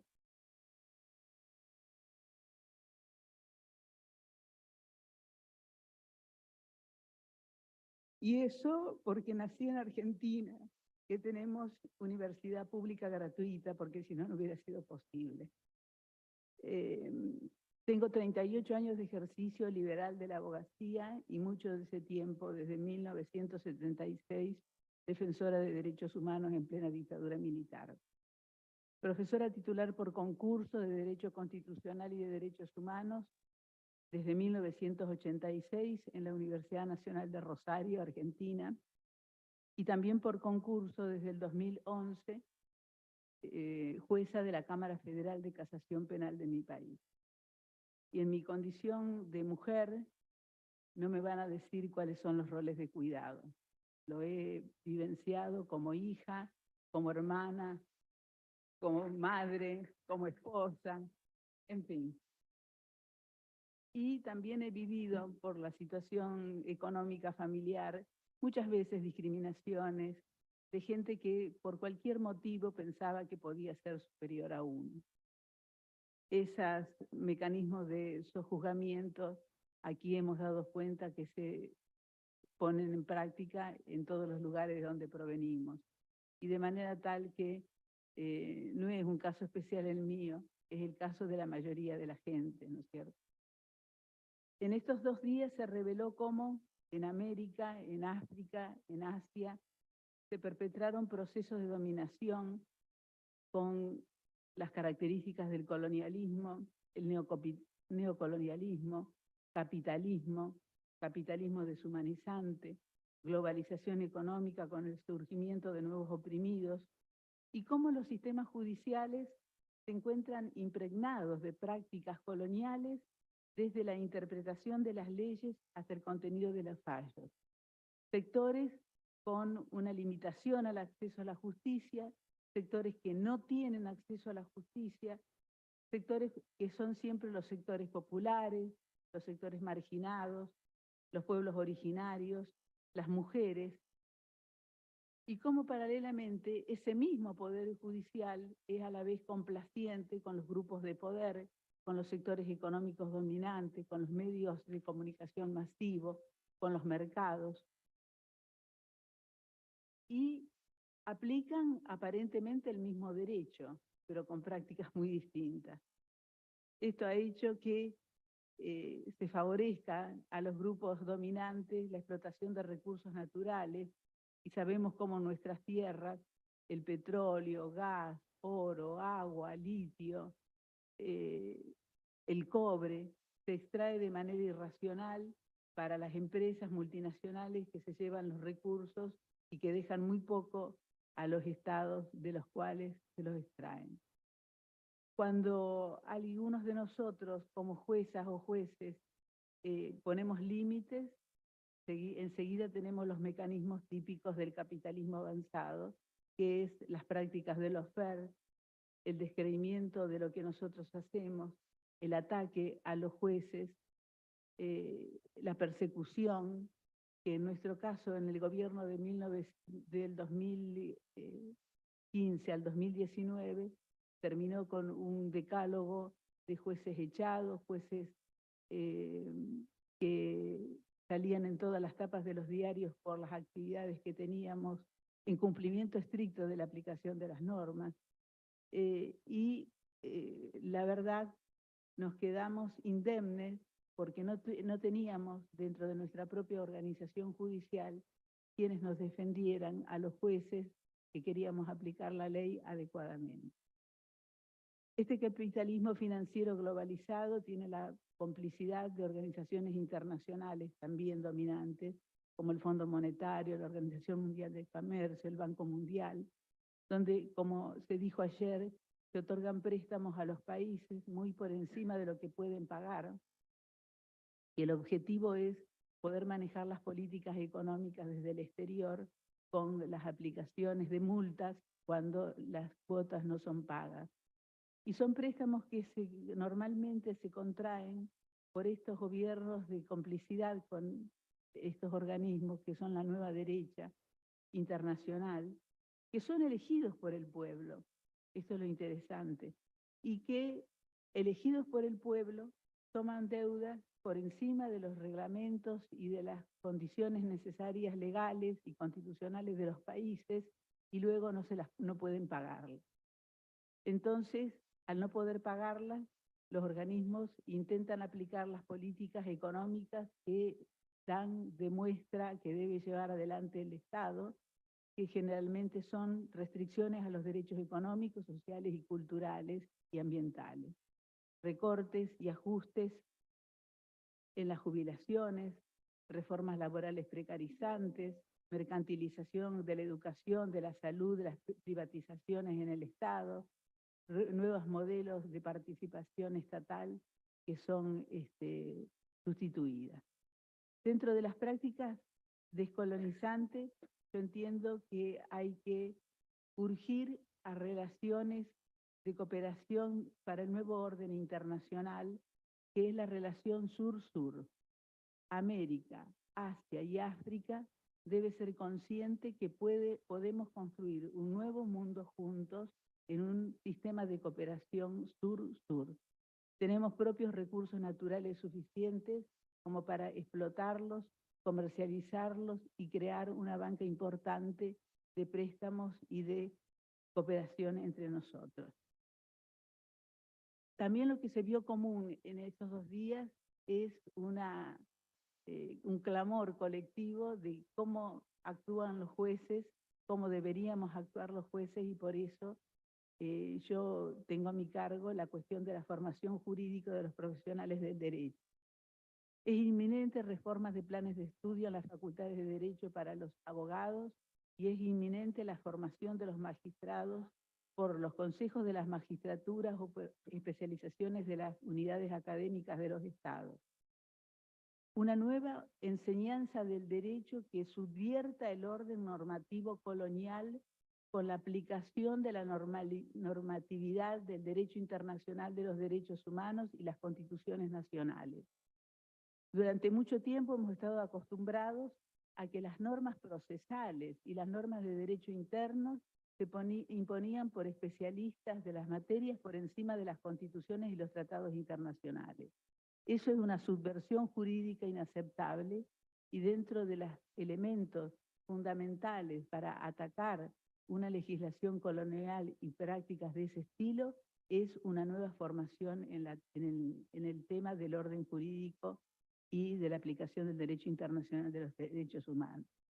Tenemos que entender que esta nueva aplicación constituye una ruptura epistemológica que constituye el nuevo paradigma de los derechos humanos impuesto a través de la Declaración Universal de los Derechos Humanos en 1948, que ya no es una opción aplicar o no los tratados y asegurar o garantir los derechos humanos. Es una exigencia supralegal y los partidos políticos de derecha que ganan el gobierno con el apoyo popular no tienen la opción de vulnerar los derechos humanos. La opción de todo el sistema jurídico es la aplicación de los derechos humanos. No podemos aceptar, como se nos han venido informando, que con los intereses de las mayorías o por el bien común son elementos que se tienen que tomar en cuenta para no aplicar las normas internacionales. La formación de nuevos derechos, la legislación de nuevos derechos irrumpieron en nuestras sociedades para nuestro beneplácito, para quedarse. Los derechos de género, los derechos a la igualdad de las mujeres, el derecho a la paridad de las mujeres, el derecho a la autodeterminación de las mujeres en el sentido de la participación en los órganos políticos de gobierno y de decisión, es un imperativo. No se entiende cómo nosotras, las mujeres, que conformamos más del 51% de la población del mundo, todavía permitimos ser consideradas inferiores o de cultura inferior o no darnos los lugares de participación que corresponden. La violencia contra las mujeres es una cuestión de derechos, no es una cuestión privada. Debe ser atacada porque los instrumentos internacionales de derechos humanos está determinando es que las mujeres estamos en paridad de condiciones con los varones. Por esa razón es que, como conclusión, lo que podemos aportar es la nueva formación jurídica de jueces, magistrados y magistradas para que se pueda construir un mundo en igualdad, en paridad y tomar en cuenta no solo algunas pequeñas minorías, sino las grandes mayorías de la población como un aporte a la lucha contra el colonialismo, es impedir todo tipo de discriminaciones en la sociedad. Muchas gracias.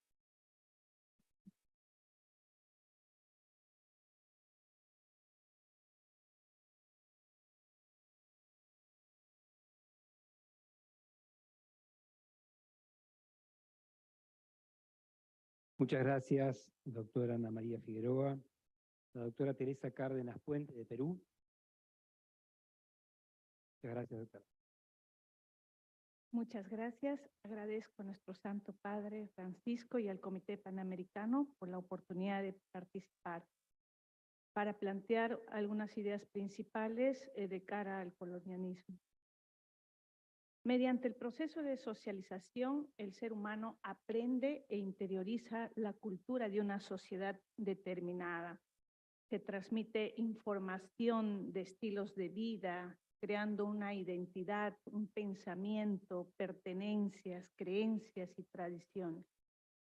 A lo largo de la historia, el colonialismo ha utilizado como estrategia desde el uso de la fuerza hasta el proceso de socialización para imponer, introducir ideologías que lo hagan sostenible.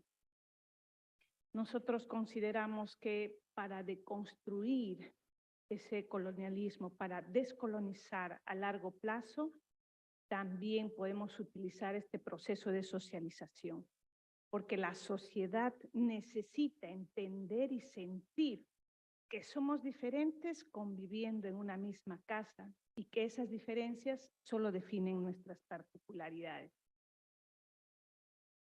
El Perú tiene 54 pueblos originarios y 47 lenguas originarias indígenas y una cantidad de comunidades campesinas y nativas que viven en nuestro territorio, que tienen una diversidad de formas y estilos de vida que contextualizan un marcado pluralismo jurídico, en la que las diversas sociedades más pequeñas coexisten con una sociedad dominante más amplia, de manera que quienes provengan de esos grupos sociales más pequeños encontrarán múltiples limitaciones para ejercer su jurisdicción de justicia indígena o acceder a la justicia para la protección de sus derechos.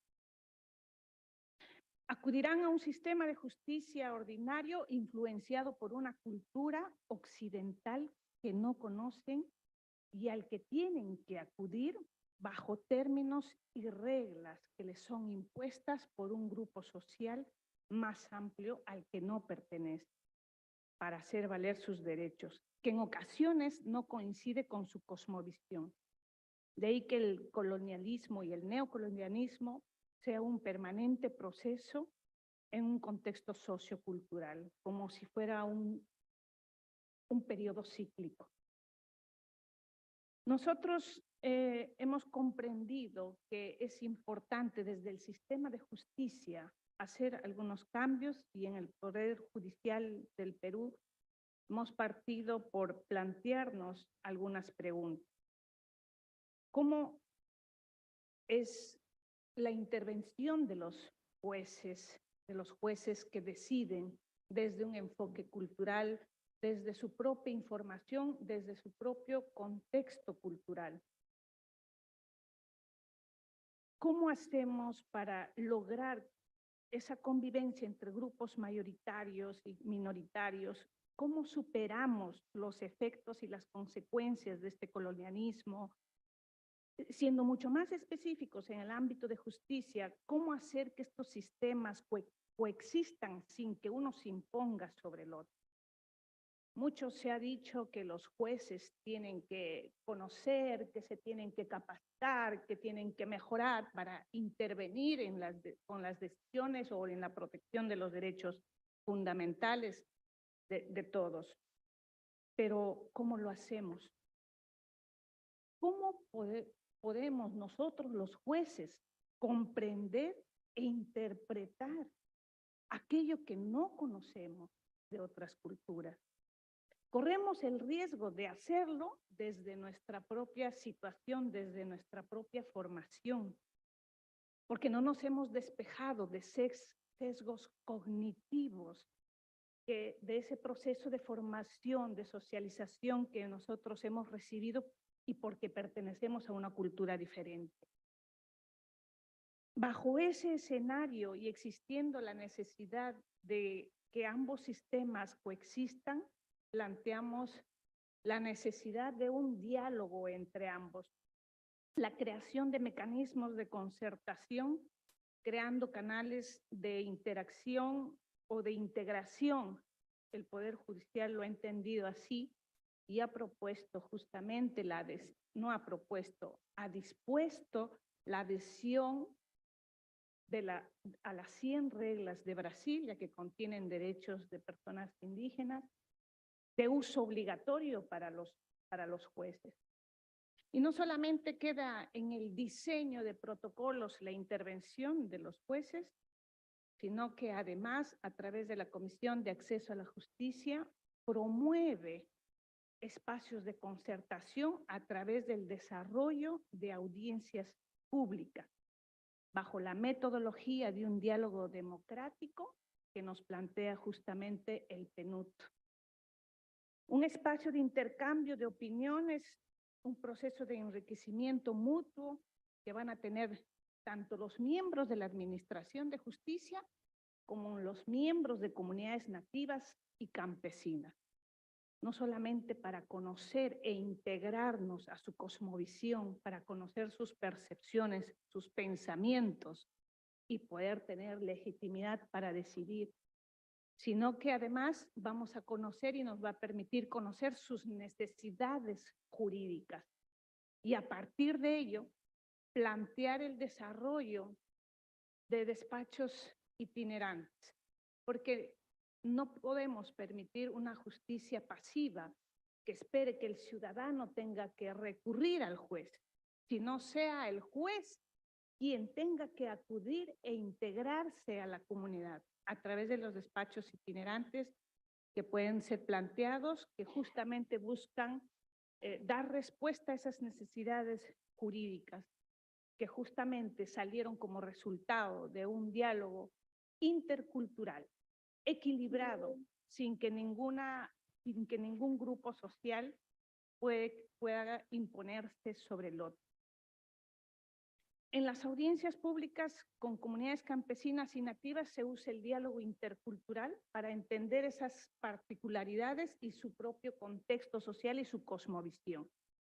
Ello también nos permite cumplir justamente lo que nos exhorta la Corte Interamericana de Derechos Humanos en el caso Yaxé-Axá versus Paraguay en la sentencia del 17 de junio del 2005 que exhorta a los estados que deben tomar en consideración las características propias que diferencian a los miembros de los pueblos indígenas. No podríamos tener la misma intervención como lo hacemos en justicia ordinaria para todos. Estamos frente a sociedades minoritarias, a grupos pequeños que son particularmente diferentes y esa particularidad necesita comprenderla y entenderla el juez. También trabajamos la participación de los jueces de paz, quienes hacen no solamente un impulso del enfoque intercultural, sino que resultan siendo mediadores, como son ciudadanos elegidos por la propia comunidad, serán ellos quienes van a articular y quienes van a fungir de intérpretes y mediadores entre estos dos sistemas, tanto de la justicia ordinaria como de la justicia indígena. Jueces que en la mayoría de los casos dominan el idioma originario o el idioma indígena de su comunidad y que justamente van a intervenir como verdaderos y genuinos intérpretes.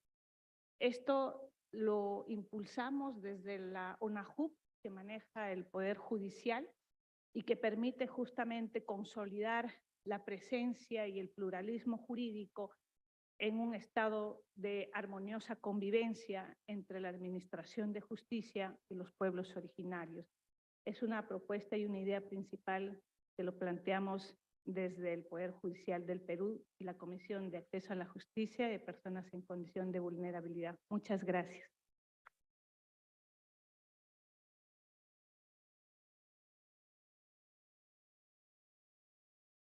Muchas gracias, doctora Cárdenas Puente. Tiene la palabra ahora el doctor Jorge Luis Trujillo Alfaro, de Colombia. ¿Se encuentra presente? Adelante, doctor.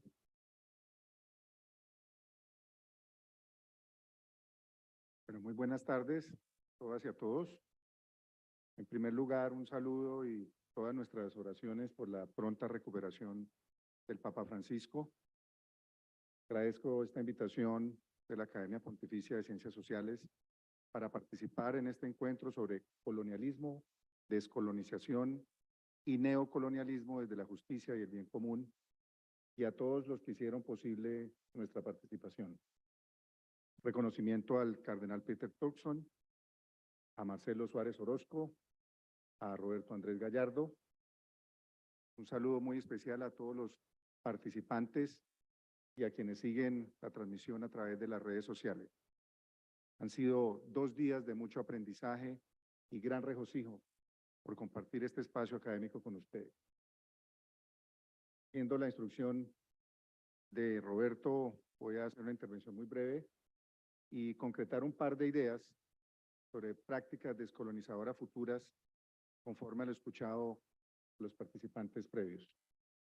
En la conferencia sobre industrias extractivas en Ghana, el profesor Samuel Newetsu, vimos algunas características que se reflejan en muchas de nuestras naciones. La concentración de recursos naturales en los países sometidos a dinámicas neocolonialistas los hace poco del permanente interés de las potencias colonizadoras y de su industria extractiva. Esta dinámica ha estado presente en modelos económicos en los que la repartición de beneficios derivados de estos proyectos no ha sido igualmente equitativa. En buena parte de los casos, el extractivismo de nuestros recursos naturales no deja sino una regalía, o cuando mucho, aquellas infraestructuras y servicios que resultan de los acuerdos directos con las comunidades impactadas. Una regalía, conforme los términos de nuestra Constitución política, está definida como la explotación de un recurso natural no renovable que se causa a favor del Estado como una contraprestación económica. Eso se dice a título de regalía. En ese sentido, la repartición de los beneficios está fuertemente inclinada a favor del mercado extractivista y de las potencias neocolonizadoras, pues solo en los estados industrializados existe el potencial de transformación de los recursos naturales, la generación de valor agregado y la utilidad derivada de su posterior comercialización. Por su parte, en los estados colonizados suelen quedar los conflictos y afectaciones socioambientales derivados de la extracción, todo esto solamente a cambio de una regalía. Esta situación contrasta con la existencia de tratados internacionales con carácter vinculante para los estados, sea porque tienen rango constitucional o legal, como es el caso del Pacto Internacional de Derechos Económicos, Sociales y Culturales, en adelante PIDES, el cual mencionaba Ana María Figueroa, y en su artículo primero, siendo una síntesis, traer lo que nos interesa, nos dice sobre este tema que hace parte del derecho a la libre determinación de los pueblos su prerrogativa de promover el desarrollo económico, social y cultural. B, el derecho a disponer de los recursos naturales propios, aún en el contexto de la cooperación económica internacional, bajo el principio de beneficio recíproco. La prohibición de privar a los pueblos de los medios de su propia existencia. La existencia de un derecho inherente de todos los pueblos a disfrutar y utilizar plena y libremente sus riquezas y recursos naturales. Por tal razón, los jueces de los estados parte del PIDES encuentran en este tratado una herramienta para fundar sus decisiones relacionadas con la explotación de recursos naturales no renovables y la conservación del medio ambiente. Tenemos entonces como en una práctica que puede ser aprovechada de forma inmediata, podrían los jueces resignificar la participación de las comunidades afectadas por la explotación de recursos naturales no renovables. Por ejemplo, el alcance de mecanismos de participación ciudadana frente a la explotación de recursos. Reinterpretar el principio de prevención y precaución a la luz de las reglas del PIDES. Otro ejemplo sería cuando en la construcción de una hidroeléctrica cambia el cauce de un río afectado, una comunidad pesquera, aunque no exista evidencia científica, dichos principios podrían evitar estos efectos. También podrían efectuar un control judicial de las decisiones del Poder Ejecutivo cuando éstas requieran reducir la cobertura de las áreas protegidas o de reserva natural para viabilizar la explotación de recursos como manifestación del principio de no regresividad. En el contexto del arbitraje de inversiones, podrían también reconocer un mayor margen de apreciación cuando se trate de casos relacionados con el medio ambiente o la explotación de recursos naturales. Una mayor confianza en la interpretación de las autoridades nacionales acorde al contexto de su Estado. Pero no solamente eso podrían hacer los jueces, también en determinado caso sería necesario algunos ajustes que lleven a replantear el esquema de repartición de beneficios derivados de la explotación de recursos naturales, bien puede ser con reformas legales o contractuales, pero los jueces deben ser garantes.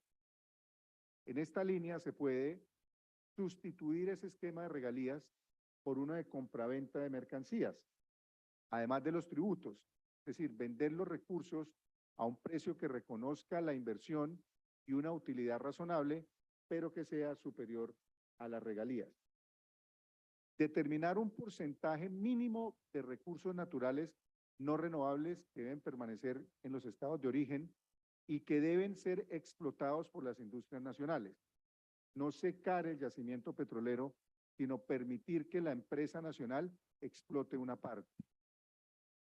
Imponer a las empresas extractoras la obligación de proveer servicios e infraestructuras en beneficio de las comunidades afectadas que excedan del estricto ámbito de los acuerdos directos con aquellas.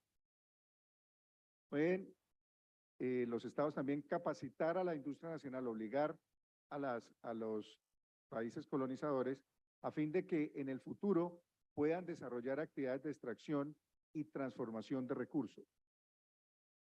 Obligar también a la incorporación de criterios ESG, Environmental, Social and Governance, en los proyectos extractores a fin de gestionar sus relaciones comunitarias y sus impactos medioambientales para asegurar un efecto neutro, si no positivo, en sus entornos operacionales. Puede también imponer una obligación sobre los estados e industrias extractoras de pagar una comisión al estado de origen sobre el valor agregado que aquellos obtienen tras la transformación de la materia prima y comercialización. Estas propuestas pueden ser efectivizadas en premisas de acción que faciliten las prácticas descolonizadoras futuras en los países periféricos. Nuevamente, muchas gracias por la invitación y por su atención.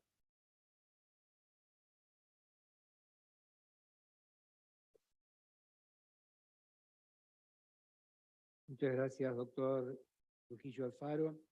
Le damos la palabra ahora a Lelio Ventes Correa, de Brasil, por favor.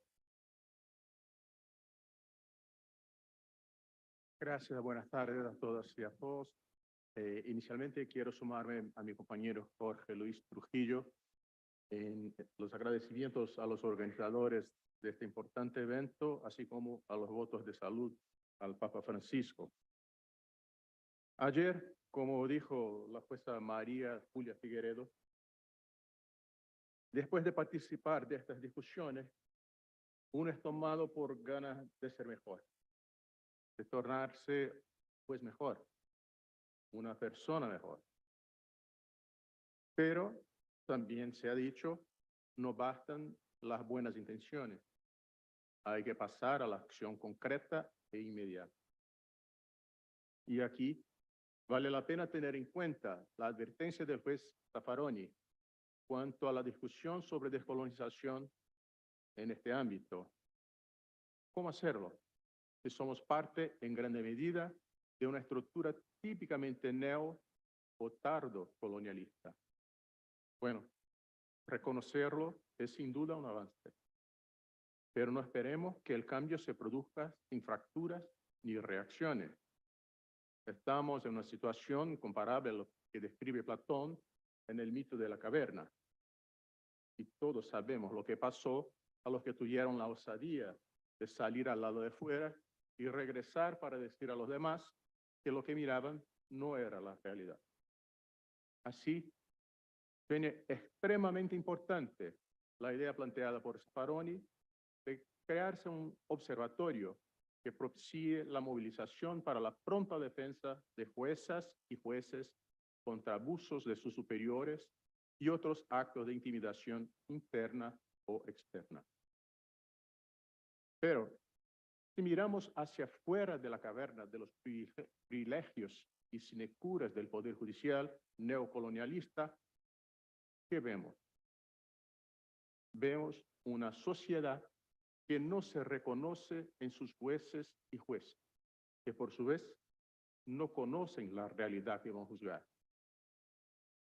Ejemplifico, si me permiten, con datos de la realidad de mi país, que conozco mejor, pero creo no se distancia mucho de la realidad de otros países de nuestra región. Brasil tiene la segunda mayor población negra del planeta, 56,1%, cerca de 120 millones de personas. Pero esta proporción suele ser mayor en la cárcel, 67,5% o 2 en cada 3 presos. Entre los trabajadores rescatados de trabajo en condiciones análogas a la esclavitud, la mayoría son negros. Casi todos, 93%, también fueron víctimas del trabajo infantil. Trabajadores negros reciben en promedio sueldos 30% menores que los trabajadores blancos. De las trabajadoras en hogares ajenos, 92% son mujeres y 65% negras. Además, las trabajadoras negras sufren los efectos de la interseccionalidad. A las mujeres negras se pagan menos que a las mujeres blancas y a los hombres negros. Más de la mitad de las madres son echadas de sus empleos antes que sus niños completen 2 años de edad. Cuanto a la violencia, en Brasil, una mujer es víctima de feminicidio, asesinato por su condición de mujer, a cada 6 horas. Por 14 años consecutivos, Brasil es el país con mayor número de asesinatos de personas trans en el mundo. Las agresiones contra la población LGBT ultrapasan a las 1.700 al año y siguen subiendo. ¿Y quiénes son las juezas y jueces a quienes toca juzgar los casos de violencia física, social y laboral contra estas personas, asegurando sus derechos? De los 18.000 jueces y juezas brasileños, 38% son mujeres, 18% son negros y solo 13 son indígenas. Su grande mayoría viene de las clases sociales elitizadas. O sea, es imposible para la sociedad reconocerse en un poder judicial machista, patriarcal, blanco y elitizado. Lo peor, los criterios de reclutamiento, mismo cuando más desarrollados en algunos países que adoptan el sistema democrático del concurso público, es el caso de Brasil, siguen favoreciendo candidatas y candidatos con un perfil elitista que se pueden dar al lujo de permanecer sin trabajar por 3 o 4 años en cuanto estudian para los exámenes. O sea, que pertenecen a un grupo social claramente definido y privilegiado. Es urgente, por tanto, introducir cambios en el sistema de reclutamiento a fines de ampliar las oportunidades de ingreso de personas originarias de los diversos segmentos de la sociedad, especialmente los más discriminados e invisibilizados. Acciones afirmativas como las políticas de cupos cumplen un rol fundamental en la solución del problema. Una iniciativa importante que merece destaque viene de la Asociación de Jueces y Juezas Laborales de Brasil, que ha instituido un curso preparatorio para el concurso de admisión a la magistratura, exclusivamente para personas negras con recursos económicos insuficientes, preferencialmente mujeres. Los jueces y juezas que ministran las clases en el curso Ennegreciendo a Toga lo hacen gratuitamente. Otro avance importante ha sido consagrado por el Consejo Nacional de Justicia al introducir la obligación de paridad de género en la composición de los jurados examinadores y paneles responsables por los concursos para ingreso en la magistratura. Además de ampliar la diversidad en los cuadros de la magistratura, es impositivo, como ha dicho la compañera de Argentina, es impositivo brindar formación permanente y de calidad en cuestiones de género y raza a los jueces y juezas que ya ejercen la profesión. Por formación de calidad se entiende no solo una formación técnicamente adecuada, pero también actividades in situ, hands-on training, que valoricen los múltiples saberes de distintos grupos sociales y contribuyan al desarrollo de una actitud de empatía para con los jurisdiccionados. En este sentido, el trabajo de las escuelas judiciales es fundamental. La frecuencia a estos cursos debe tener carácter compulsorio, una vez que se relaciona con 2 de los ejes centrales de la formación profesional de jueces y juezas: la dignidad humana y la dimensión ética, hoy aquí referida por el juez Octavio Tejero Duque. Esta obligación debe alcanzar la magistratura en todos sus niveles, incluso los miembros de los tribunales superiores.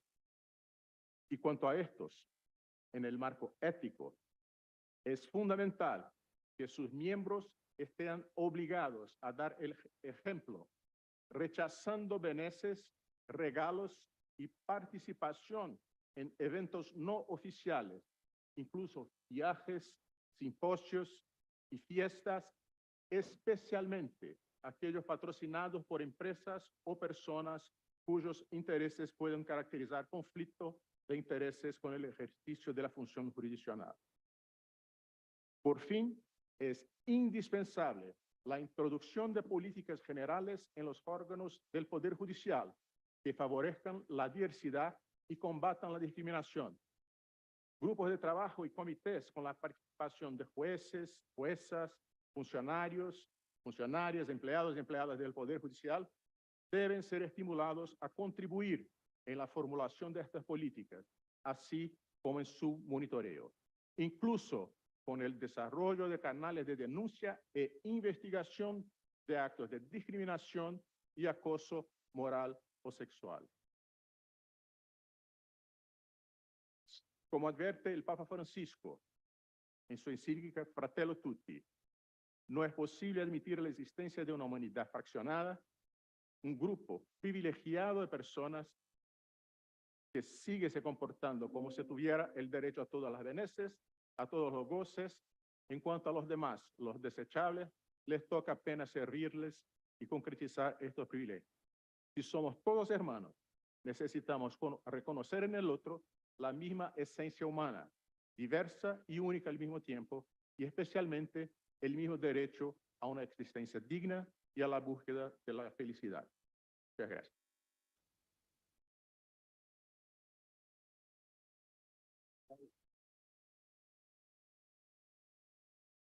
Muchas gracias, juez Dentes Correa. Y ahora también de Brasil le doy la palabra al juez Gabriel de Jesús Tedesco Wedi. Adelante, por favor. Agradeço aos amigos da comissão organizadora. Nós vivemos atualmente numa época que os geólogos chamam de Holoceno, que começou pouco depois da última era glacial, terminou há cerca de 11.700 anos. Mas durante mais de 2 décadas, alguns cientistas têm argumentado que o rótulo é demasiado antiquado. Em 2000, o termo pop, antropoceno, antropo para humano, seno para novo, ganhou proeminência, pois ele destaca a forma como as atividades humanas dominam a Terra, a atmosfera, os oceanos do planeta, impactando significativamente o seu clima e os ecossistemas naturais. Até hoje, os pesquisadores mencionaram a era do Antropoceno como o último período geológico em mais de 1.300 pesquisas científicas. Enquanto parte dos cientistas gasta, como se vê, uma grande quantidade de tempo em debates acadêmicos infrutíferos sobre o ano ou o período exato em que o Antropoceno iniciou, em um desfile de vaidades, muitas vezes, vários estudiosos indígenas e negros, filhos e filhas de uma opressão histórica, voltam a criticar o referido termo e a real importância do aludido debate. Essas minorias colonizadas, estupradas, desaculturadas e exploradas pelos homens brancos e ricos, precisam ser ouvidas e precisam ser respeitadas. O problema, de acordo com pesquisadores índios e negros, é que o termo presume que a crise climática é causada pela natureza humana universal e não pelas ações de uma minoria de colonialistas, capitalistas, patriarcas e exploradores eurocêntricos. A história que nos é contada pelos colonizadores e é ensinada para as atuais gerações de nossas crianças, nas escolas, é simplificadora e rasa, profundamente alienante, distorcida. Ela nega, acima de tudo, esse verdadeiro moinho de gastar gentes que foi e é a máquina colonial, como diria o saudoso antropólogo brasileiro Darcy Ribeiro. Estudiosos indígenas apontam ainda a forma como essa definição de antropoceno representa as ideologias colonialistas que cortam propositadamente os laços profundos e as interligações entre os homens, as plantas, os animais e o solo. Vínculos esses bem descritos pelo Papa Francisco na encíclica Laudato Si, por profundo desespero das elites conservadoras e do capital especulativo internacional. As teses dominantes dos cientistas brancos dos países ricos, ao invés de tratar a Terra como uma entidade preciosa que nos dá vida, está embasada em legados coloniais e mercantilistas ocidentais, ou seja, operam dentro de um paradigma colonial e extrativista que pode expropriar os recursos naturais indiscriminadamente. E que o planeta, embora sem nenhuma base científica séria, vai regenerar-se por conta própria, como dizem os neoliberais. Há conhecido estudo sobre essa perversão do direito de Hadel Assali, pós-doutora no Center for Science and Society, entidade afiliada da Columbia University, instituição onde realizei parte das minhas pesquisas doutorais e pós-doutorais, quase 2 anos. Mas não faz muito que alguns dos países da Ásia, também da África, alcançaram a independência formal dos impérios coloniais. E mesmo assim, no entanto, o colonialismo não é coisa do passado, mas é uma chaga aberta no coração da humanidade e que violenta os princípios da fraternidade e da dignidade da pessoa humana. O colonialismo continua a oprimir globalmente as nações em desenvolvimento e as comunidades minoritárias da África Ocidental até a Líbia, da Palestina à Ucrânia, a lugares como a Caxemira, que enfrentam subjugação, inclusive, sob ocupação militar. Pela primeira vez, aliás, em mais de 3 décadas, o painel intergovernamental sobre alterações climáticas, o IPCC, mencionou o termo colonialismo num relatório agora divulgado em 2022. Aí sim, talvez um ponto essencial para combater a efetividade e o aquecimento global, assim como as suas externalidades negativas. Existe uma nova e forte tendência em nível de pesquisas acadêmicas no direito climático de que o colonialismo é um catalisador histórico e contínuo da crise climática. Para o IPCC, os atuais desafios do desenvolvimento causam elevadas vulnerabilidades e são influenciados por padrões históricos e contínuos de desigualdade, como o colonialismo, especialmente para muitos povos indígenas e comunidades locais. Alguns governantes, players e cientistas de todo o mundo reconhecem o papel negativo que o colonialismo tem desempenhado no aquecimento do nosso planeta e na destruição das culturas tradicionais, dos ecossistemas e da biodiversidade. Todo o continente africano, por sua vez, é responsável pela mais baixa percentagem de emissões de gases de efeito estufa, com 3,8%. Em contraste com muito mais emissões, os Estados Unidos e a União Europeia são responsáveis por 19% e 13% das emissões globais, respectivamente. As políticas climáticas continuam a excluir os negros e os povos indígenas em todo o mundo, embora esses sejam desproporcionalmente afetados pelo aumento do nível dos oceanos, pela destruição das dunas e por fenômenos meteorológicos extremos. Não podemos alcançar a justiça ambiental sem reverter os danos do colonialismo, mas ainda precisamos abordar com maior profundidade as raízes coloniais das alterações climáticas. No ano de 2021, Max Liboron, professor associado de Geografia na Memorial University of Newfoundland, publicou o livro Poluição e Colonialismo, no qual argumenta que as principais causas da poluição são tanto os produtos químicos como o próprio colonialismo. Liboron salienta que o suposto direito de utilizar a terra e os oceanos como lixeiras, independentemente da parte do mundo que se encontrem, está enraizado no sistema da justiça colonial. Embora exista regulação para reduzir os níveis de poluição, as leis, em especial, quando aplicadas por julgadores incautos ou com má formação ética e moral cultural, pode ser aplicadas de modo a conferir um poderoso salvo-conduto aos emissores de gases de efeito estufa e poluidores em geral. Em países industrializados, isso tem um impacto desproporcional sobre as minorias negras, índias e LGBTs, que vivem em áreas vulneráveis de menor valor imobiliário e em moradias precárias.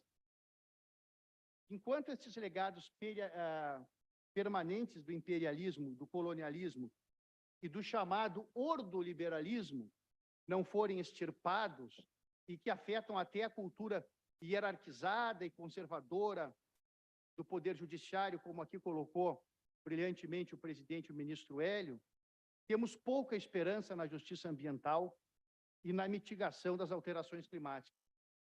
É importante, portanto, uma reeducação ética, moral e socioambiental dos operadores do direito e de nós, juízes, para um processo global de descolonização e de emancipação intelectual. Objetivamente, acabando, como soluções práticas, o Estado social ambiental de direito deve: 1. Tributar o carbono. 2. Dar incentivos fiscais para as energias renováveis, eólica, solar, marítima, biomassa. 3. Estimular a criação de empregos verdes, inclusive com programas de primeiro emprego. 4. Combater de modo efetivo as queimadas e o desmatamento. 5. Garantir escolas de turno integral, desde a pré-escola até a universidade, com alimentação e serviço médico para todo o povo. Estou encerrando já. Fortalecer e ampliar os sistemas gratuitos de saúde. Tributar de modo progressivo as grandes fortunas e aumentar os tributos sobre as remessas dos lucros extraordinários para o exterior. Só para finalizar, e o judiciário? É uma frase apenas. Os juízes, evidentemente, esta é uma metáfora secularizada, devem seguir como exemplo a coragem dos apóstolos de Cristo. Não podem traí-lo e nem negá-lo antes do galo cantar pela terceira vez. Precisam fugir ao apelo dos falsos profetas. Eles existem também na área jurídica, transfigurados de doutrinadores, que são adorados muitas vezes por julgadores como verdadeiros bezerros de ouro. Devem os bons juízes afastar este cálice de mau vinho e prolatar as suas sentenças com o sentimento de não violar a Constituição e garantir o não retrocesso dos direitos humanos e dos direitos fundamentais socioambientais. Muito obrigado, senhoras e senhores.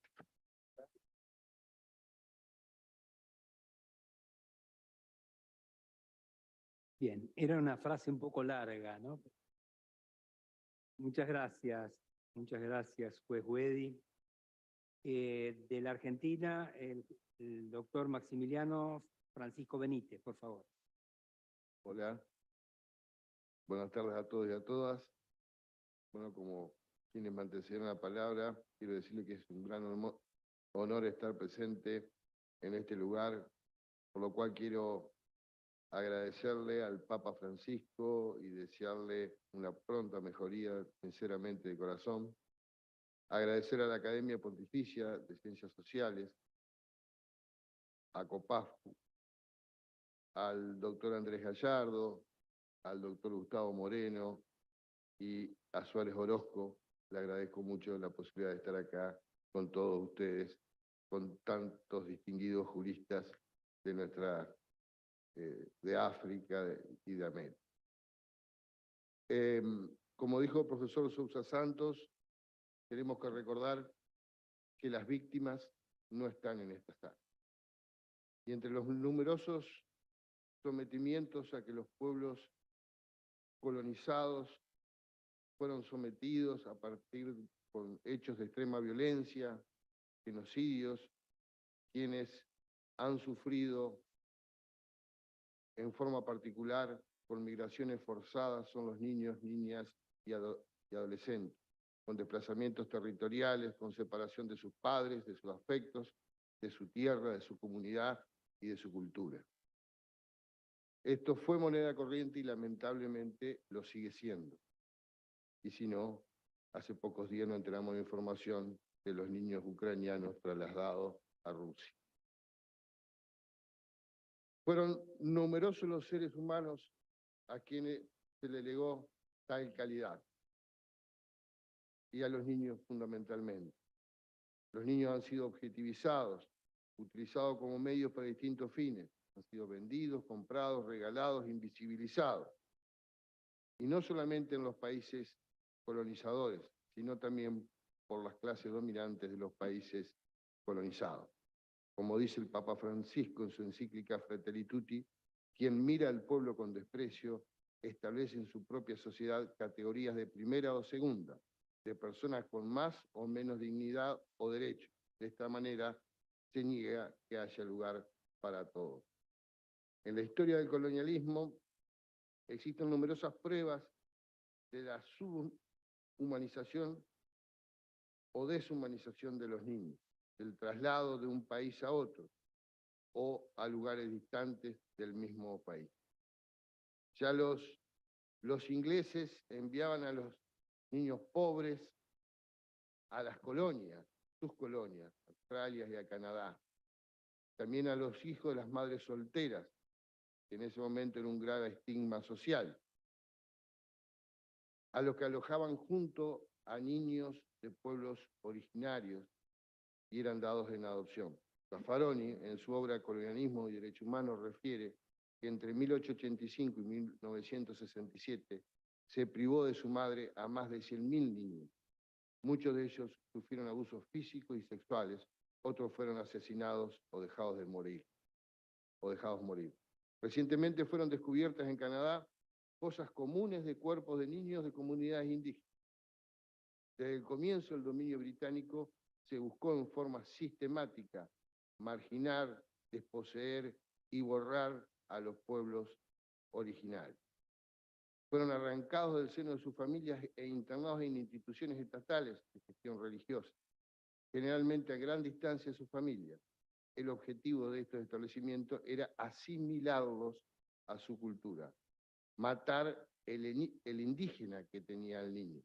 Sin embargo, y conforme a las fosas encontradas, muchas veces mataban también al niño. Los niños eran obligados a abandonar su idioma por el idioma de los países colonizadores. Eran castigados si no hablaban el idioma de ellos. Eran alojados en lugares y no. En mi país, en la Argentina, también se quiso asimilar a los niños. La dictadura militar mató a los padres y se robó los niños también para asimilarlos a su cultura. Y gracias a la labor de Madre de Plaza de Mayo estamos descubriendo la identidad de esos niños.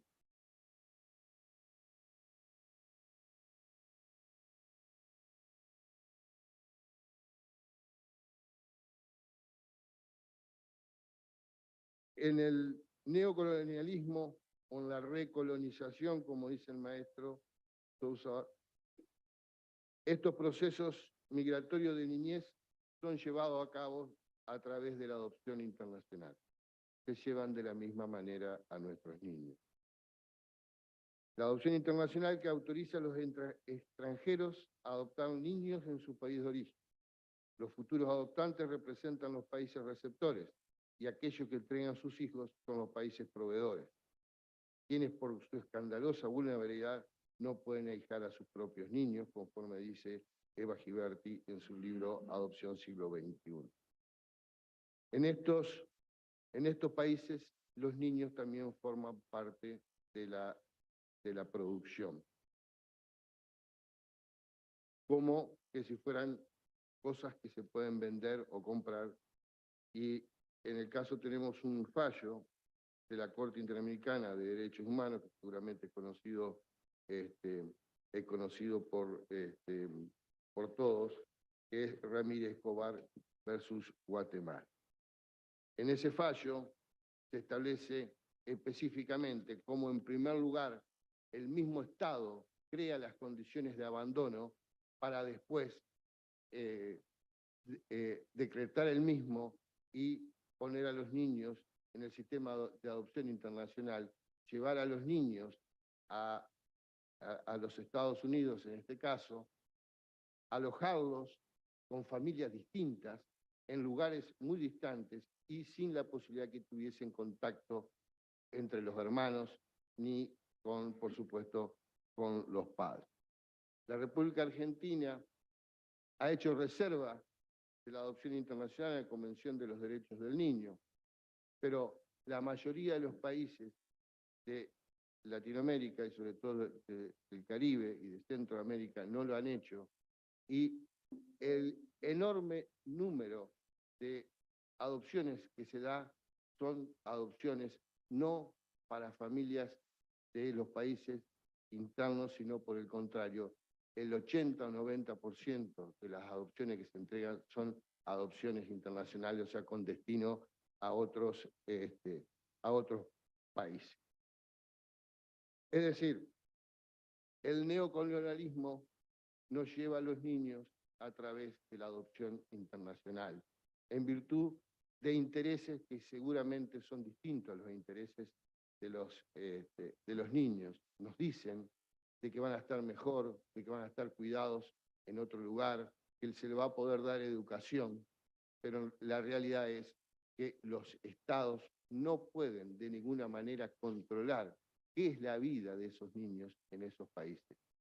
Y en muchos casos pueden estar siendo sometidos a trabajo infantil, a prostitución, trata, etc. Nosotros consideramos en Argentina que la adopción internacional son casos de trata. Los jueces no podemos ser pasibles a estas presiones, pues los jueces somos garantes de derechos. Y si estamos entregando a los niños, estamos entregando el futuro, estamos entregando la esperanza. Por lo tanto, entiendo que, como manifestaba Grofogel, en el sentido que tenemos que concretar algo, porque si no son meros discursos muy bonitos, pero que no se concreta en definitiva algo. Bueno, uno de los tópicos a concretar es que los jueces de nuestros países pongan atención en la adopción internacional y traten de evitarla en la medida de lo posible. Muchas gracias por su atención.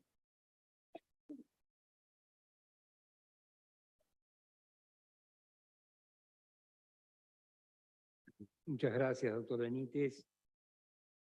La jueza Joy Lograno, de Estados Unidos, tuvo que retirarse por un problema de pasajes aéreos, pero pidió que la jueza de Sousa, en su nombre y en 5 apretados minutos, deje un mensaje para los presentes. Muchísimas gracias.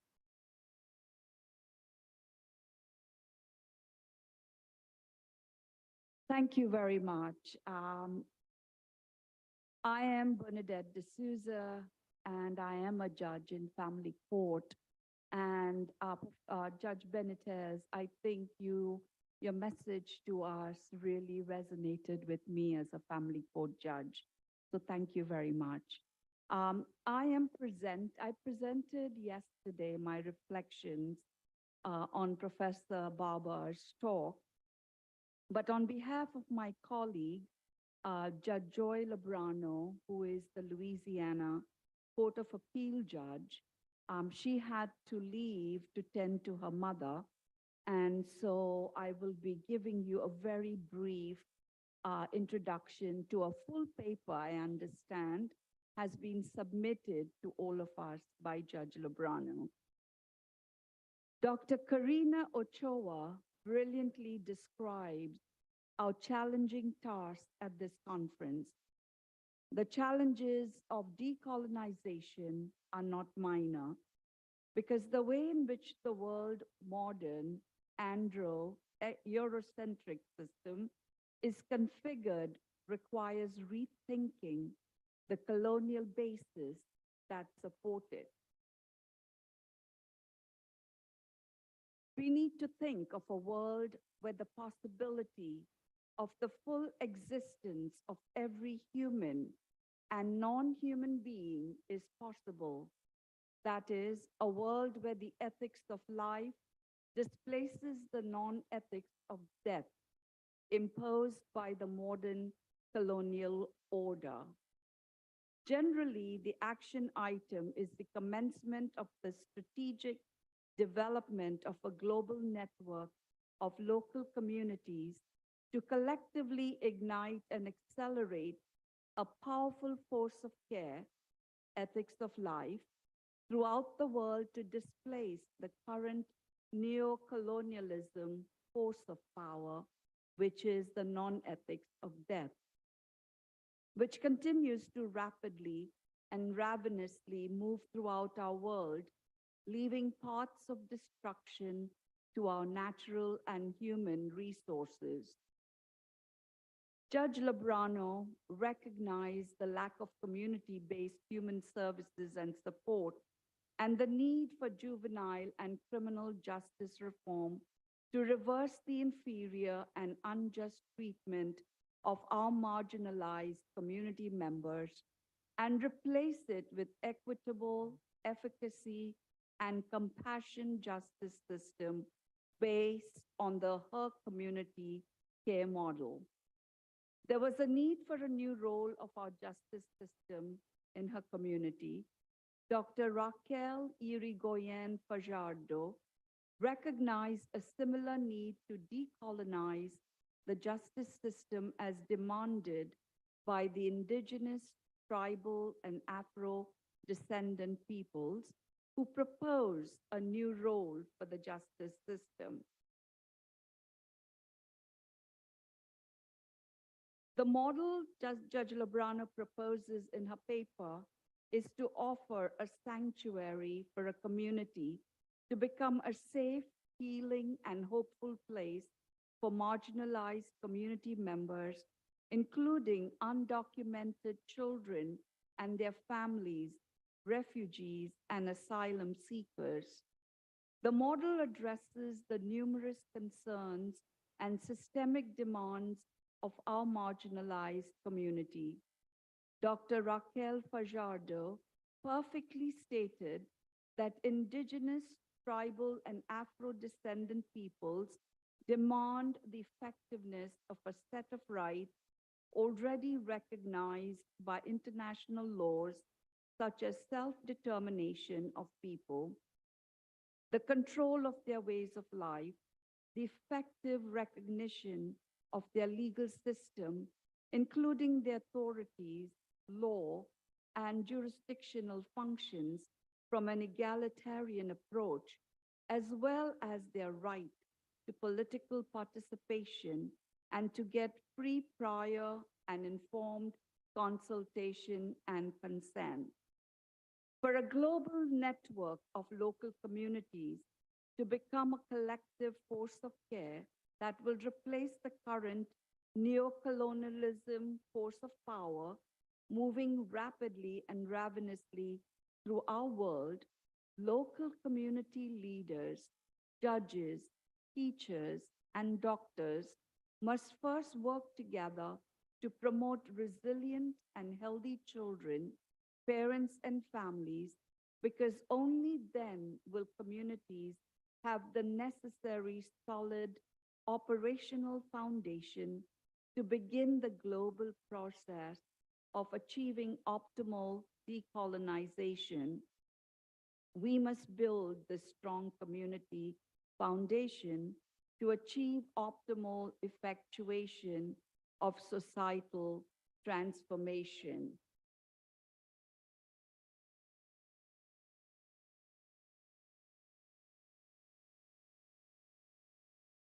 As Dr. Enrique Dussel explained, that it will be part of a second emancipation and the full decolonization of the common good toward a world without colonialism.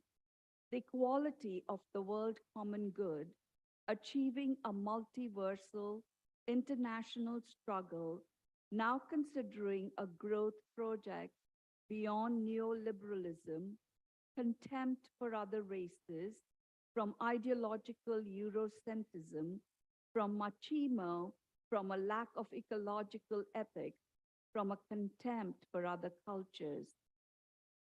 Judge Lebrano states that her vision one community care, one community at a time, can become a reality.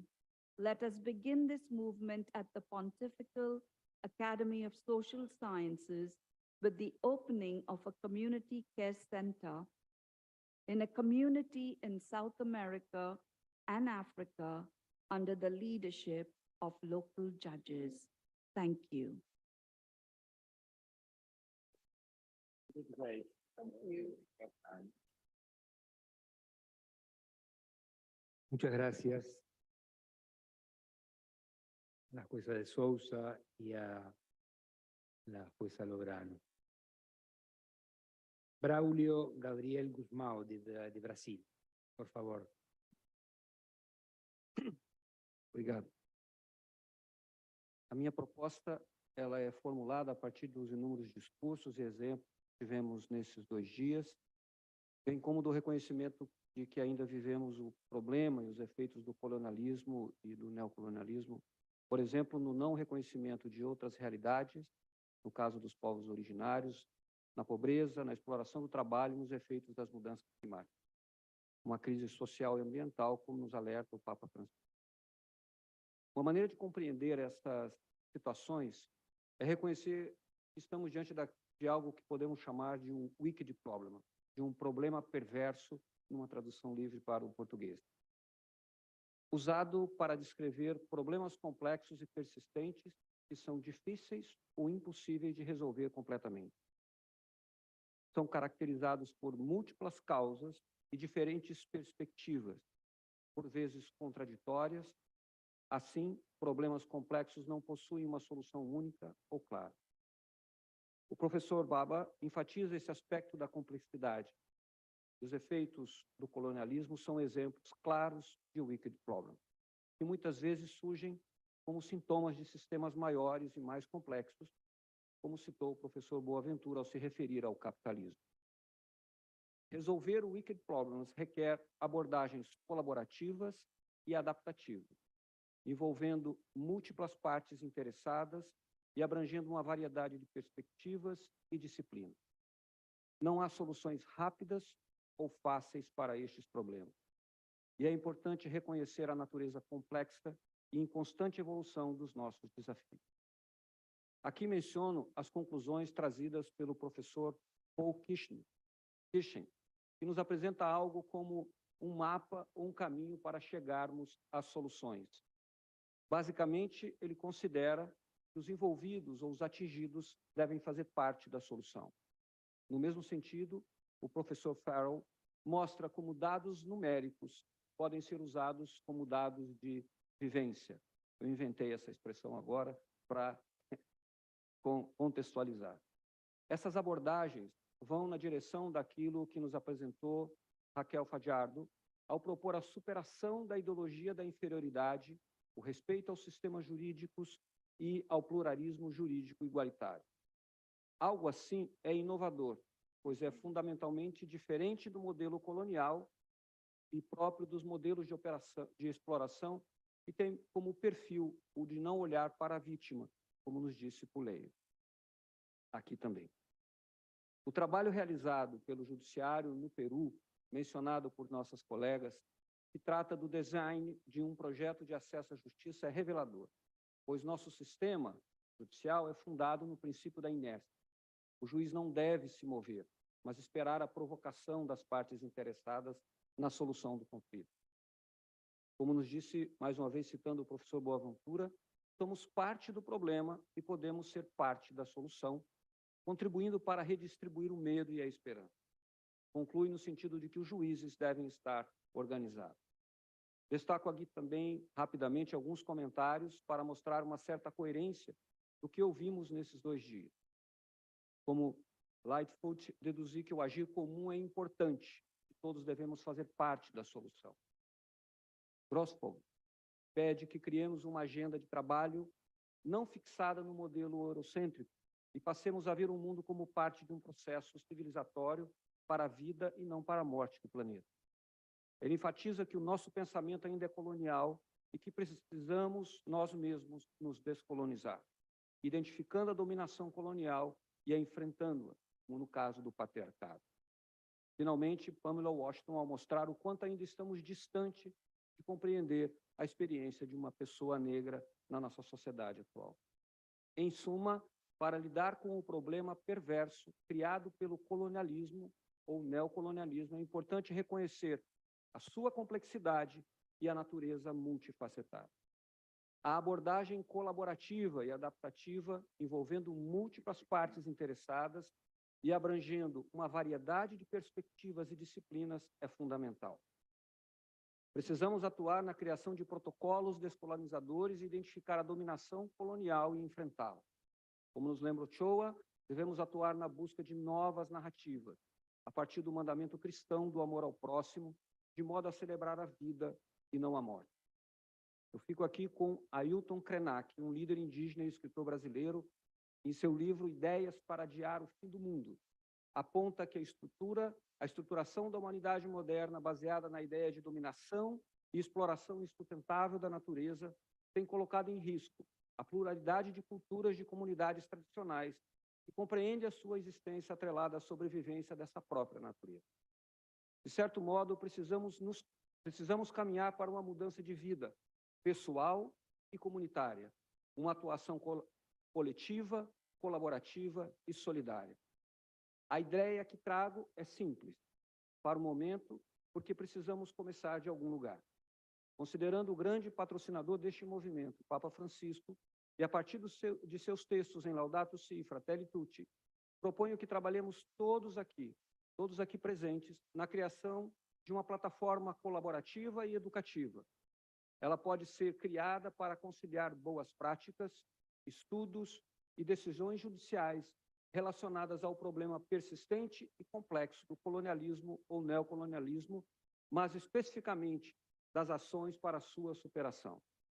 Pode envolver múltiplas partes interessadas e abranger uma variedade de perspectivas e disciplinas, buscando soluções colaborativas e adaptativas para o Wicked Problem.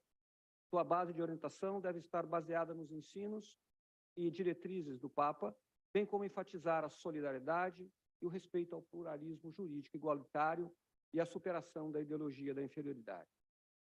Seus membros devem, além de buscar essa transformação comunitária, buscar uma sincera mudança de vida pessoal, tudo baseado na harmonia com a natureza e na solidariedade. E rapidamente trago aqui o que imagino pode ser a estrutura dessa plataforma, que pode ser digital e colaborativa, porque somos muitos e de vários lugares do planeta. Uma abordagem colaborativa, de uma plataforma projetada para envolver múltiplas partes, como pesquisadores, profissionais do direito, líderes comunitários, membros da sociedade civil, para trabalharmos juntos na identificação de soluções para os problemas. Acessibilidade, de modo a ser acessível para pessoas de diferentes regiões geográficas, contextos socioeconômicos, utilizando tecnologias que permitam o acesso fácil e rápido a todos. Conteúdo educativo, com estudos de caso, informações históricas, análises e decisões jurídicas. Participação ativa. Os usuários devem ser incentivados a participar da discussão e na geração de soluções. Uma abordagem adaptativa. Essa plataforma deve ser flexível, permitindo a incorporação de novas informações e soluções conforme o problema evolui. Lembrem-se, ele é perverso e ele é mutável. Além de permitir a realização de revisões regulares para novas soluções. O respeito ao pluralismo, compromisso com a mudança e mais, não apenas o digital, mas também que permita o contato pessoal, para que possamos viver novas experiências, criar novos laços e sermos efetivamente colaborativos. Como exemplo dessas trocas, devemos buscar realizar eventos como esse, tais como outros ou seminários e experiências de vida, para que possamos, enfim, crescer e buscar essas soluções. Por fim, a plataforma deve ser pensada de forma inclusiva, de modo a garantir a participação de pessoas com diferentes formações, habilidades e níveis de acesso à tecnologia. Para isso, é preciso pensar em estratégias que garantam a acessibilidade digital, que levem em consideração as necessidades específicas de cada grupo de participantes. Essa é a minha proposta e eu agradeço muito a atenção de todos. Obrigado.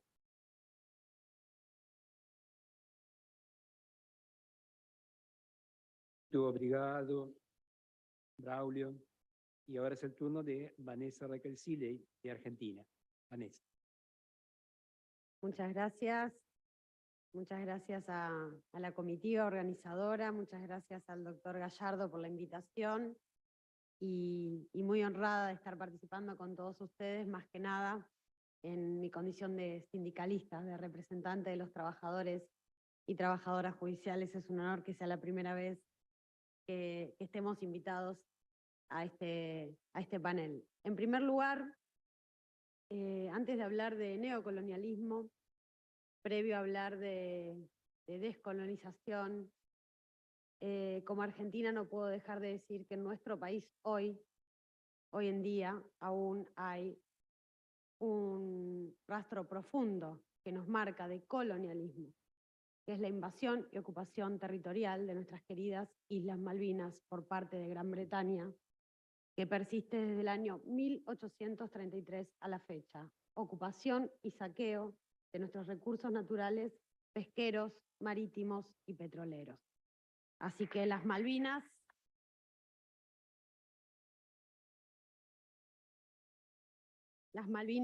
fueron, son y serán argentinas.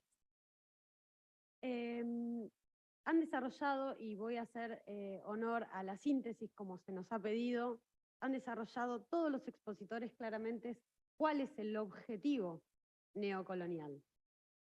Y lo han desarrollado a través de la implantación de un modelo económico. El modelo económico extractivista que bien han explicado todos y todas. Que requiere además de ese extractivismo de los recursos naturales, ese vacío económico que dejan nuestros territorios en nuestra patria, requiere además la fuga de esas riquezas. Por eso también se basa en un sistema de valorización financiera.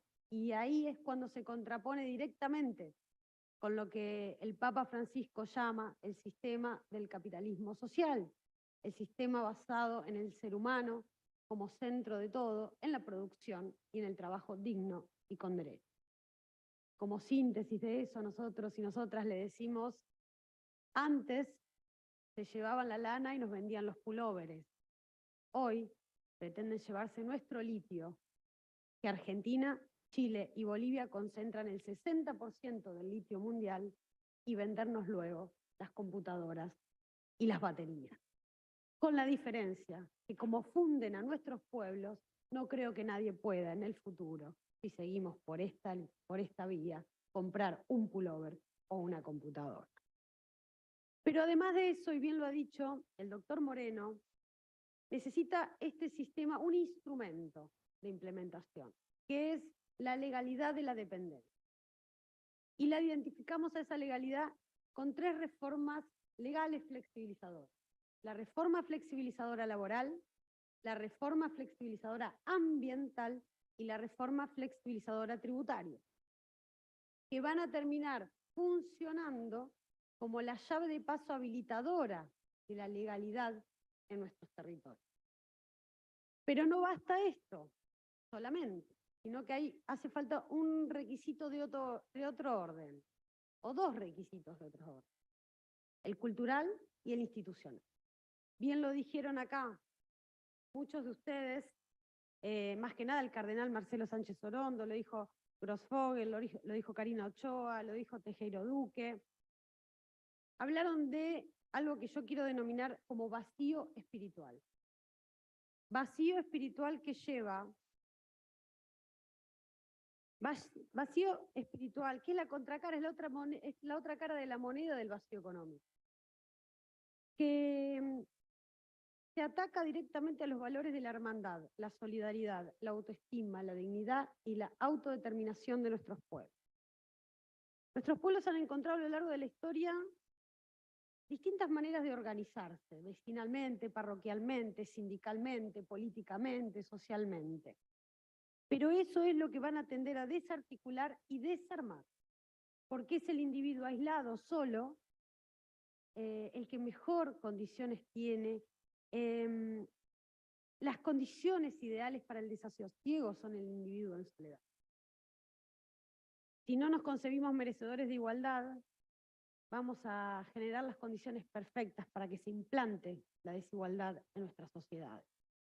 Y ahí es cuando aparece también la tecnología, las redes sociales, esas formas distantes de comunicación. Y esas formas distantes de comunicación que también tienen dueño. Y yo quiero dar un ejemplo. Por ejemplo, Twitter. Elon Musk, el actual dueño de Twitter, fue quien antes usaba la invasión o los golpes de Estado en países como Bolivia si no le daban el litio como él pretendía, ya que también es CEO de una empresa que hace autos eléctricos. O sea, ¿casualidad? No, estrategia neocolonial. Además de este requisito del vacío espiritual de nuestros pueblos, el neocolonialismo requiere otro requisito, que es la clausura total de la representatividad popular. Nuestros pueblos ejercen esta manera de organizarse también a través de la democracia y del voto, de la elección libre, de la democracia. Entonces, este requisito, este objetivo neocolonial, requiere, perdonen que me perdí todo acá, requiere, lo voy a decir de memoria, que la representación popular sea clausurada a través de la estigmatización, persecución, luego judicialización y finalmente proscripción de los líderes populares. La herramienta que el sistema ha encontrado para ello es el lawfare. El lawfare que, como bien lo ha dicho nuestro Papa Francisco, comienza con la estigmatización en los medios de comunicación, pero también en las redes sociales, que fíjense son las que marcan tendencia. Entonces se deposita en ese otro o en esa otra el contenido de todos los males cotidianos, a los fines de que luego en los estrados judiciales aparezcan las denuncias que a través de procesos viciados absolutamente, como bien se ha dicho acá, viciados de constitucionalidad, con incumplimiento de todas las garantías, se lleven adelante para finalmente la proscripción. Ha dicho el juez Gallardo, cuando habló del lawfare, que era la dictadura del lawfare. Me parece una comparación exacta, porque en su tiempo las dictaduras militares fueron los ejecutores locales de la estrategia colonial. Y hoy el lawfare es el ejecutor local de la estrategia neocolonial. Por eso creo que magistrados y magistradas de todas las latitudes que acá están y de países del sur del mundo, lo que tenemos que apuntar, antes de decir la propuesta, lo que creo que tenemos que apuntar, que tienen que apuntar, porque en definitiva yo no soy jueza, es a imitar a los pueblos cuando se liberaron antes, con la humildad de mirar cómo han luchado y cómo se han organizado. En definitiva, es la manera de volver a romper con el neocolonialismo en nuestros países. Y la propuesta que, para llevar a la práctica, muy necesaria, voy a retomar la que hizo el doctor Zaffaroni, que la hemos coordinado acá con Ana María Figueroa y el resto de los colegas, que es la creación del Observatorio Jurídico contra el Neocolonialismo. Un observatorio jurídico que tiene que tener funciones claras y específicas. Entre ellas, la de detectar los casos más graves de violaciones a los derechos humanos en nuestras naciones. La de defender a quienes ejerzan la magistratura perseguidos por cúpulas judiciales, porque sí, el lawfare nace de las conducciones de los poderes judiciales, las Cortes Supremas y los principales tribunales federales. No son todos los magistrados y magistradas, muy por el contrario, son pocos, pero conducen. Defenderlos de los medios de comunicación, de las redes sociales, de los servicios de inteligencia nacionales e internacionales que practican e influyen directamente en estas cuestiones. También que se exhiba los hechos al conocimiento público, que este observatorio además haga llegar sus conclusiones a los organismos internacionales y que tenga propuestas de cambios normativos y yo agrego también, ¿por qué no?, constitucionales para nuestros pueblos. Muchas gracias.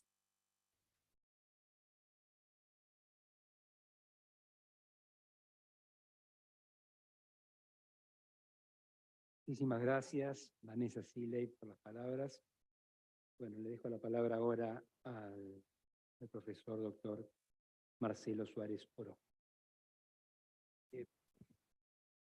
Perdón, Andrés, creo que nuestra colega de la academia, Emilce Jude, nos va a ofrecer su palabra.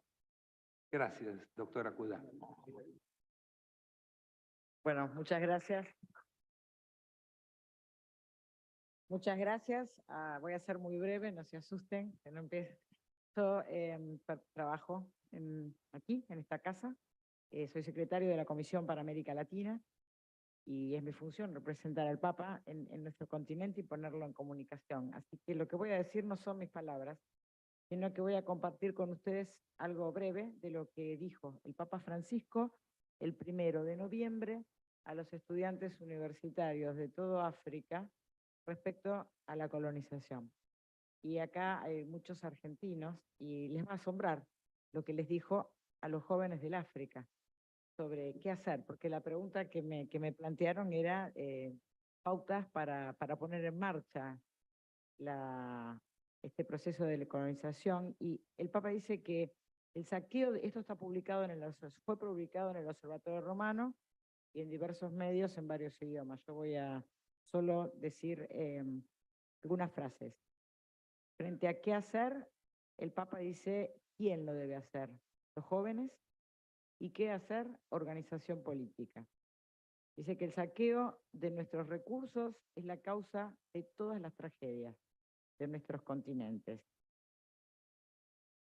Dice que estos países que piensan que se liberaron en realidad quedan en relación de dependencia con el colonizador por la riqueza de debajo de la tierra, porque la independencia es total o no es. Les dice que no estén quietos, que se muevan, que evidentemente van a molestar, pero muévanse, organícense y ayuden a los otros a organizarse. Si están solos, serán vencidos. Si se organizan, van a luchar. Muchos van a ser mártires, pero van a lograr algo. Sepan que la organización vence al tiempo. La organización va más allá del tiempo. Organícense. No jueguen como islas, porque van a perder. Organizados van a sufrir, van a ser perseguidos, pero van a triunfar. Sigan adelante, que lo que arriesguen ustedes dé frutos para la patria y para la juventud. Le dice a los jóvenes que quieren estar incluidos en el proceso de crecimiento de sus países, de crecimiento de la patria, le dice que tienen que dejarlos realizar preguntas, que tienen que poder explicarse, que tienen que poder participar. Los jóvenes tienen que acostumbrarse a participar socialmente, políticamente, religiosamente, culturalmente, intelectualmente.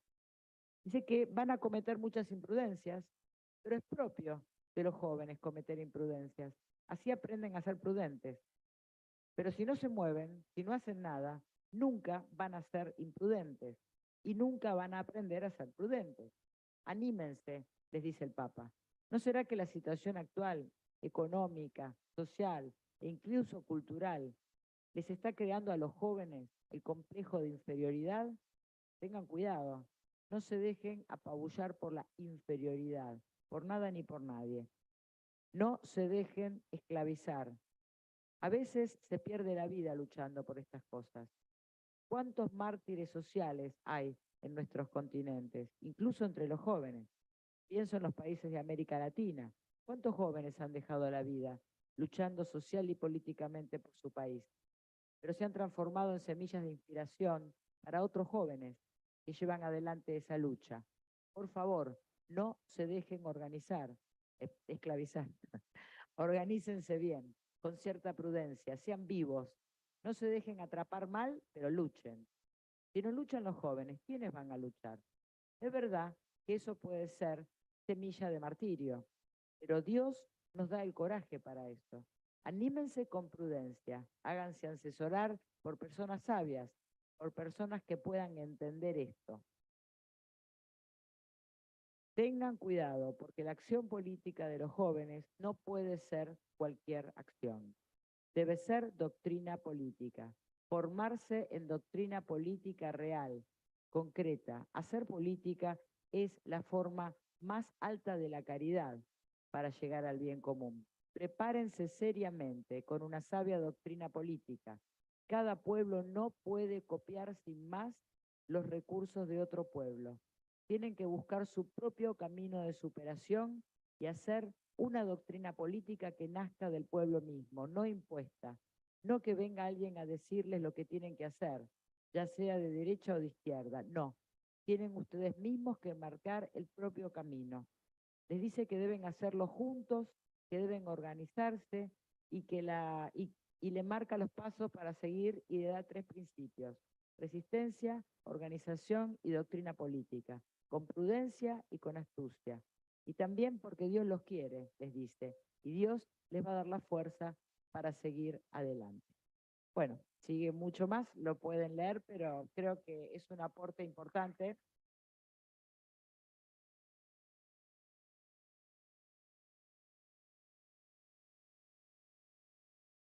Le voy a decir que lo aplaudieron, porque son palabras de él. Está el video en la red. Pero bueno, frente a qué hacer, que era la pregunta, qué aportes podíamos dar, las palabras del Papa siempre apuntan a los jóvenes. Él siempre dice, no optamos por el pueblo, sino con el pueblo. Y también esto aplica a los jóvenes. No hablamos por los jóvenes, sino que lo hacemos con los jóvenes. Es raro ver en las reuniones personas menores a 30 años opinando, ¿no?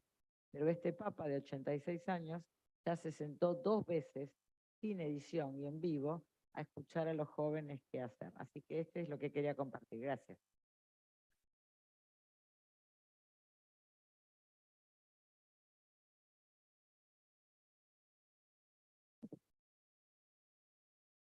Muchísimas gracias, doctora Kula, por la palabra y la palabra del Santo Padre. Bueno, primero, el tema de nominación de autoridades de Copaju y Cuafju queda obviamente en las manos del Santo Padre. Él, ni bien pueda, decidirá y públicamente anunciará su decisión. Segundo, Monsignor Marcelo is asking, this is the notification of the Copaju and Coafcu, the authorities that will be decided by the Holy Father.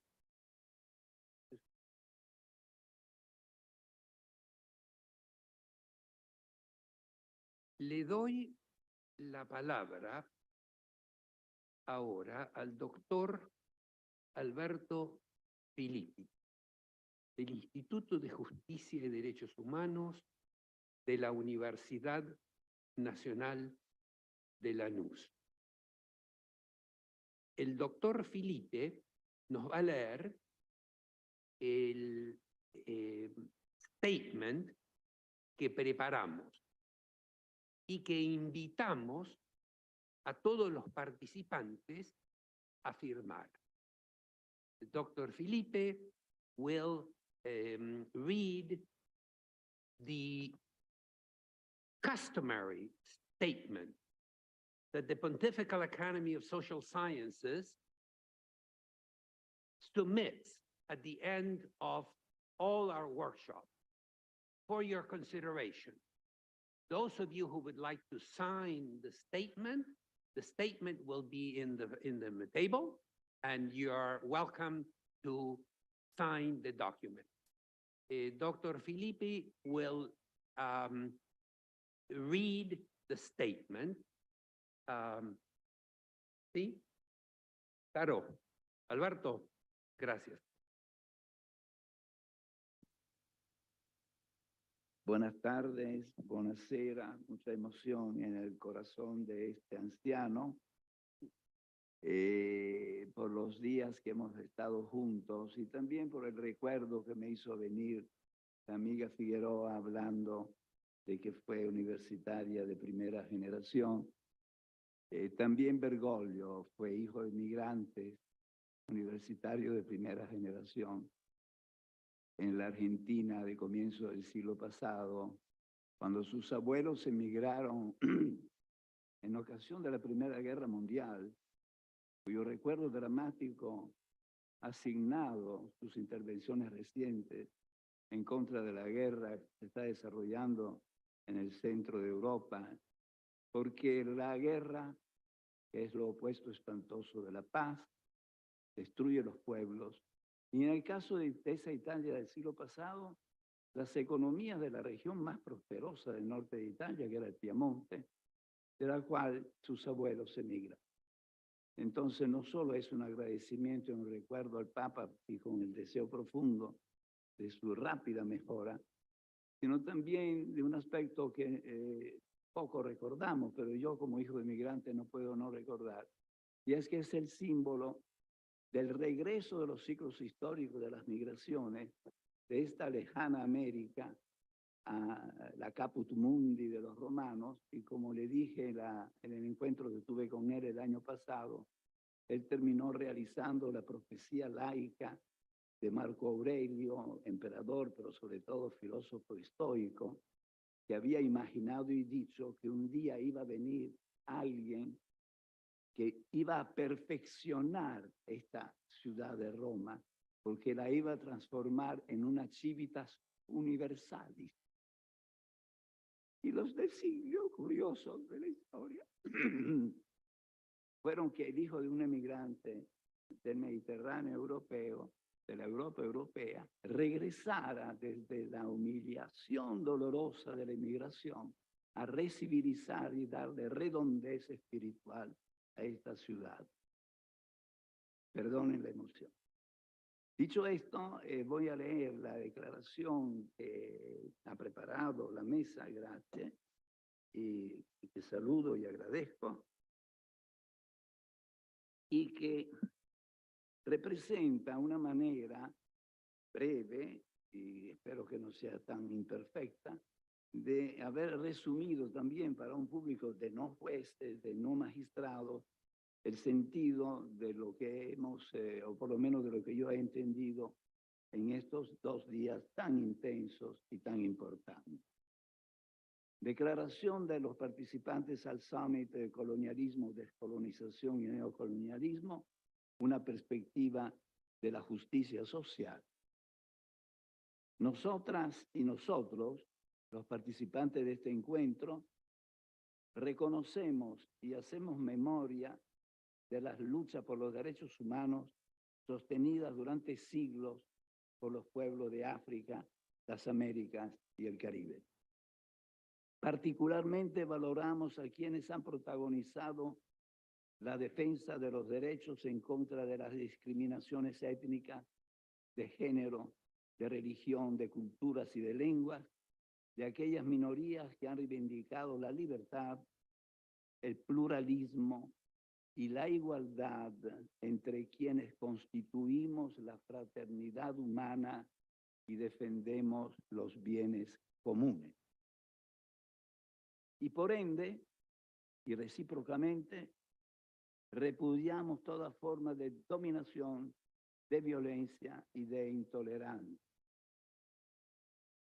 Promovemos el diálogo y el respeto hacia las identidades culturales y religiosas de las sociedades y de sus tradiciones históricas, en cuanto han sido y son manifestaciones individuales y colectivas de resistencia a las hegemonías económicas, políticas, militares y culturales impuestas por Europa, fuera de Europa, y de manera eminente a partir de 1492. Por lo mismo, en torno a esta fecha, apreciamos la declaración de la Santa Sede del día de ayer, 30 de marzo de 2023, según la cual la llamada doctrina del descubrimiento, entre comillas, afirmada en las bulas papales del siglo XV, a partir del siglo XV, no forma parte de la enseñanza de la Iglesia Católica. Al mismo tiempo reconocemos que la migración, si bien es una condición compartida por toda la humanidad, las catástrofes humanas del siglo XXI, tratadas por los vectores de guerra y de terror, desigualdades estructurales y colapsos medioambientales, contribuye a niveles de desplazamientos masivos y a provocar cantidades de refugiados nunca vistas desde la Segunda Guerra Mundial. A nivel planetario, hay más de 100 millones de personas desplazadas que son el resultado de condiciones al límite del orden social, económico y medioambiental. Los aquí reunidos auspiciamos y defendemos las culturas decoloniales y descolonizadoras como base necesaria de las culturas jurídico-políticas en la formación académica de los magistrados, sean ellos defensores, fiscales o jueces, así como de quienes conciben y promueven el acceso a la justicia de los jurídicamente más débiles, descartados por el sistema. Nosotras y nosotros, laicos y religiosos, en el espíritu que nos infunde la encíclica Fratelli Tutti de Papa Francisco, conscientes de los valores de la libertad y de la igualdad, de la inviolabilidad de la persona humana y de su dignidad, así como están plasmadas en lo concreto de nuestras comunidades, de nuestros pueblos y de nuestras naciones, abogamos por forma de convivencia común y de paz en cada una de las regiones del mundo. La paz, condición imprescindible para poder legar a las generaciones venideras nuestra Pachamama planetaria, garantizando de este modo la perenidad de la vida de nosotros y de los futuros seres vivientes. Suscriben las y los participantes hoy viernes 31 de marzo de 2023 en la sede de la Pontificia Academia de las Ciencias Sociales, Ciudad del Vaticano.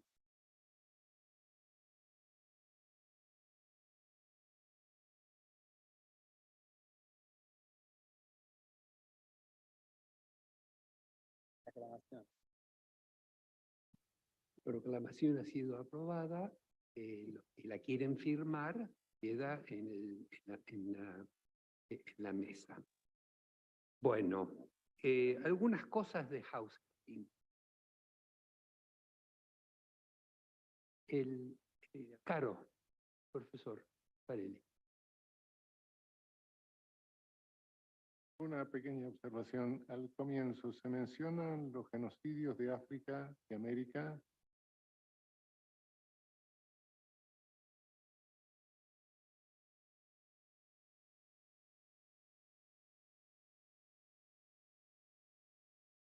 Nosotros, los participantes de este encuentro, reconocemos y hacemos memoria de las luchas por los derechos humanos sostenidas durante siglos por los pueblos de África, las Américas y el Caribe. Particularmente valoramos a quienes han protagonizado, no, la palabra genocidio no está, se puede añadir.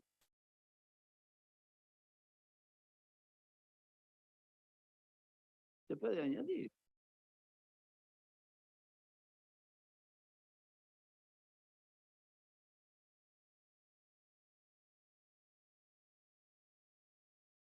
No, quería significar, bueno, las luchas de la independencia de la India, Asia y Oceanía, ¿no?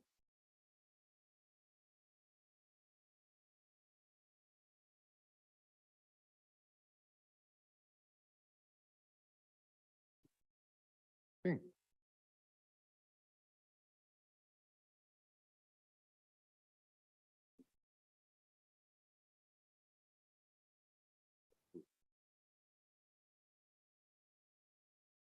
Si bien la observación es correcta, lo cierto es que la interpretación fue aplicar en los territorios a los países que estaban involucrados en este evento. Entonces ahora ya está, y esa es la única observación, podríamos dejarla para otra oportunidad, así habilitamos la firma, salvo que hubiera alguna otra observación, ¿no?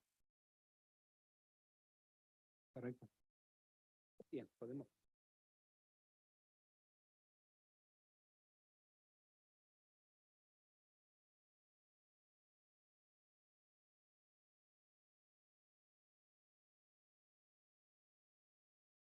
Sí, una pequeñita observación. Han mencionado el pluralismo. Yo sugeriría, si es que se podría añadir la palabra pluralismo jurídico igualitario, porque hay un pluralismo subordinado colonial. Y lo que creo que queremos plantear es un pluralismo igualitario, descolonizador.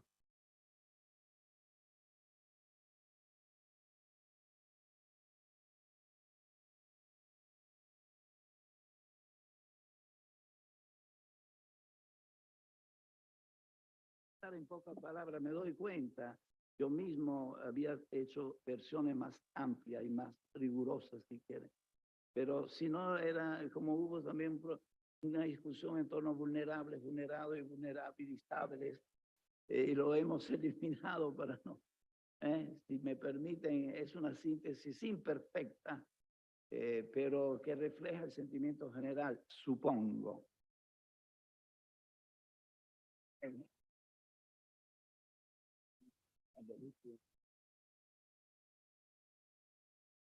Sí. De cómo está redactado, me parece excelente que se respeta la identidad de género, la igualdad, pero empiezan nosotras y nosotros los participantes. Es decir, hay meras cuestiones que podría, claro, sacarlos porque nosotras y nosotros participantes. Dos veces se repite esa cuestión. Es menor, pero ya que estamos, si se va a volver a imprimir, lo hacemos correcto. Si no, se firma así o se tilda eso.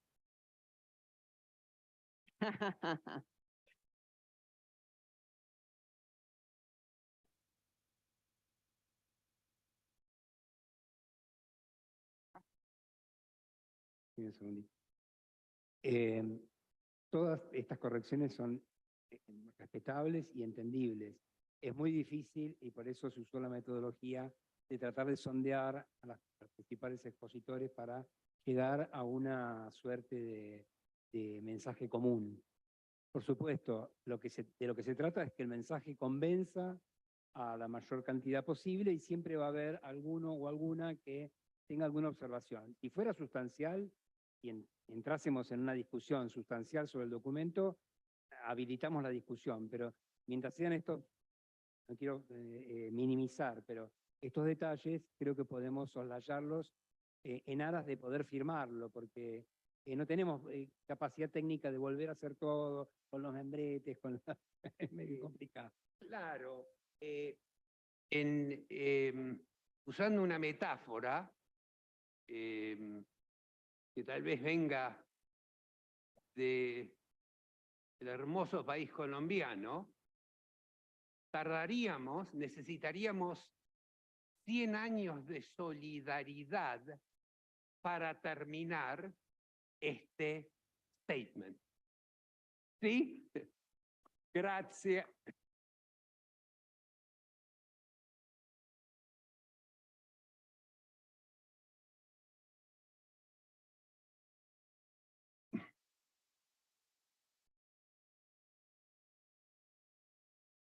Bueno, dos o tres cositas de housekeeping. Hay una serie de fotos hermosas que nuestra querida Gabriela ha sacado.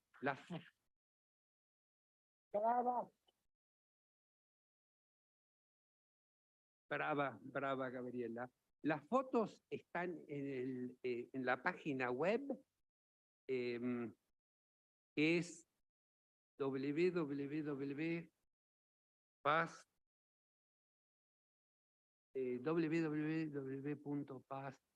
¿qué más? Ahí las pueden encontrar, las pueden imprimir. Son unas fotos muy, pero muy hermosas. El juez Gallardo va a compilar las ponencias en un libro para ser publicado por la Editrici Vaticana. Entonces, el juez les pide, por favor, que manden copias ya más o menos editadas, pulidas, planchadas, almidonadas, ¿sí? ¿Capisci? En más o menos 4, 8 semanas, ¿sí?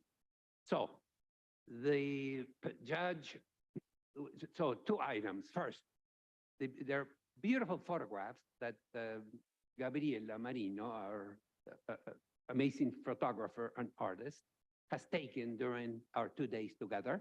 You're welcome to look at the photographs. They're in the webpage at www.pass.va.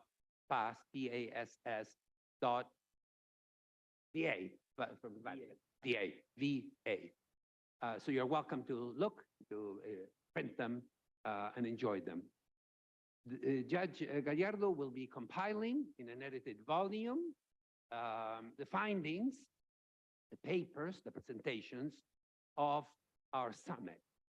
So kindly prepare for the judge your final version of your contributions in the next 2 months. And if you all have Andres's email address, and you can also send them to the past address that you've been interacting with in preparation to our arrival to the Vatican City. Ahora, un momento muy especial. El juez Andrés Gallardo nos va a leer una carta que nos mandó el Santo Padre desde el Policlínico.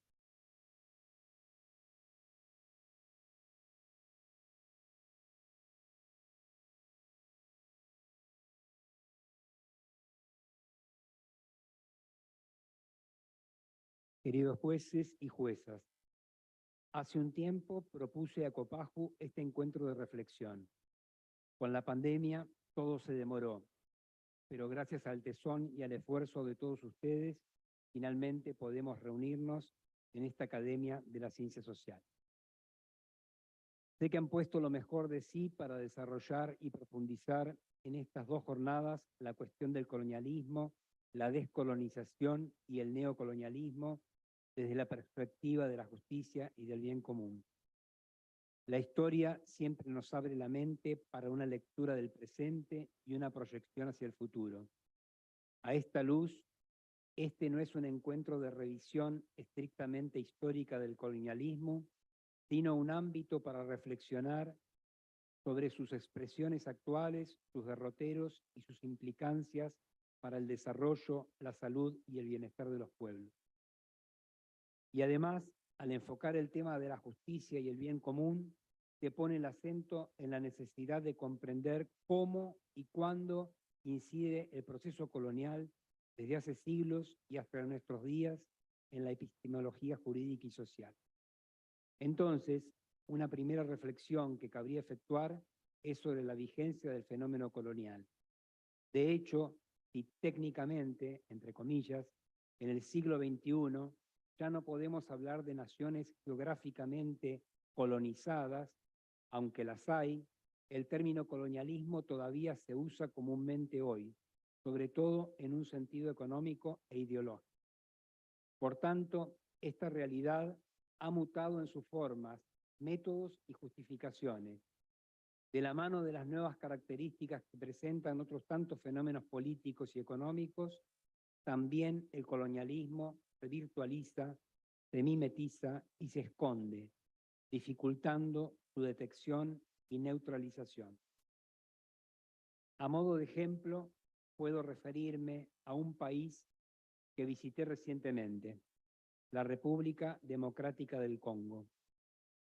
Ese país ha sido independiente desde hace más de 70 años, pero nadie negaría hoy que todavía está sujeto a acciones que, mientras por un lado le garantizan ciertas ventajas, por el otro se traducen en explotación de sus recursos. Además, el conflicto de intereses en juego repercute en el territorio y en la población con gravísimos daños al bien común. Este tipo de dinámica, con variantes ligadas a las situaciones geopolíticas, se encuentra en muchos países y regiones del mundo. Igualmente relevante y a menudo entrelazado con el económico-político es el fenómeno de la colonización ideológica. Estas sofocan el vínculo natural a los valores de los pueblos, intentando erradicar sus tradiciones, historia y lazos religiosos. La colonización ideológica tiende a estandarizar, a igualar todo, obedece a una mentalidad que no tolera las diferencias y se centra solo en el momento presente, en las necesidades y los derechos individuales, a menudo descuidando los deberes hacia los más débiles y frágiles. Conforme discurso en Quebec, 27 de julio de 2022. A modo de sugerencia, será provechoso al respecto la lectura de un libro de 1903, The Lord of the World, El Señor del Mundo, de Benson. Allí, de forma novelada, se describe el colonialismo ideológico. Me preocupa el fenómeno colonial contemporáneo. Pareciera que varios siglos de experiencias históricas, sangrientas e inhumanas, no han servido para madurar una idea global de liberación, autodeterminación y solidaridad entre las naciones y entre los seres humanos. Muy por el contrario, las formas se han afinado y sutilizado. Se busca reemplazar la verdadera causalidad colonial por una lectura histórica que justifique las prácticas de dominación en supuestas carencias naturales, entre comillas, de los colonizados. En este marco, los conflictos asimétricos y el lawfare aparecen como métodos actuales de uso de la fuerza para la concreción de las conquistas territoriales. La guerra frontal tiene en la práctica menos vigencia que la guerra indirecta, conforme al respecto el libro de Little Hart, Estrategia de Aproximación Indirecta. No debemos olvidar que las expresiones concretas de justicia y de bien común van madurando en los pueblos y como tales deben ser respetadas. Las historias, los orígenes, las tradiciones, las religiones atraviesan las lógicas que dan sentido a la determinación de lo justo y de lo bueno. Por ello, ninguna potencia política, económica, ideológica está legitimada para determinar de forma unilateral la identidad de una nación o grupo social. El sometimiento y la expoliación de los pueblos a través del uso de la fuerza o de la penetración cultural y política es un crimen. Configura un crimen porque no hay chances para la paz en un mundo que descarta poblaciones y oprime para saquear. En este contexto es menester mencionar el rol trascendental que juegan las ciencias, las academias, los foros de estudios. ya sea para operar como factores de liberación o bien para apuntalar la dominación de los pueblos periféricos o la colonización ideológica.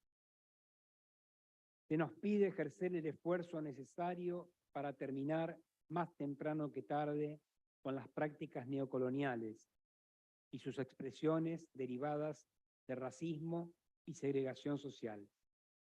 Para ello es necesario internarnos en el fenómeno, comprenderlo, detectarlo en el propio seno de nuestras instituciones judiciales y no dar crédito a las posturas negacionistas que adjudican al diagnóstico neocolonial un origen conspirativo o fantasioso.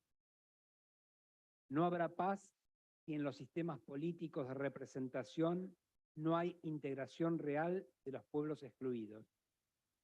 No son concebibles los cuerpos representativos en donde solo el poder hegemónico ocupa espacios.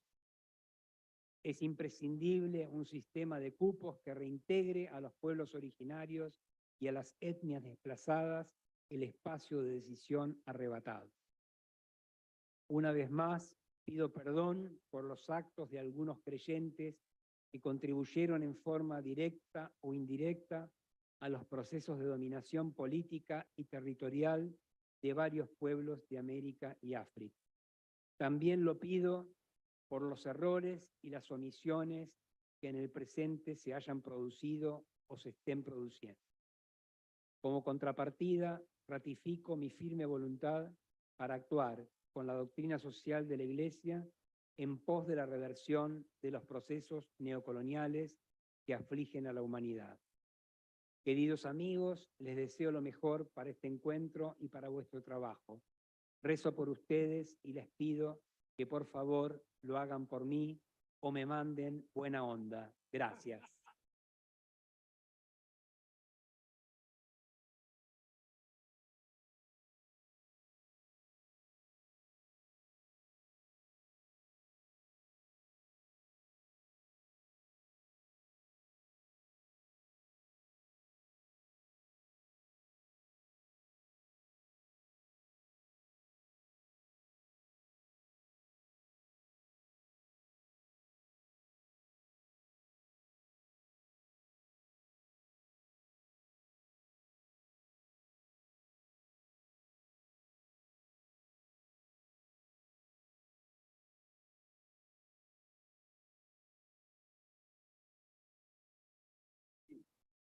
Francisco está con nosotros, siempre estará. Quiero agradecer también a la organizadora, Alessandra Petrillo, que también debemos agradecer a los tan pacientes interpretadores, los traductores, que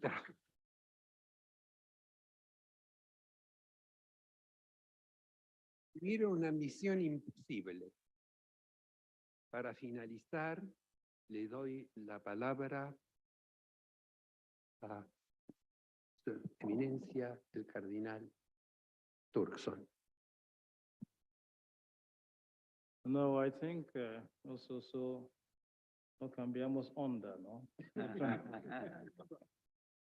So switching wavelengths, we just want to tag on to the words of gratitude expressed by Professor Roscoe, and is to thank Judge Gallardo, Roscoe himself, and all of you, dear friends who made a great sacrifice to travel all of these distances here to share your thoughts and ideas in a subject that is very complicated, very contentious, and after all the discussions you've made, we still have not had definitive ultimate solution to the challenges and the problems before us. We still need to continue.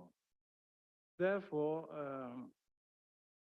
the Pontifical Academy of the Social Sciences wishes to take this further, and it wants to devote a study session next year, 2024, to a study of a related issue, but under the so-called theory of discovery. There is a document which has been published by the Vatican on this yesterday in the Vatican newspapers about a theory of discovery in connection with the residential school problem in Canada. So with the suggestion of the bishops of Canada, the Academy will take up that subject next year and devote a particular study to the theory of discovery to see what there is in there. And the bishops of Canada and the United States hope that that is going to be a big support for the church in its dealing with the issue. So this is to announce all of that to you. When the time comes, we may still come knocking at the door of some of you, and that would be the reason for doing that. But as you know, the observation raised about including India or not extending India and all of that is just indicative of the problem. Because indigenous populations you find in Norway, you find in Taiwan, you find in Australia, you find so very many places who are not represented here. But the main currents of discussion are pretty much, the same, and that just gives us reason to probably extend such a study later to include some more who could have been here, but who are not here yet. But we wish to congratulate you and to thank you for everything that you've done by way of shedding light on this issue. And we thank in the first place Pope Francis, who desired this meeting and wanted it to take place. It's a great pity that he couldn't be here. He should have been here now with us. But again, as they say, man proposes and God disposes.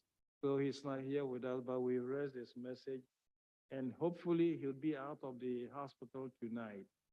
And so we're hoping that everything has gone well. And as he says, continue to pray for him, as everybody here does.